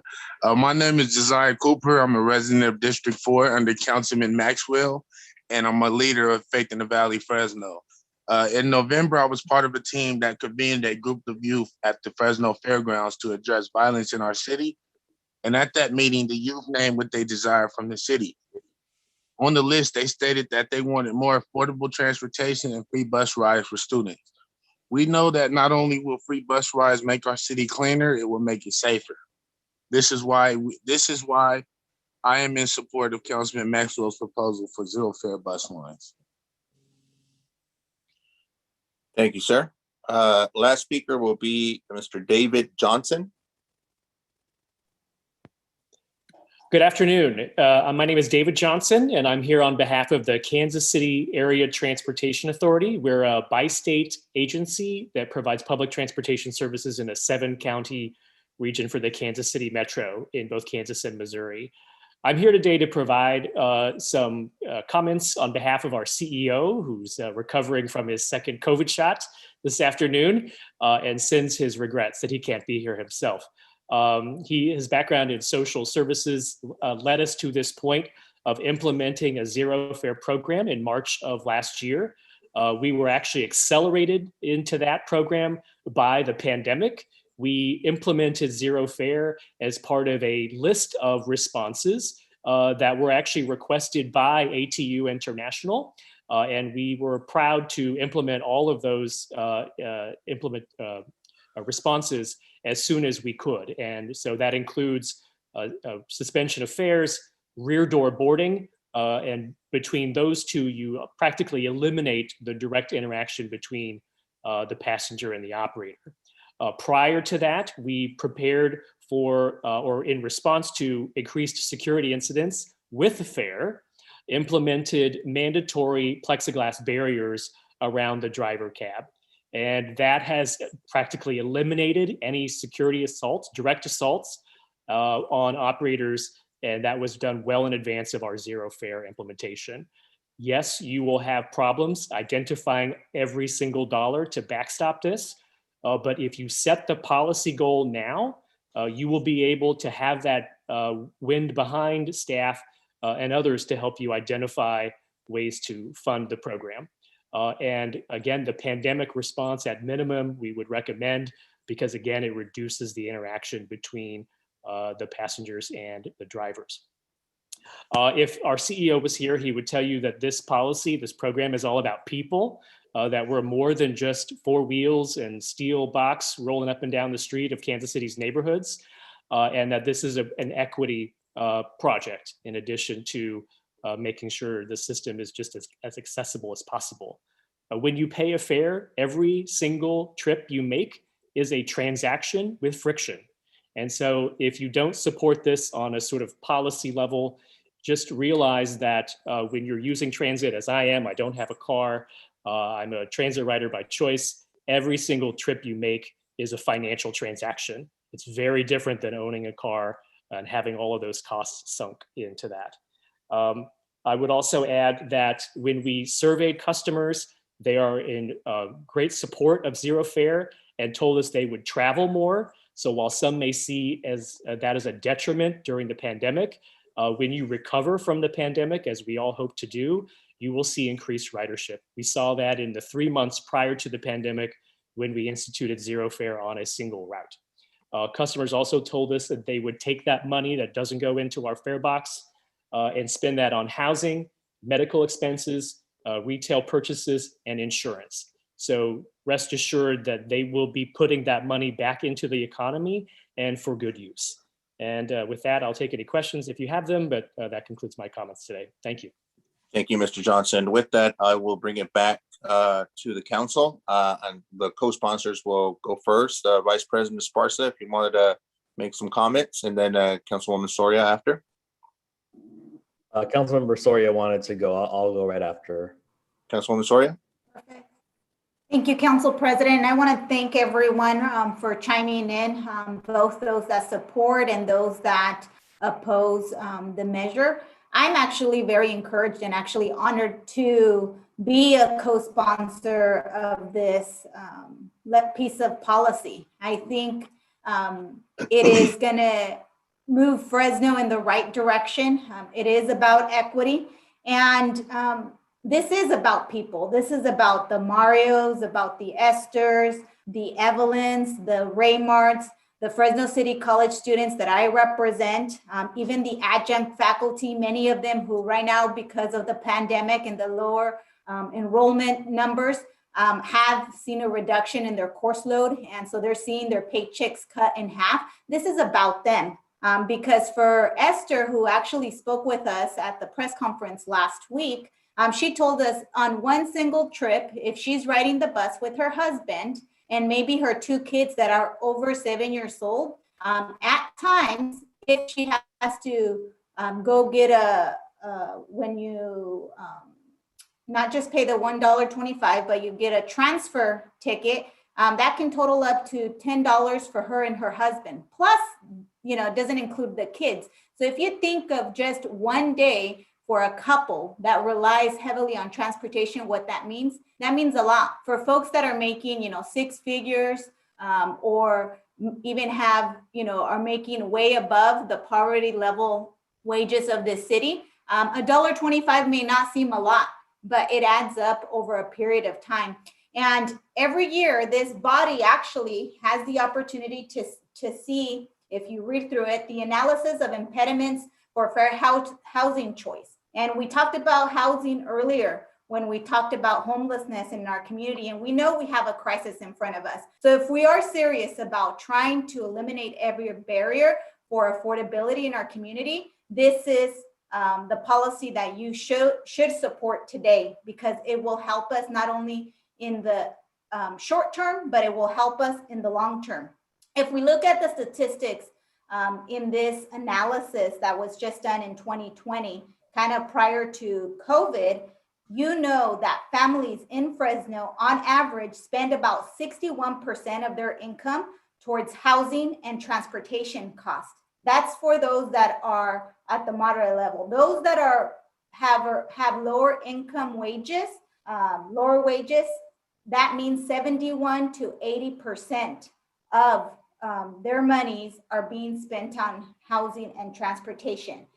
The study tells us that high transportation costs also contribute to the overall levels of affordability in Fresno. So if we are about making housing more affordable and accessible to our communities, then we should be supporting these efforts to reduce the cost and the burdens of public transit in our community. This initiative is about people. It's about the future of Fresno. It's about that one Fresno that Mayor Dyer talks about. Because if we're about creating that one Fresno, we have to think with an equity lens. Not everyone gets to get the same, but we get to give what people need. And people right now during this pandemic need the ability to get on the bus without thinking if the $5 that it may take them to drive the bus during the day will mean that they will have to skip their next meal. That's what this is about. And in the long term, I'm happy that we were able to have a great, robust debate with our administration and his staff to talk about how we face this policy in being realistic. We have federal funding. We have COVID dollars that the federal government has given us that we are able to use to be able to cover the gap between now and the time when we bring back a sustainable plan. And I agree with Mr. Kevin Hall. That is why one of the reasons that I wanted to be on the FCTA board, because I believe that that FCTA board needs a voice that is going to be the voice of equity, the voice that represents people that generally don't have a seat at the table. And Measure C should be the table where we should be asking for a fair share when it comes to public transit dollars. If we look at the population in our county, the city of Fresno residents make up over half the population of our entire county. It's time that we demand that we get our fair share of dollars to invest in public transit, because it brings a whole list of benefits to our community. If it is affordability, people being able to get to their job, to their school, to their healthcare necessities, to go grocery shopping, and what it means for our environment. If we want to reduce our carbon footprint, and we know that our transportation department is already in that pathway, looking at electrifying our buses. So there's so much great opportunity. I am tired of being the city that people look at us and we're at the bottom of every list, and that people look at us and then look at us as a city of no. I want to be the city of yes. I want to be the city where people now look at us as not just, oh, we're actually the 5th largest city. No, as someone that is leading the way on these issues, so that folks can see that Fresno too can do big things. I know that it's sometimes uncomfortable to see change, but I think that this is good change, not just for the immediate, but in the long term. So I want to just thank Councilmember Maxwell for being bold and for asking me to help him in these endeavors. I know that where there's a will, there's a way. And I've seen it. When councils and mayors decide that something is going to be a priority, they make it happen. Just think about the animal shelter issue, right? When we found out that we needed to go in a different direction, we didn't even blink our eyes. We figured out and found the money to build it. So we do this every time, but again, we are going to be setting the priorities of our next budget and our next budgets for the next 5 years in a few months. This is the right time because we have an opportunity to be bold, but also be innovative and creative and demand that we get the resources we need from Measure C and from whatever other federal and state resources that are out there, because we're going to be bold and innovative in our policy decisions that are really going to impact people. This is, again, about the Marios, the Esthers, the Evelyns, the Raymarts, all the Fresno City College students and those adjunct faculty that are struggling right now. And I know that there's a willingness from even private partners to be able to support this in the interim so that we have the ability to have a sustainable plan for the future. Thank you, Councilwoman Soria. Vice President Esparza, and then Councilmember Arias after. Yeah, thank you, Council President. I'm proud to be a co-sponsor on this piece of legislation. When Councilmember Maxwell approached me about the policy he was crafting, I was very, very excited for a number of reasons. One being that COVID-19 has impacted, our Fresno families really in unimaginable ways. The economic impact, I think, has been devastating for residents all across the city. The pandemic has very clearly exposed the fault lines of the tremendous inequality in our system, at least for those who couldn't already see it. That goes for economically, socially, environmentally, and otherwise. But I think there's a glimmer of hope among many folks, not just here in Fresno, but nationally, that the end of the pandemic is an opportunity to build back our economy in a way that is more equitable and effective for people all across the board. And what that looks like in Fresno is zero fare. It's that first step. Investing in a zero fare bus system means we're supporting our working families, our students, the disabled, elderly. I mean, really any resident who relies on public transportation daily. And, by investing in these residents, we're also directly investing in the economic development of our city. We know that the many folks riding our bus, folks who are only pulling in 40,000, 30,000, even 20,000 a year, unfortunately don't have the luxury of being able to save. And so we can count on the fact that millions of dollars saved in fare revenue by our residents is going to be redirected back into our economy. People are going to shop, they're going to eat, and simply be able to pay their bills a little easier. I also believe that this policy creates the opportunity to capitalize on the future design of our city. One focused on affordable living, a robust downtown and central Fresno. That's because I think zero fare is complementary to our housing and revitalization goals in the inner core of our city. I'm proud to have led the effort to create the Fresno EIFD and the hundreds of millions of dollars that will be invested in infrastructure on Blackstone and downtown over the next several decades. We're in the process of exploring a P-bid along Blackstone right now as well that would complement the one that is in downtown already. And soon I'll probably be introducing a text amendment looking into increasing densities in our mixed use zones. And so, the investments the city has made in BRT and this investment in zero fare are just added infrastructure that will support the success of all of these infill development efforts. A heavier focus on public transportation and a more walkable city, that's going to facilitate compact land use and reduce the need to travel long distances. And I think this is what the future of our city looks like. So I'm, again, proud to be a co-sponsor of this piece of legislation. I do hear the concerns expressed by our bus drivers, some of them related to the legislation in particular, some of them not. Some of them I think are independent of that and our issues notwithstanding, but always happy to sit down and discuss those and address those concurrently and or independently of this legislation. Thank you, Vice President. Councilmember Arias and then Councilmember Corbasi. You're muted, Councilmember Arias. Thank you, council member.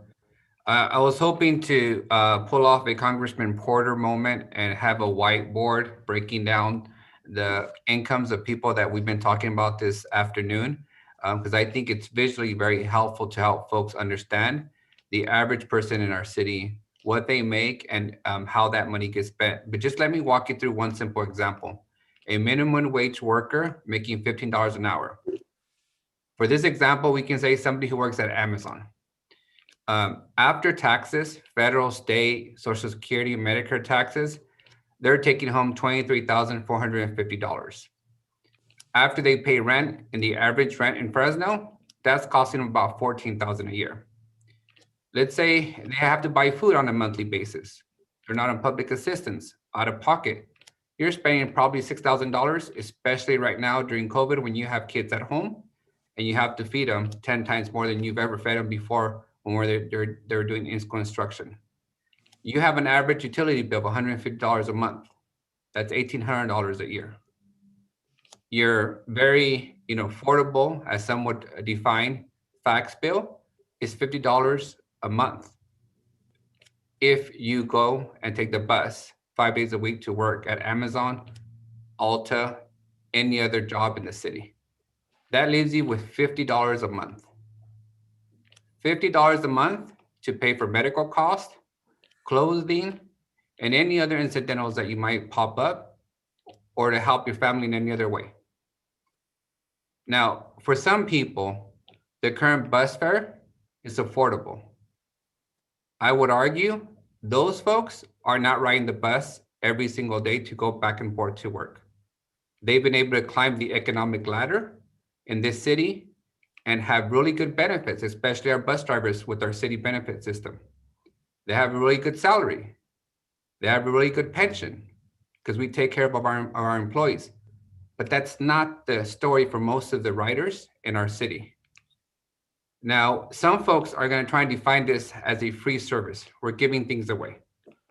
So let's talk about that. All residents in this city pay taxes, every single one of them, every time they buy something and every time they file their taxes. Yet the city has had no problem in giving up their taxes that they pay to corporations in the form of millions of dollars of tax refunds, waiving millions of dollars of impact fees a year, and hiring incentives. And each time we argue, it's an investment in job creation. It's an investment in giving people discretionary income in our city. It's an investment in helping people get ahead. This proposal simply does the same thing. It takes taxpayer money and it gives it back to individuals in our city so that they can keep their job, attend school, and they too can prosper and climb the economic ladder. Again, giving back taxpayer money to taxpayers is not charity. It's a reinvestment in our residents so they can continue to pay taxes and climb the economic ladder. It's the same exact rationale we use when we give companies incentives to bring jobs here, when we waive their impact fees, when we recruit them to come and open in Fresno. And on top of all that, the biggest plus for the rest of us in the city who don't ride the bus is that it gives us cleaner air to breathe. And those who have kids with asthma, those who have pre-existing conditions, know firsthand that anything we can do to clean up our air and improve our environment is in the best interest of our kids and our elderly. Like the pandemic has fully reinforced that those most vulnerable have the least access to services in our city. So I would just ask my colleagues, let's not make this about this false narrative of charity. This is taxpayer money that we're giving back to individuals. And we do this on a daily basis. We give it back to companies. We give it back to neighborhoods. We give it to employees in the form of salary raises, better health benefits, better pension systems. Let's not simply try and frame this as folks are receiving charity, or this is somehow a social system. Clovis has done it. Multiple cities have done it. And we need to stop being a big city and acting like a small town. It's time for us to scale up our ability and to look to the future of this city. And again, if you're the one that has $50 at the end of the month, paying $2.50 on a daily basis to get to your job, get to your school and drop off your kids at daycare does matter. It's not simply, dollars and cents as some people would portray it. And like the other council member said, all the other issues that were raised by the bus drivers, we can take those on. We take those on every day, separate and apart from this conversation. But I do want to make a very clear statement that just because people are not paying a fare at the bus stop doesn't mean they are not paying towards that public benefit of a public transit system. Every time our residents pay their taxes and they buy items in our city, they're helping fund our bus drivers and they're helping fund our public transit system. And I would just caution anybody from trying to write the narrative that poor people are criminals and that by not paying a cost at the bus stop is going to somehow make that single mom with 3 kids or that college student trying to go to college to their job somehow a larger danger than they were before they paid the fee at the bus stop. So with that, council, I'm happy to support this item. Like any other item that is this significant, we'll work out the details. The administration will help in that process and collaborate with the council colleagues in that process. And any concerns that the employees have can be addressed separate and apart from this conversation. Thank you, Councilmember Arias. Councilmember Carbasi, followed by Councilmember Bredefeld. Thank you. I'm still looking into this and I'm still just weighing everything in, but I do have some clarifying questions. I think it's either going to be for finance or Assistant City Manager Barfield. Mr. Barfield, can you just go over for the public's benefit how much a fare is to ride the bus right now? $1.25. And we don't Okay. we don't charge for transfers, by the way. That's what I wanted to ask. So there is no charge for transfers. Now, are there discounted rates, like reduced fares for anyone? Yeah, for seniors, the veterans, and the disabled, that rate is 65 cents. And you can buy a monthly pass for $24. Yeah, and then children under 6 ride free, correct? Okay, yeah, sorry, I couldn't hear very well. Sorry about that. Okay. On a BRT bus, what's the current, potentially without COVID, how many people can ride the bus at one time? What's the occupancy limit? So most of our Gillick buses, our newer buses, have a capacity of 37 people. Okay. And standing room, you can add another 30 Okay. to make a complete bus. But right now, because of the pandemic, it's 10. It's just 10. Just 10, okay. And the driver, of course. And the driver, okay. You don't want to forget about the drivers, of course. Now, about the last budget, you were involved in that process. Did the council make a policy that reduced the fax unit budget for the PD unit that's contracted from fax? Well, we reduced it. So we had 18 officers at one point, and we reduced it down to 12. 12. We needed some of those bodies back into patrol. And I think that problem's gotten worse since then. I have a big problem with street racing in my district, and we don't have enough of that. So I feel you on that. Now, and as a result, back in November, when they were about to do their annual matrix sign up, we had to release R12, and now we contract daily officers. That was my other question. So yes, you just have to use contract policing now. Yes. It's gotten that bad. Okay. Are they there 7 days a week, or are there certain days that they're not covered? So we contract for 7 full days. However, we have difficulties on Thursday. We call that on Wednesdays. We call it Fat Wednesdays. Wow. That seems to be the days that a lot of PD related activities are going on, trainings, etc. Sure. They beef up their staff on that day. So it makes it more difficult for us. Yeah. to have full If I coverage. was, Yeah, no, I understand. If I was a bus driver, I'd be really concerned about Wednesdays too. Okay, a couple other questions. When is the Herndon Crosstown going to come online? Well, I'm proud to announce that we have figured out a way to make that happen. So March 1st. That's great. For me, it's a very big deal because basically it's bus access all the way to El Paseo.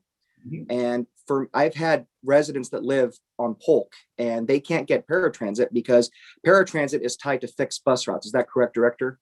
Correct. Yeah, so that for me is a very, very big deal So you for now my have disabled. a much bigger radius. Yeah, and I appreciate that. There were some numbers given out like $75 a month or different numbers. I just want to clarify, how much is a monthly pass? So a monthly pass is $48. And for our bulk purchasers, we only charge them $1.10 per ride. Okay. $48. Oh, that's great. So they're capped too. So if I'm a resident and I want to ride the bus regularly, I can pay $48 a month and I can ride unlimited? Yes. And is it a decreased rate if I'm one of those groups like a senior or a veteran or disabled? Say that again. I'm sorry. No, no problem. No, if no. I'm a senior or a veteran or disabled, is that monthly pass still that same price? It's $24. $24. Okay, that's good to know. Okay. Great. Yeah, those are some of my questions. I'm looking forward to hearing more comments from my colleagues, but I do appreciate that information. No problem, sir. Thank you, Councilmember Kurbasi. Councilmember Bredefeld, you have the floor. Yeah, I have a couple questions for Assistant City Manager Barfield as well. But first, on the resolution, it says at the bottom of page 4, whereas a switch to zero fare may increase our county's overall GDP, generate local sales tax revenue through encouraged local shopping, and create dozens of local jobs. I looked for data for this. We did Google searches to see if zero fare increases GDP or sales tax revenue and creates dozens of jobs. I can't find anything that says having a zero fare will do any of that. So, I mean, if you can prove that, I'd like to see it because that would be very interesting to me. I mean, I guess it's a theory, but there's no data to support that. This is a false assertion in the resolution. On page 2, you say that suspending fares will increase the protection of the riders and the drivers. I think we've had testimony from drivers when this was suspended on the BRT that in fact there were more problems for the bus drivers. I mean, part of the problem is that we have a history already of having done this, and what it demonstrated was more problems. The bus drivers who are doing the driving of all the buses that we're initiating this new policy have said when this was done, it became unsafe, that there were homeless coming on and people who are riding the bus routinely, paying the $1.25 or the 60 cents, stopped riding the bus because they were frightened. We had a discussion about the homeless earlier today, and we said that homeless are divided into categories. There are homeless who have fallen on hard times, but there are many homeless who are suffering from mental illness, some who are criminals, and some who have drug addictions. And when you give a free fare, there's no fare, the homeless will get on the bus and they will ride around all day. And some of them are already under the influence of drugs. We know from our police department that the homeless all carry weapons. So what is that environment going to be like for the buses when it's zero fare and the homeless know that they can get warmth by riding on a bus all day long? And what is that impact going to be in terms of safety for bus drivers, as well as for people who ride the bus routinely and pay their fare to get on the bus to either get to work, visit a relative, or whatever it is they need? Well, we don't have to ask that question or speculate because it's been done and it failed and it was a miserable failure.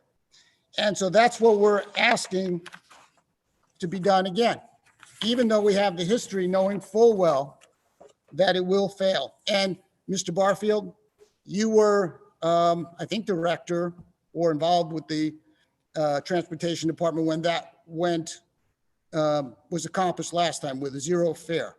Is that accurate, what the bus drivers are saying, that it was more dangerous for them, that the bus riders routinely stopped riding the bus as much because of what took place? So you historically have that history. You are right, council member. Today is BRT's anniversary. So today marks our third birthday. And as we begin our fourth year, those first 2 years were very bad because we had rear door boarding and an honor system that people didn't honor. And I think one of the speakers mentioned not paying his fare through the off-board fare collection. But that's safety, cleanliness were all issues during that time. Okay. Now, if we go to this zero bus fare, and let me ask this question before we go there. In the resolution, it says that the administration will suspend bus fares commencing March 1st due to the pandemic and utilize any emergency funding between now and when the current state of emergency due to COVID pandemic is lifted by the mayor and confirmed by the council when Fresno County returns to the yellow tier for a period of 90 days. So is that 1 month? Is that 6 months? Is that 8 months? Is that 9 months?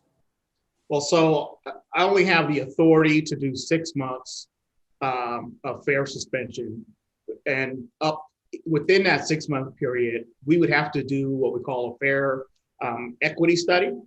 That analysis is done by a third party on our behalf that would show that this would not be a negative to any protected group. So it's what we call a Title VI fare equity analysis. So we don't know though. This can go as much as 6 months. Yes, I can suspend fares up to 6 months. What happens after the 6 month period? And then after as long as we do our fare equity study within that 6 months, it will tell us whether we are discriminating or any person of color, race, all of those protected classes under the Civil Rights Act of 1964. It's actually Title VI of the 1964 Civil Rights Act. Okay, I'm a little confused. What you would be doing that analysis while there is zero fare? Is that what you're saying? We could do that, yes. And that's one of the suggestions I understand that the council members talked to the administration about last night. And so we will huddle up after this and figure out what it takes to get that done. We haven't done one of those in 7, 8 years, maybe. So what's the purpose of doing that? Well, anytime we make a change, whether it's a route change or a fare change.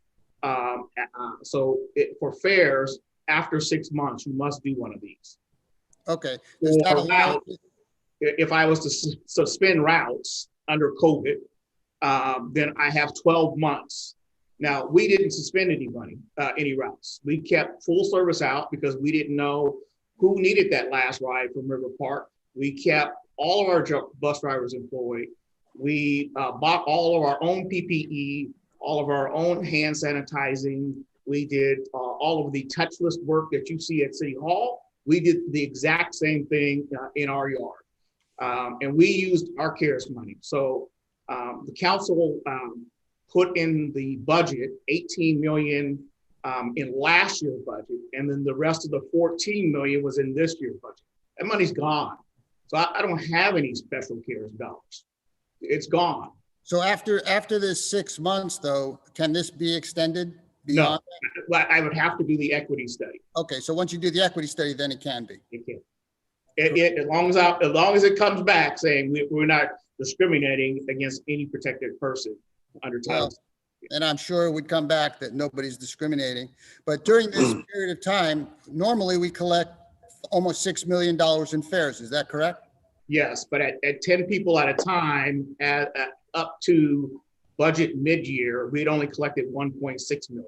Because you've restricted the number of passengers. Months, right. Okay, but all of that money will be gone, obviously, while there's no collection of fares. Right. And there will be no matching of 5-to-1 from federal dollars because we're not collecting any fares. So right now, because of COVID, the suspension of matching on operating is now gone. Now, on capital projects, it still exists. So if I buy a bus, I still have to come up with the 20% local match. But we're losing the local match from not collecting any fares if we go to the zero fare. We lose part of that local match, yes, sir. So while there is this zero fare, are the maintenance costs for the bus going to be free? No, actually, I expect increased maintenance costs because of cleaning and additional sanitation that we'll have to do. Okay, so the costs are going to go up as a result of this, and they're not free, right? No, temporary laborers are not free. Laborers are not free. Our overnight crew and our day folks who are out in the field. Will the insurance to run the buses and bus driver insurance, will that be free? No, we still have to pay our regular bills. What about the salaries of the bus drivers? Are they donating their salaries? Will that be free? No, sir. No. The resolution says we can't touch the bus driver salaries, and we won't.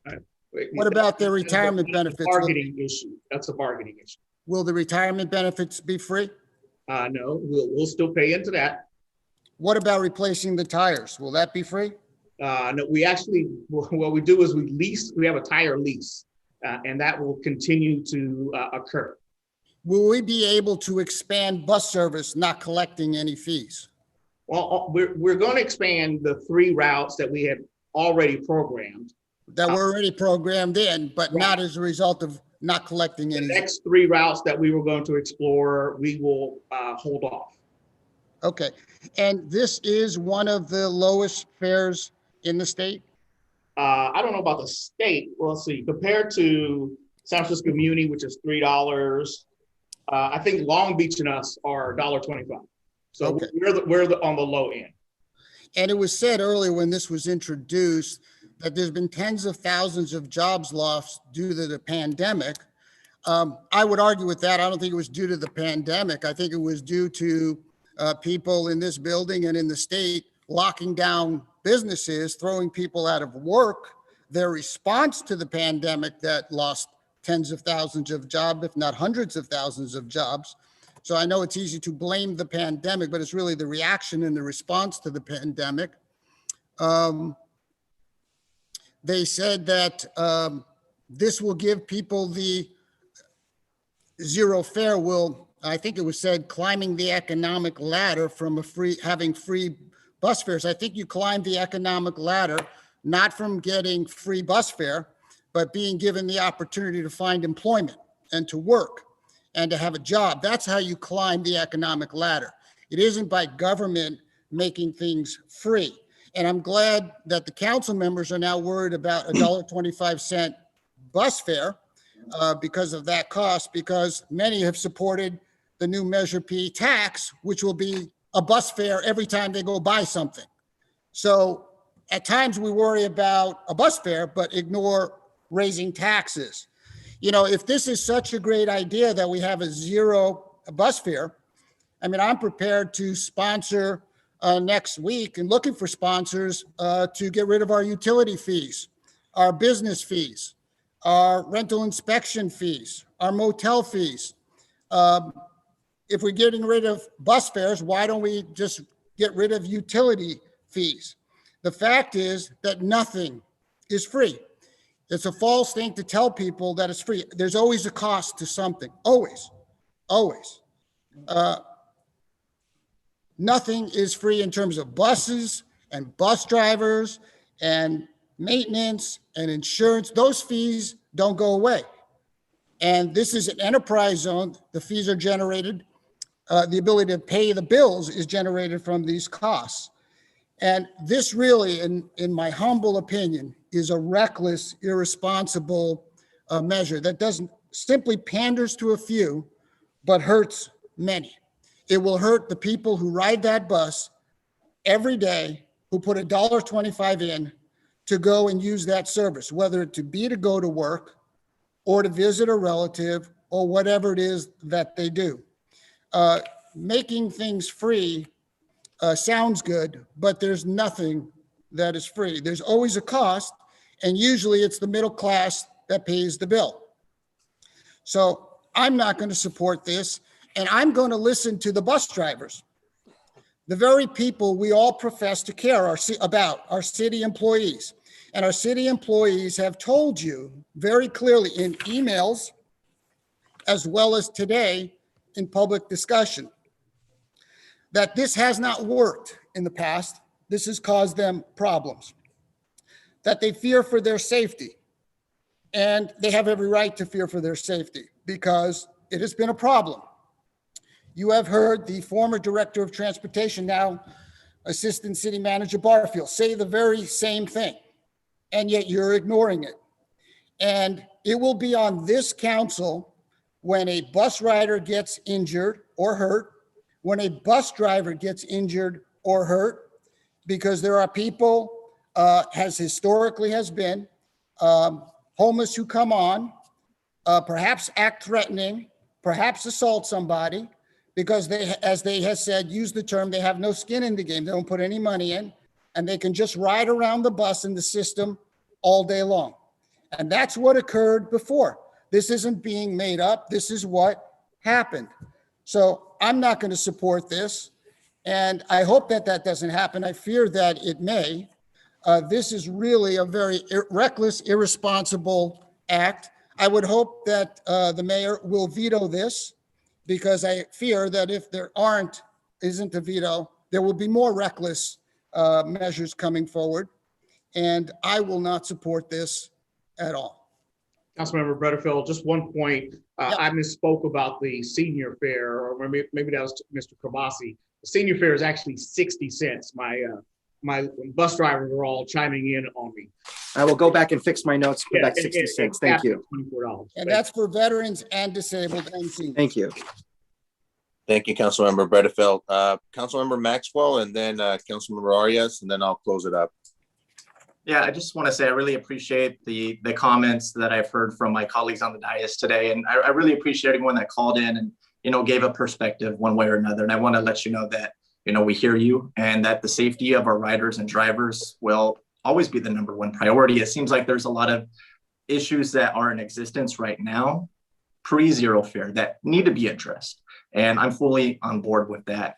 I want to address a wild misconception that somehow a poor person or a person experiencing homelessness is somehow more dangerous than you or me on this call. My own father experienced homeless. He was on and off, and he relied on public transportation as his main means of transportation. My dad was not a dangerous person, and it's people like my dad out there that don't have that disposable income that would benefit tremendously from an opportunity like this. We have a lot of folks who are already experiencing homelessness riding our bus. It was brought up that over 30% of our bus passes are probably already subsidized by one agency or another.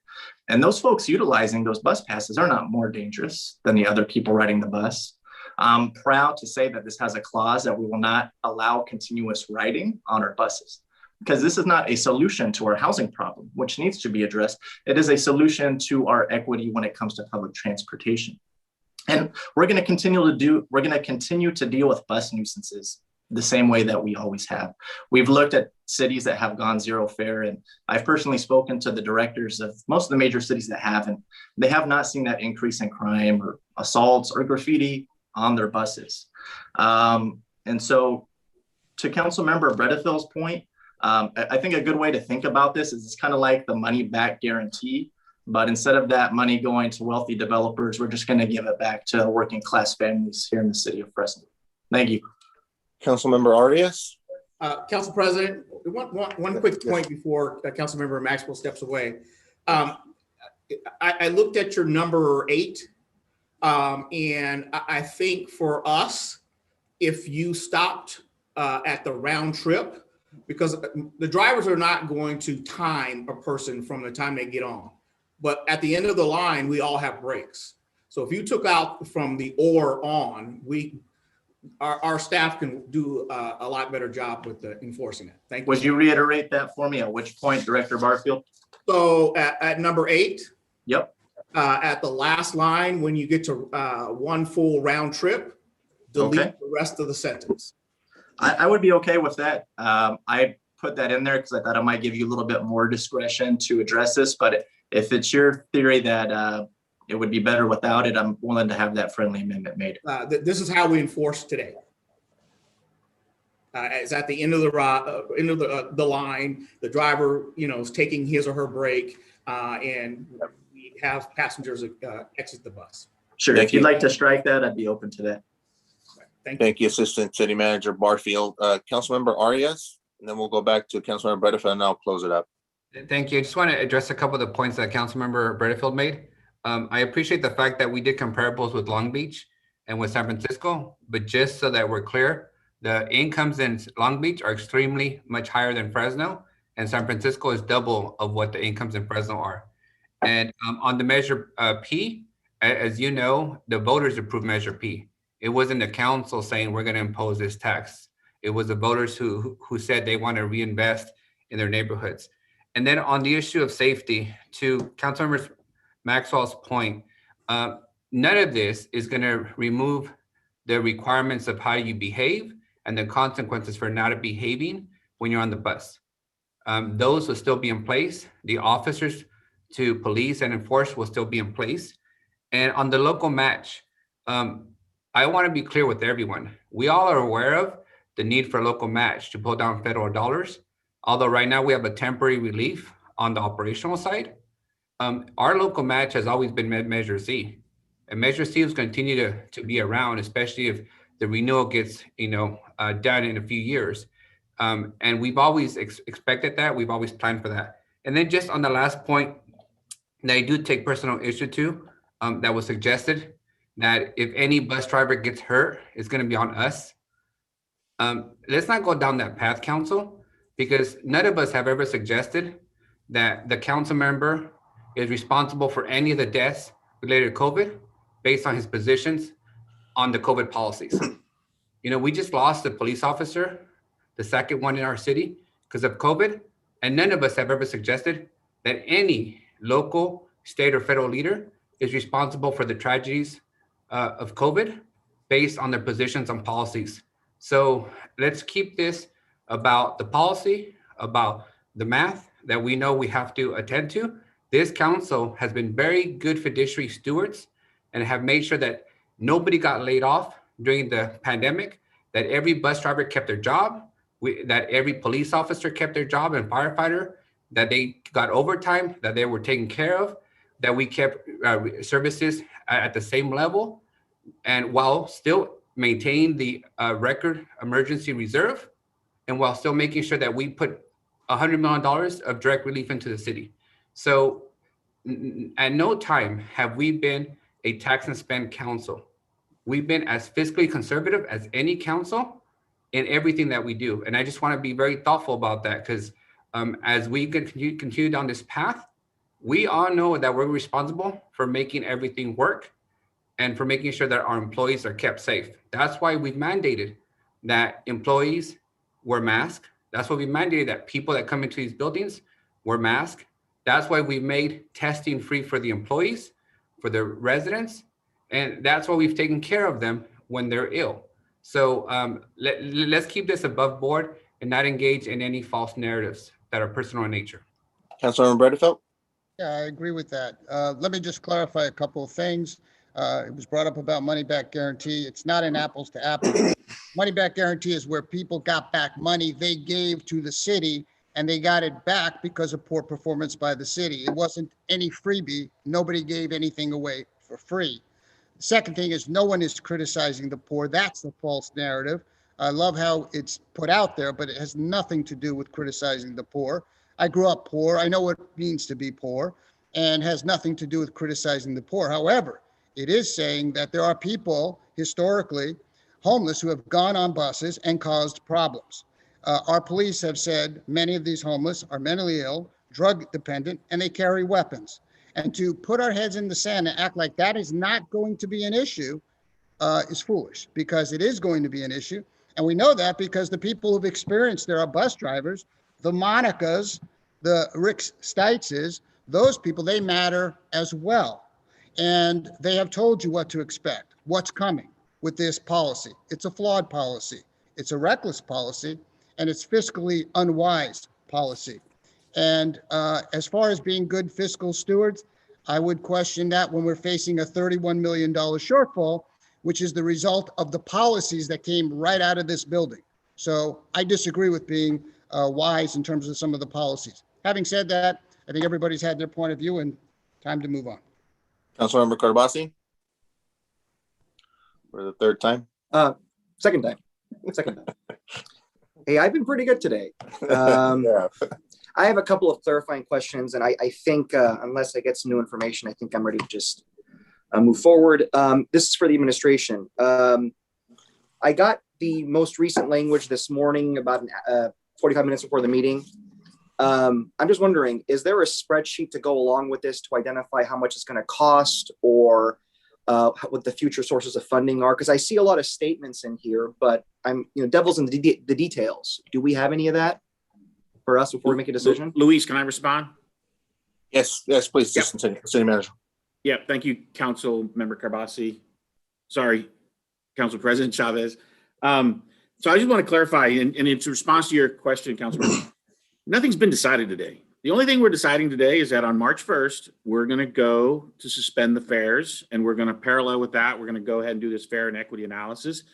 And then May 1st, we're going to come back to the subcommittee after working with the council to say, hey, zero fare going forward could look like this in a 1-year program and a 5-year program.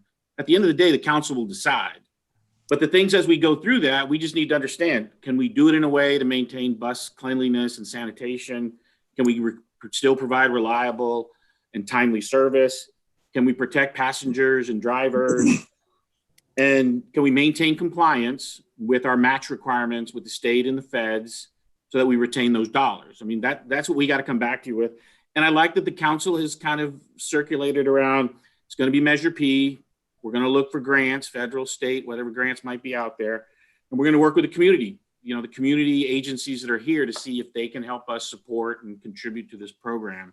So we've got a lot of work to do. So I hear all the comments. I think they're all great comments, but nothing's been decided today other than on March 1st, we're going to go to zero fare. And then becomes the hard work. How do we bring back to you a program that does the things that we've heard from the community out there and basically not crash the system? So to your point, Councilman Carbasi, there's no spreadsheet now, but that's the process we're in now. We're going to go. I appreciate your honesty, Tommy. You're always so easy to work with, and I mean that. It's just, if nothing's happening, I'm just confused why we're voting. And I'm being a little facetious with that. Here's the thing. For me right now, my biggest concern from everything that's going on today is our bus drivers, our union, has zero voice right now. And that scares the heck out of me. And I'm going to be that voice for them if no one else is going to do it.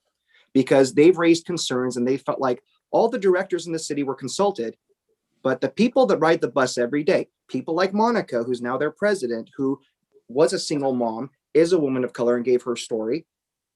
She was a person who rides that bus and they care about the people on the bus. And if they don't have a voice, why are we even here? They deserve, our public employees always deserve a seat at the bargaining table. They're good to us and we should be good to them. But be that as it may, Assistant City Manager Barfield. I'm still the director, so I'll take that too. Okay, Director/Assistant City Manager.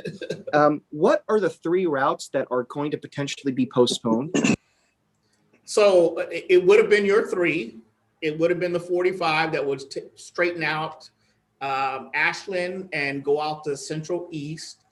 And it would have been the 20, would have gone up through Fig Garden Loop to the back of El Paseo, and then terminated at the Veterans.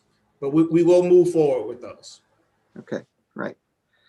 Okay, and then does anyone have data on Kansas City, what their poverty rate is, or what their unemployment rate is, or what their rate of violence is? Because I want to compare apples to apples. Does anyone have that by any chance? I believe the poverty rate is half what it is here, but I'm not sure. So I only have figures on transit because that's what I do. Good.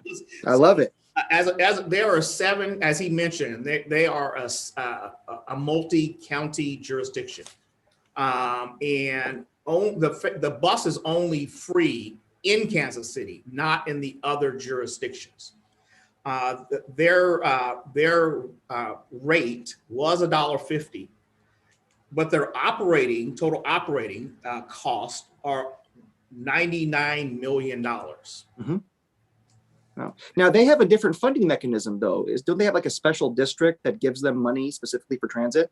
So yeah, well, they have, similar to our Fresno County Transit Association. So they have a sales tax measure. And then they also have a special tax because they created a 2.2 mile loop, train loop around the downtown.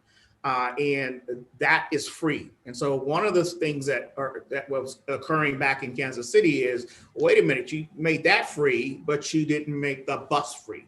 So you allow the downtown residents free access, but you allow us folks who are moving back and forth from suburbia into town, right. You make us pay.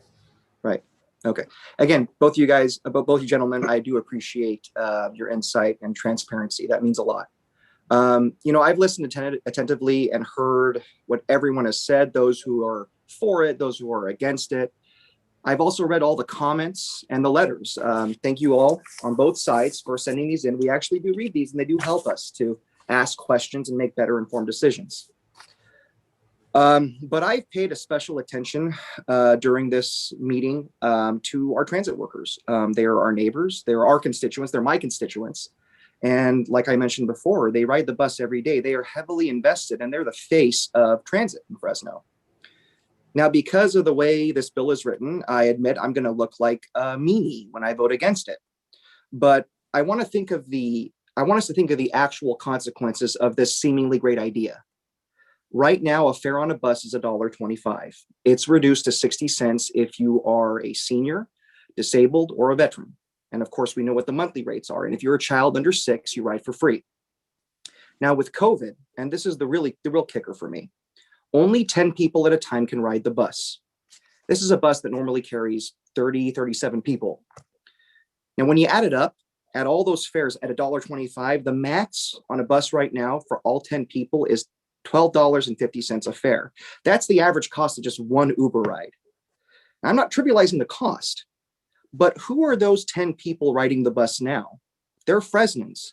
They're Fresnans for whom that $1.25 fare is their one accessible, affordable mode of transportation. That's how they get to work. It's how they earn a living. For our seniors, it's their only affordable way to get to their doctor's appointments. Keeping that $1.25 fare protects their sole opportunity to access affordable transportation safely. Now, when removing the fare, you may encourage others with zero fare to ride the bus, and that seems great, but not during a pandemic. We want to keep those 10 spots open for those who really need it. That's why I can't vote yes today, because I feel compelled to protect the residents who have already depended on the bus as their only accessible mode of transportation. And I'm ready to vote. Thank you, Councilmember Carbasi. I've been patiently waiting the back and forth on my colleagues because I wanted to be respectful on the conversation. Let me just make sure that we're dealing with facts and no pun intended, Greg, facts. Because there's a lot of theoretical assumptions and interpretations. And I just want to make sure the public understands that the city of Fresno right now currently subsidizes this transit system. I hope we all know and recognize that. And I know my colleagues get tired of me saying this, but I've been in the building a decade now. Been part of a lot of conversations about transportation from before we had BRT to public transportation is dying. Our ridership isn't what it needs to be. We went out and secured a federal grant during previous administrations. We had a number of community meetings. Greg, you recall those at Sunnyside High, a number of other locations that I had a chance to pop in and listen to the conversation. And that profile that we're referencing there, I think is the perception that we have. But I can tell you from going to those meetings and seeing those people and actually riding the bus myself to interact with those individuals just to gauge and get a little bit more informed decisions before, my predecessor was in office. People want want to feel safe on the bus. They want cleanliness, absolutely. And I think we have an opportunity here to really look at the big picture of what our transportation system is. And I want to thank my colleague, Tyler Maxwell. I think, for him to have his first initiative, he could have been selfish and asked for something that deals just with District 4. But the fact that his desire to help disadvantaged folks and the residents that he referenced, I think is commendable. For him to want to help our folks. We all share that. Whether you agree with this or not, I think that is the goal. And what I see here is the beginning of that conversation. I also want to thank our bus drivers. I've had a great relationship with them. I really term them for, especially during this pandemic, they're really the essential drivers that our essential workers depended on to get them to work, to get them to doctor's appointments, to get them to the grocery store, and get them to their various different appointments, right? And so I want them to know that I support them. We support you. The city supports you, and you will have a voice. You will have a seat at the table in looking at what this 1 year and 5 year plan will look like going forward. I from the conversations I had, and I want to thank all the 400 plus people that sent emails and comments for Zero Fare. I don't think I encountered anybody that does not support Zero Fare in this sense, where everybody wants to help. They do have concerns and questions, which I think are legitimate. One being is, how do we pay for it, right? That's always the conversation starter. Two, what are the unintended consequences that the system will experience by this action? And I think, we've kind of flushed out some of them during this conversation, but there's still a little bit of work that needs to happen. And then the long-term sustainability of the overall system regarding expansion and improvement of services that my colleague, very strategically singled out. So if you read the initiative, and I love the way that our city manager kind of summed it up, where, look, we're suspending the fares during the pandemic, which, by the way, we received millions of dollars from the federal authorities to help with the system during the pandemic. We're also including a 1 year and a 5 year plan that will first and foremost go through the transportation committee and then ultimately come to council. And I know the administration is going to be working on compiling the data. What does that look like? Short-term, long-term, the fiscal impacts, and everything that entails. The MOUs that I saw in there, and I want to address a very specific line in there that I know set off alarm bells, particularly having been in the building when we had a conversation about privatization. I can tell our bus drivers that the term public-private partnership does not refer to, privatization of the bus service. It has to do with partnerships. That's been very widely reported in the media with regards to those agreements that Fresno Unified, Fresno County, private entities have shown interest. And so what I see here is an opportunity to get to that point. I know that my colleagues know that there's a little bit of work that needs to happen.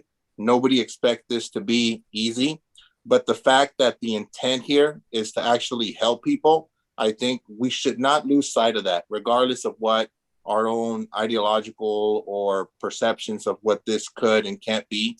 I can tell you that from talking to riders and bus drivers, there are incidents on there. But when we use the term homeless, I think a better word to use is people that have mental health disabilities or conditions or challenges. Those are the ones really that have been causing problems. And guess what? They're not all necessarily homeless. There are some folks that have mental health issues that have caused incidents along the BRT in my district specifically. So I just want to make sure that we don't lose sight of the intent here. And the intent here is to help people, right? We know that all those small businesses, all of our essential workers that unfortunately don't have transportation do rely on our bus system to get to work, to get to that grocery store where they're pulling double shifts right now. That's very important to keep in mind, at least for me. And so this is not a very difficult decision. I love the intent because I think that's what motivates, the sponsors of the initiative to help people. Because at the end of the day, it's about helping people. Is it going to be perfect? No, nothing that we ever do is perfect. It always comes with challenges. But if we work together, we can figure those out. And I know that my colleagues share this. There's no way that this council, that this city is going to allow for our bus riders or our bus drivers to be put in an unsafe situation and really work against the transportation system that we've made critical and key investments in for the past 5 years, from even before the preliminary conversations about BRT. So I'm going to support this. I'm going to be keeping an eye out on what the numbers look like and what this 1 year and 5 year plan look like. And I think it'll be a good conversation to have. And, I always keep thinking this just because I used to consider myself a young person, but no longer the case, especially with my new colleagues. I think you have a little bit of millennial-ish happening here with this conversation. But again, the intent is to help people. It's not ideologically driven. It's to truly try to address the challenge that we have in our city. And I think we should be commending young people for bringing these conversations to the forefront. And so I guess with that, I just about aged myself. I'm 41 now. So I'm no longer a senior millennial anymore. I think I'm Gen X, as the vice president corrected me the other day. But with that, I will be supporting this. Mayor, I know you wanted to say a few words. Floor is yours. Yeah, thank you, Council President. And I'm going to reiterate a few things that have already been said today by the city manager, yourself, and maybe even some of the council members. The purpose of the public comments that we have on council is for us to be able to listen to the various views that we have in our city. We have a very diverse community with a lot of different opinions. And I can tell you that I've spent a lot of time with folks over the last year listening to people from different walks of life, and they've helped shape my opinions, my priorities, and the vision for this city. And so that was part of the process today. And so I want the folks to know that I listen to every single one of those comments. What's very clear to me, regardless of what happens now or in the future with zero fare or not zero fare, is that we got to take care of our bus drivers. And I want to publicly take the time right now to praise them for what they've done through the pandemic and long before that. They are the ones that are on the buses, putting up with a lot of stuff. They were exposed to COVID. And at a time early on, they didn't even have masks. They were working in a closed environment on a bus with circulating air that exposed them to the spread of COVID. They constantly are having to deal with people who are disrespectful and speak back to them. And on occasion, they get assaulted on the buses. And so I have a high regard and a deep respect for our bus drivers in the city of Fresno. And although they don't get categorized like police and fire sometimes as being heroes, they are heroes. They get our people from point A to point B so they can see their doctor, so they can go to school, so they can go to work, and they can be able to provide for their family. So I have a deep respect for our bus drivers. But I don't believe we're in a position where it has to be either or. If it's zero fare, our bus drivers are unsafe. I think we can do both. I really do. And that is going to be a commitment that I make going forward, regardless of what happens here today. I'm going to work with our city manager. We're going to restore our fax officers. We need to get our fax officers back in place. I recognize right now we have a shortage of police officers in the city, which causes this to be very difficult to dedicate the fax officers. But the reality is, I think we need to.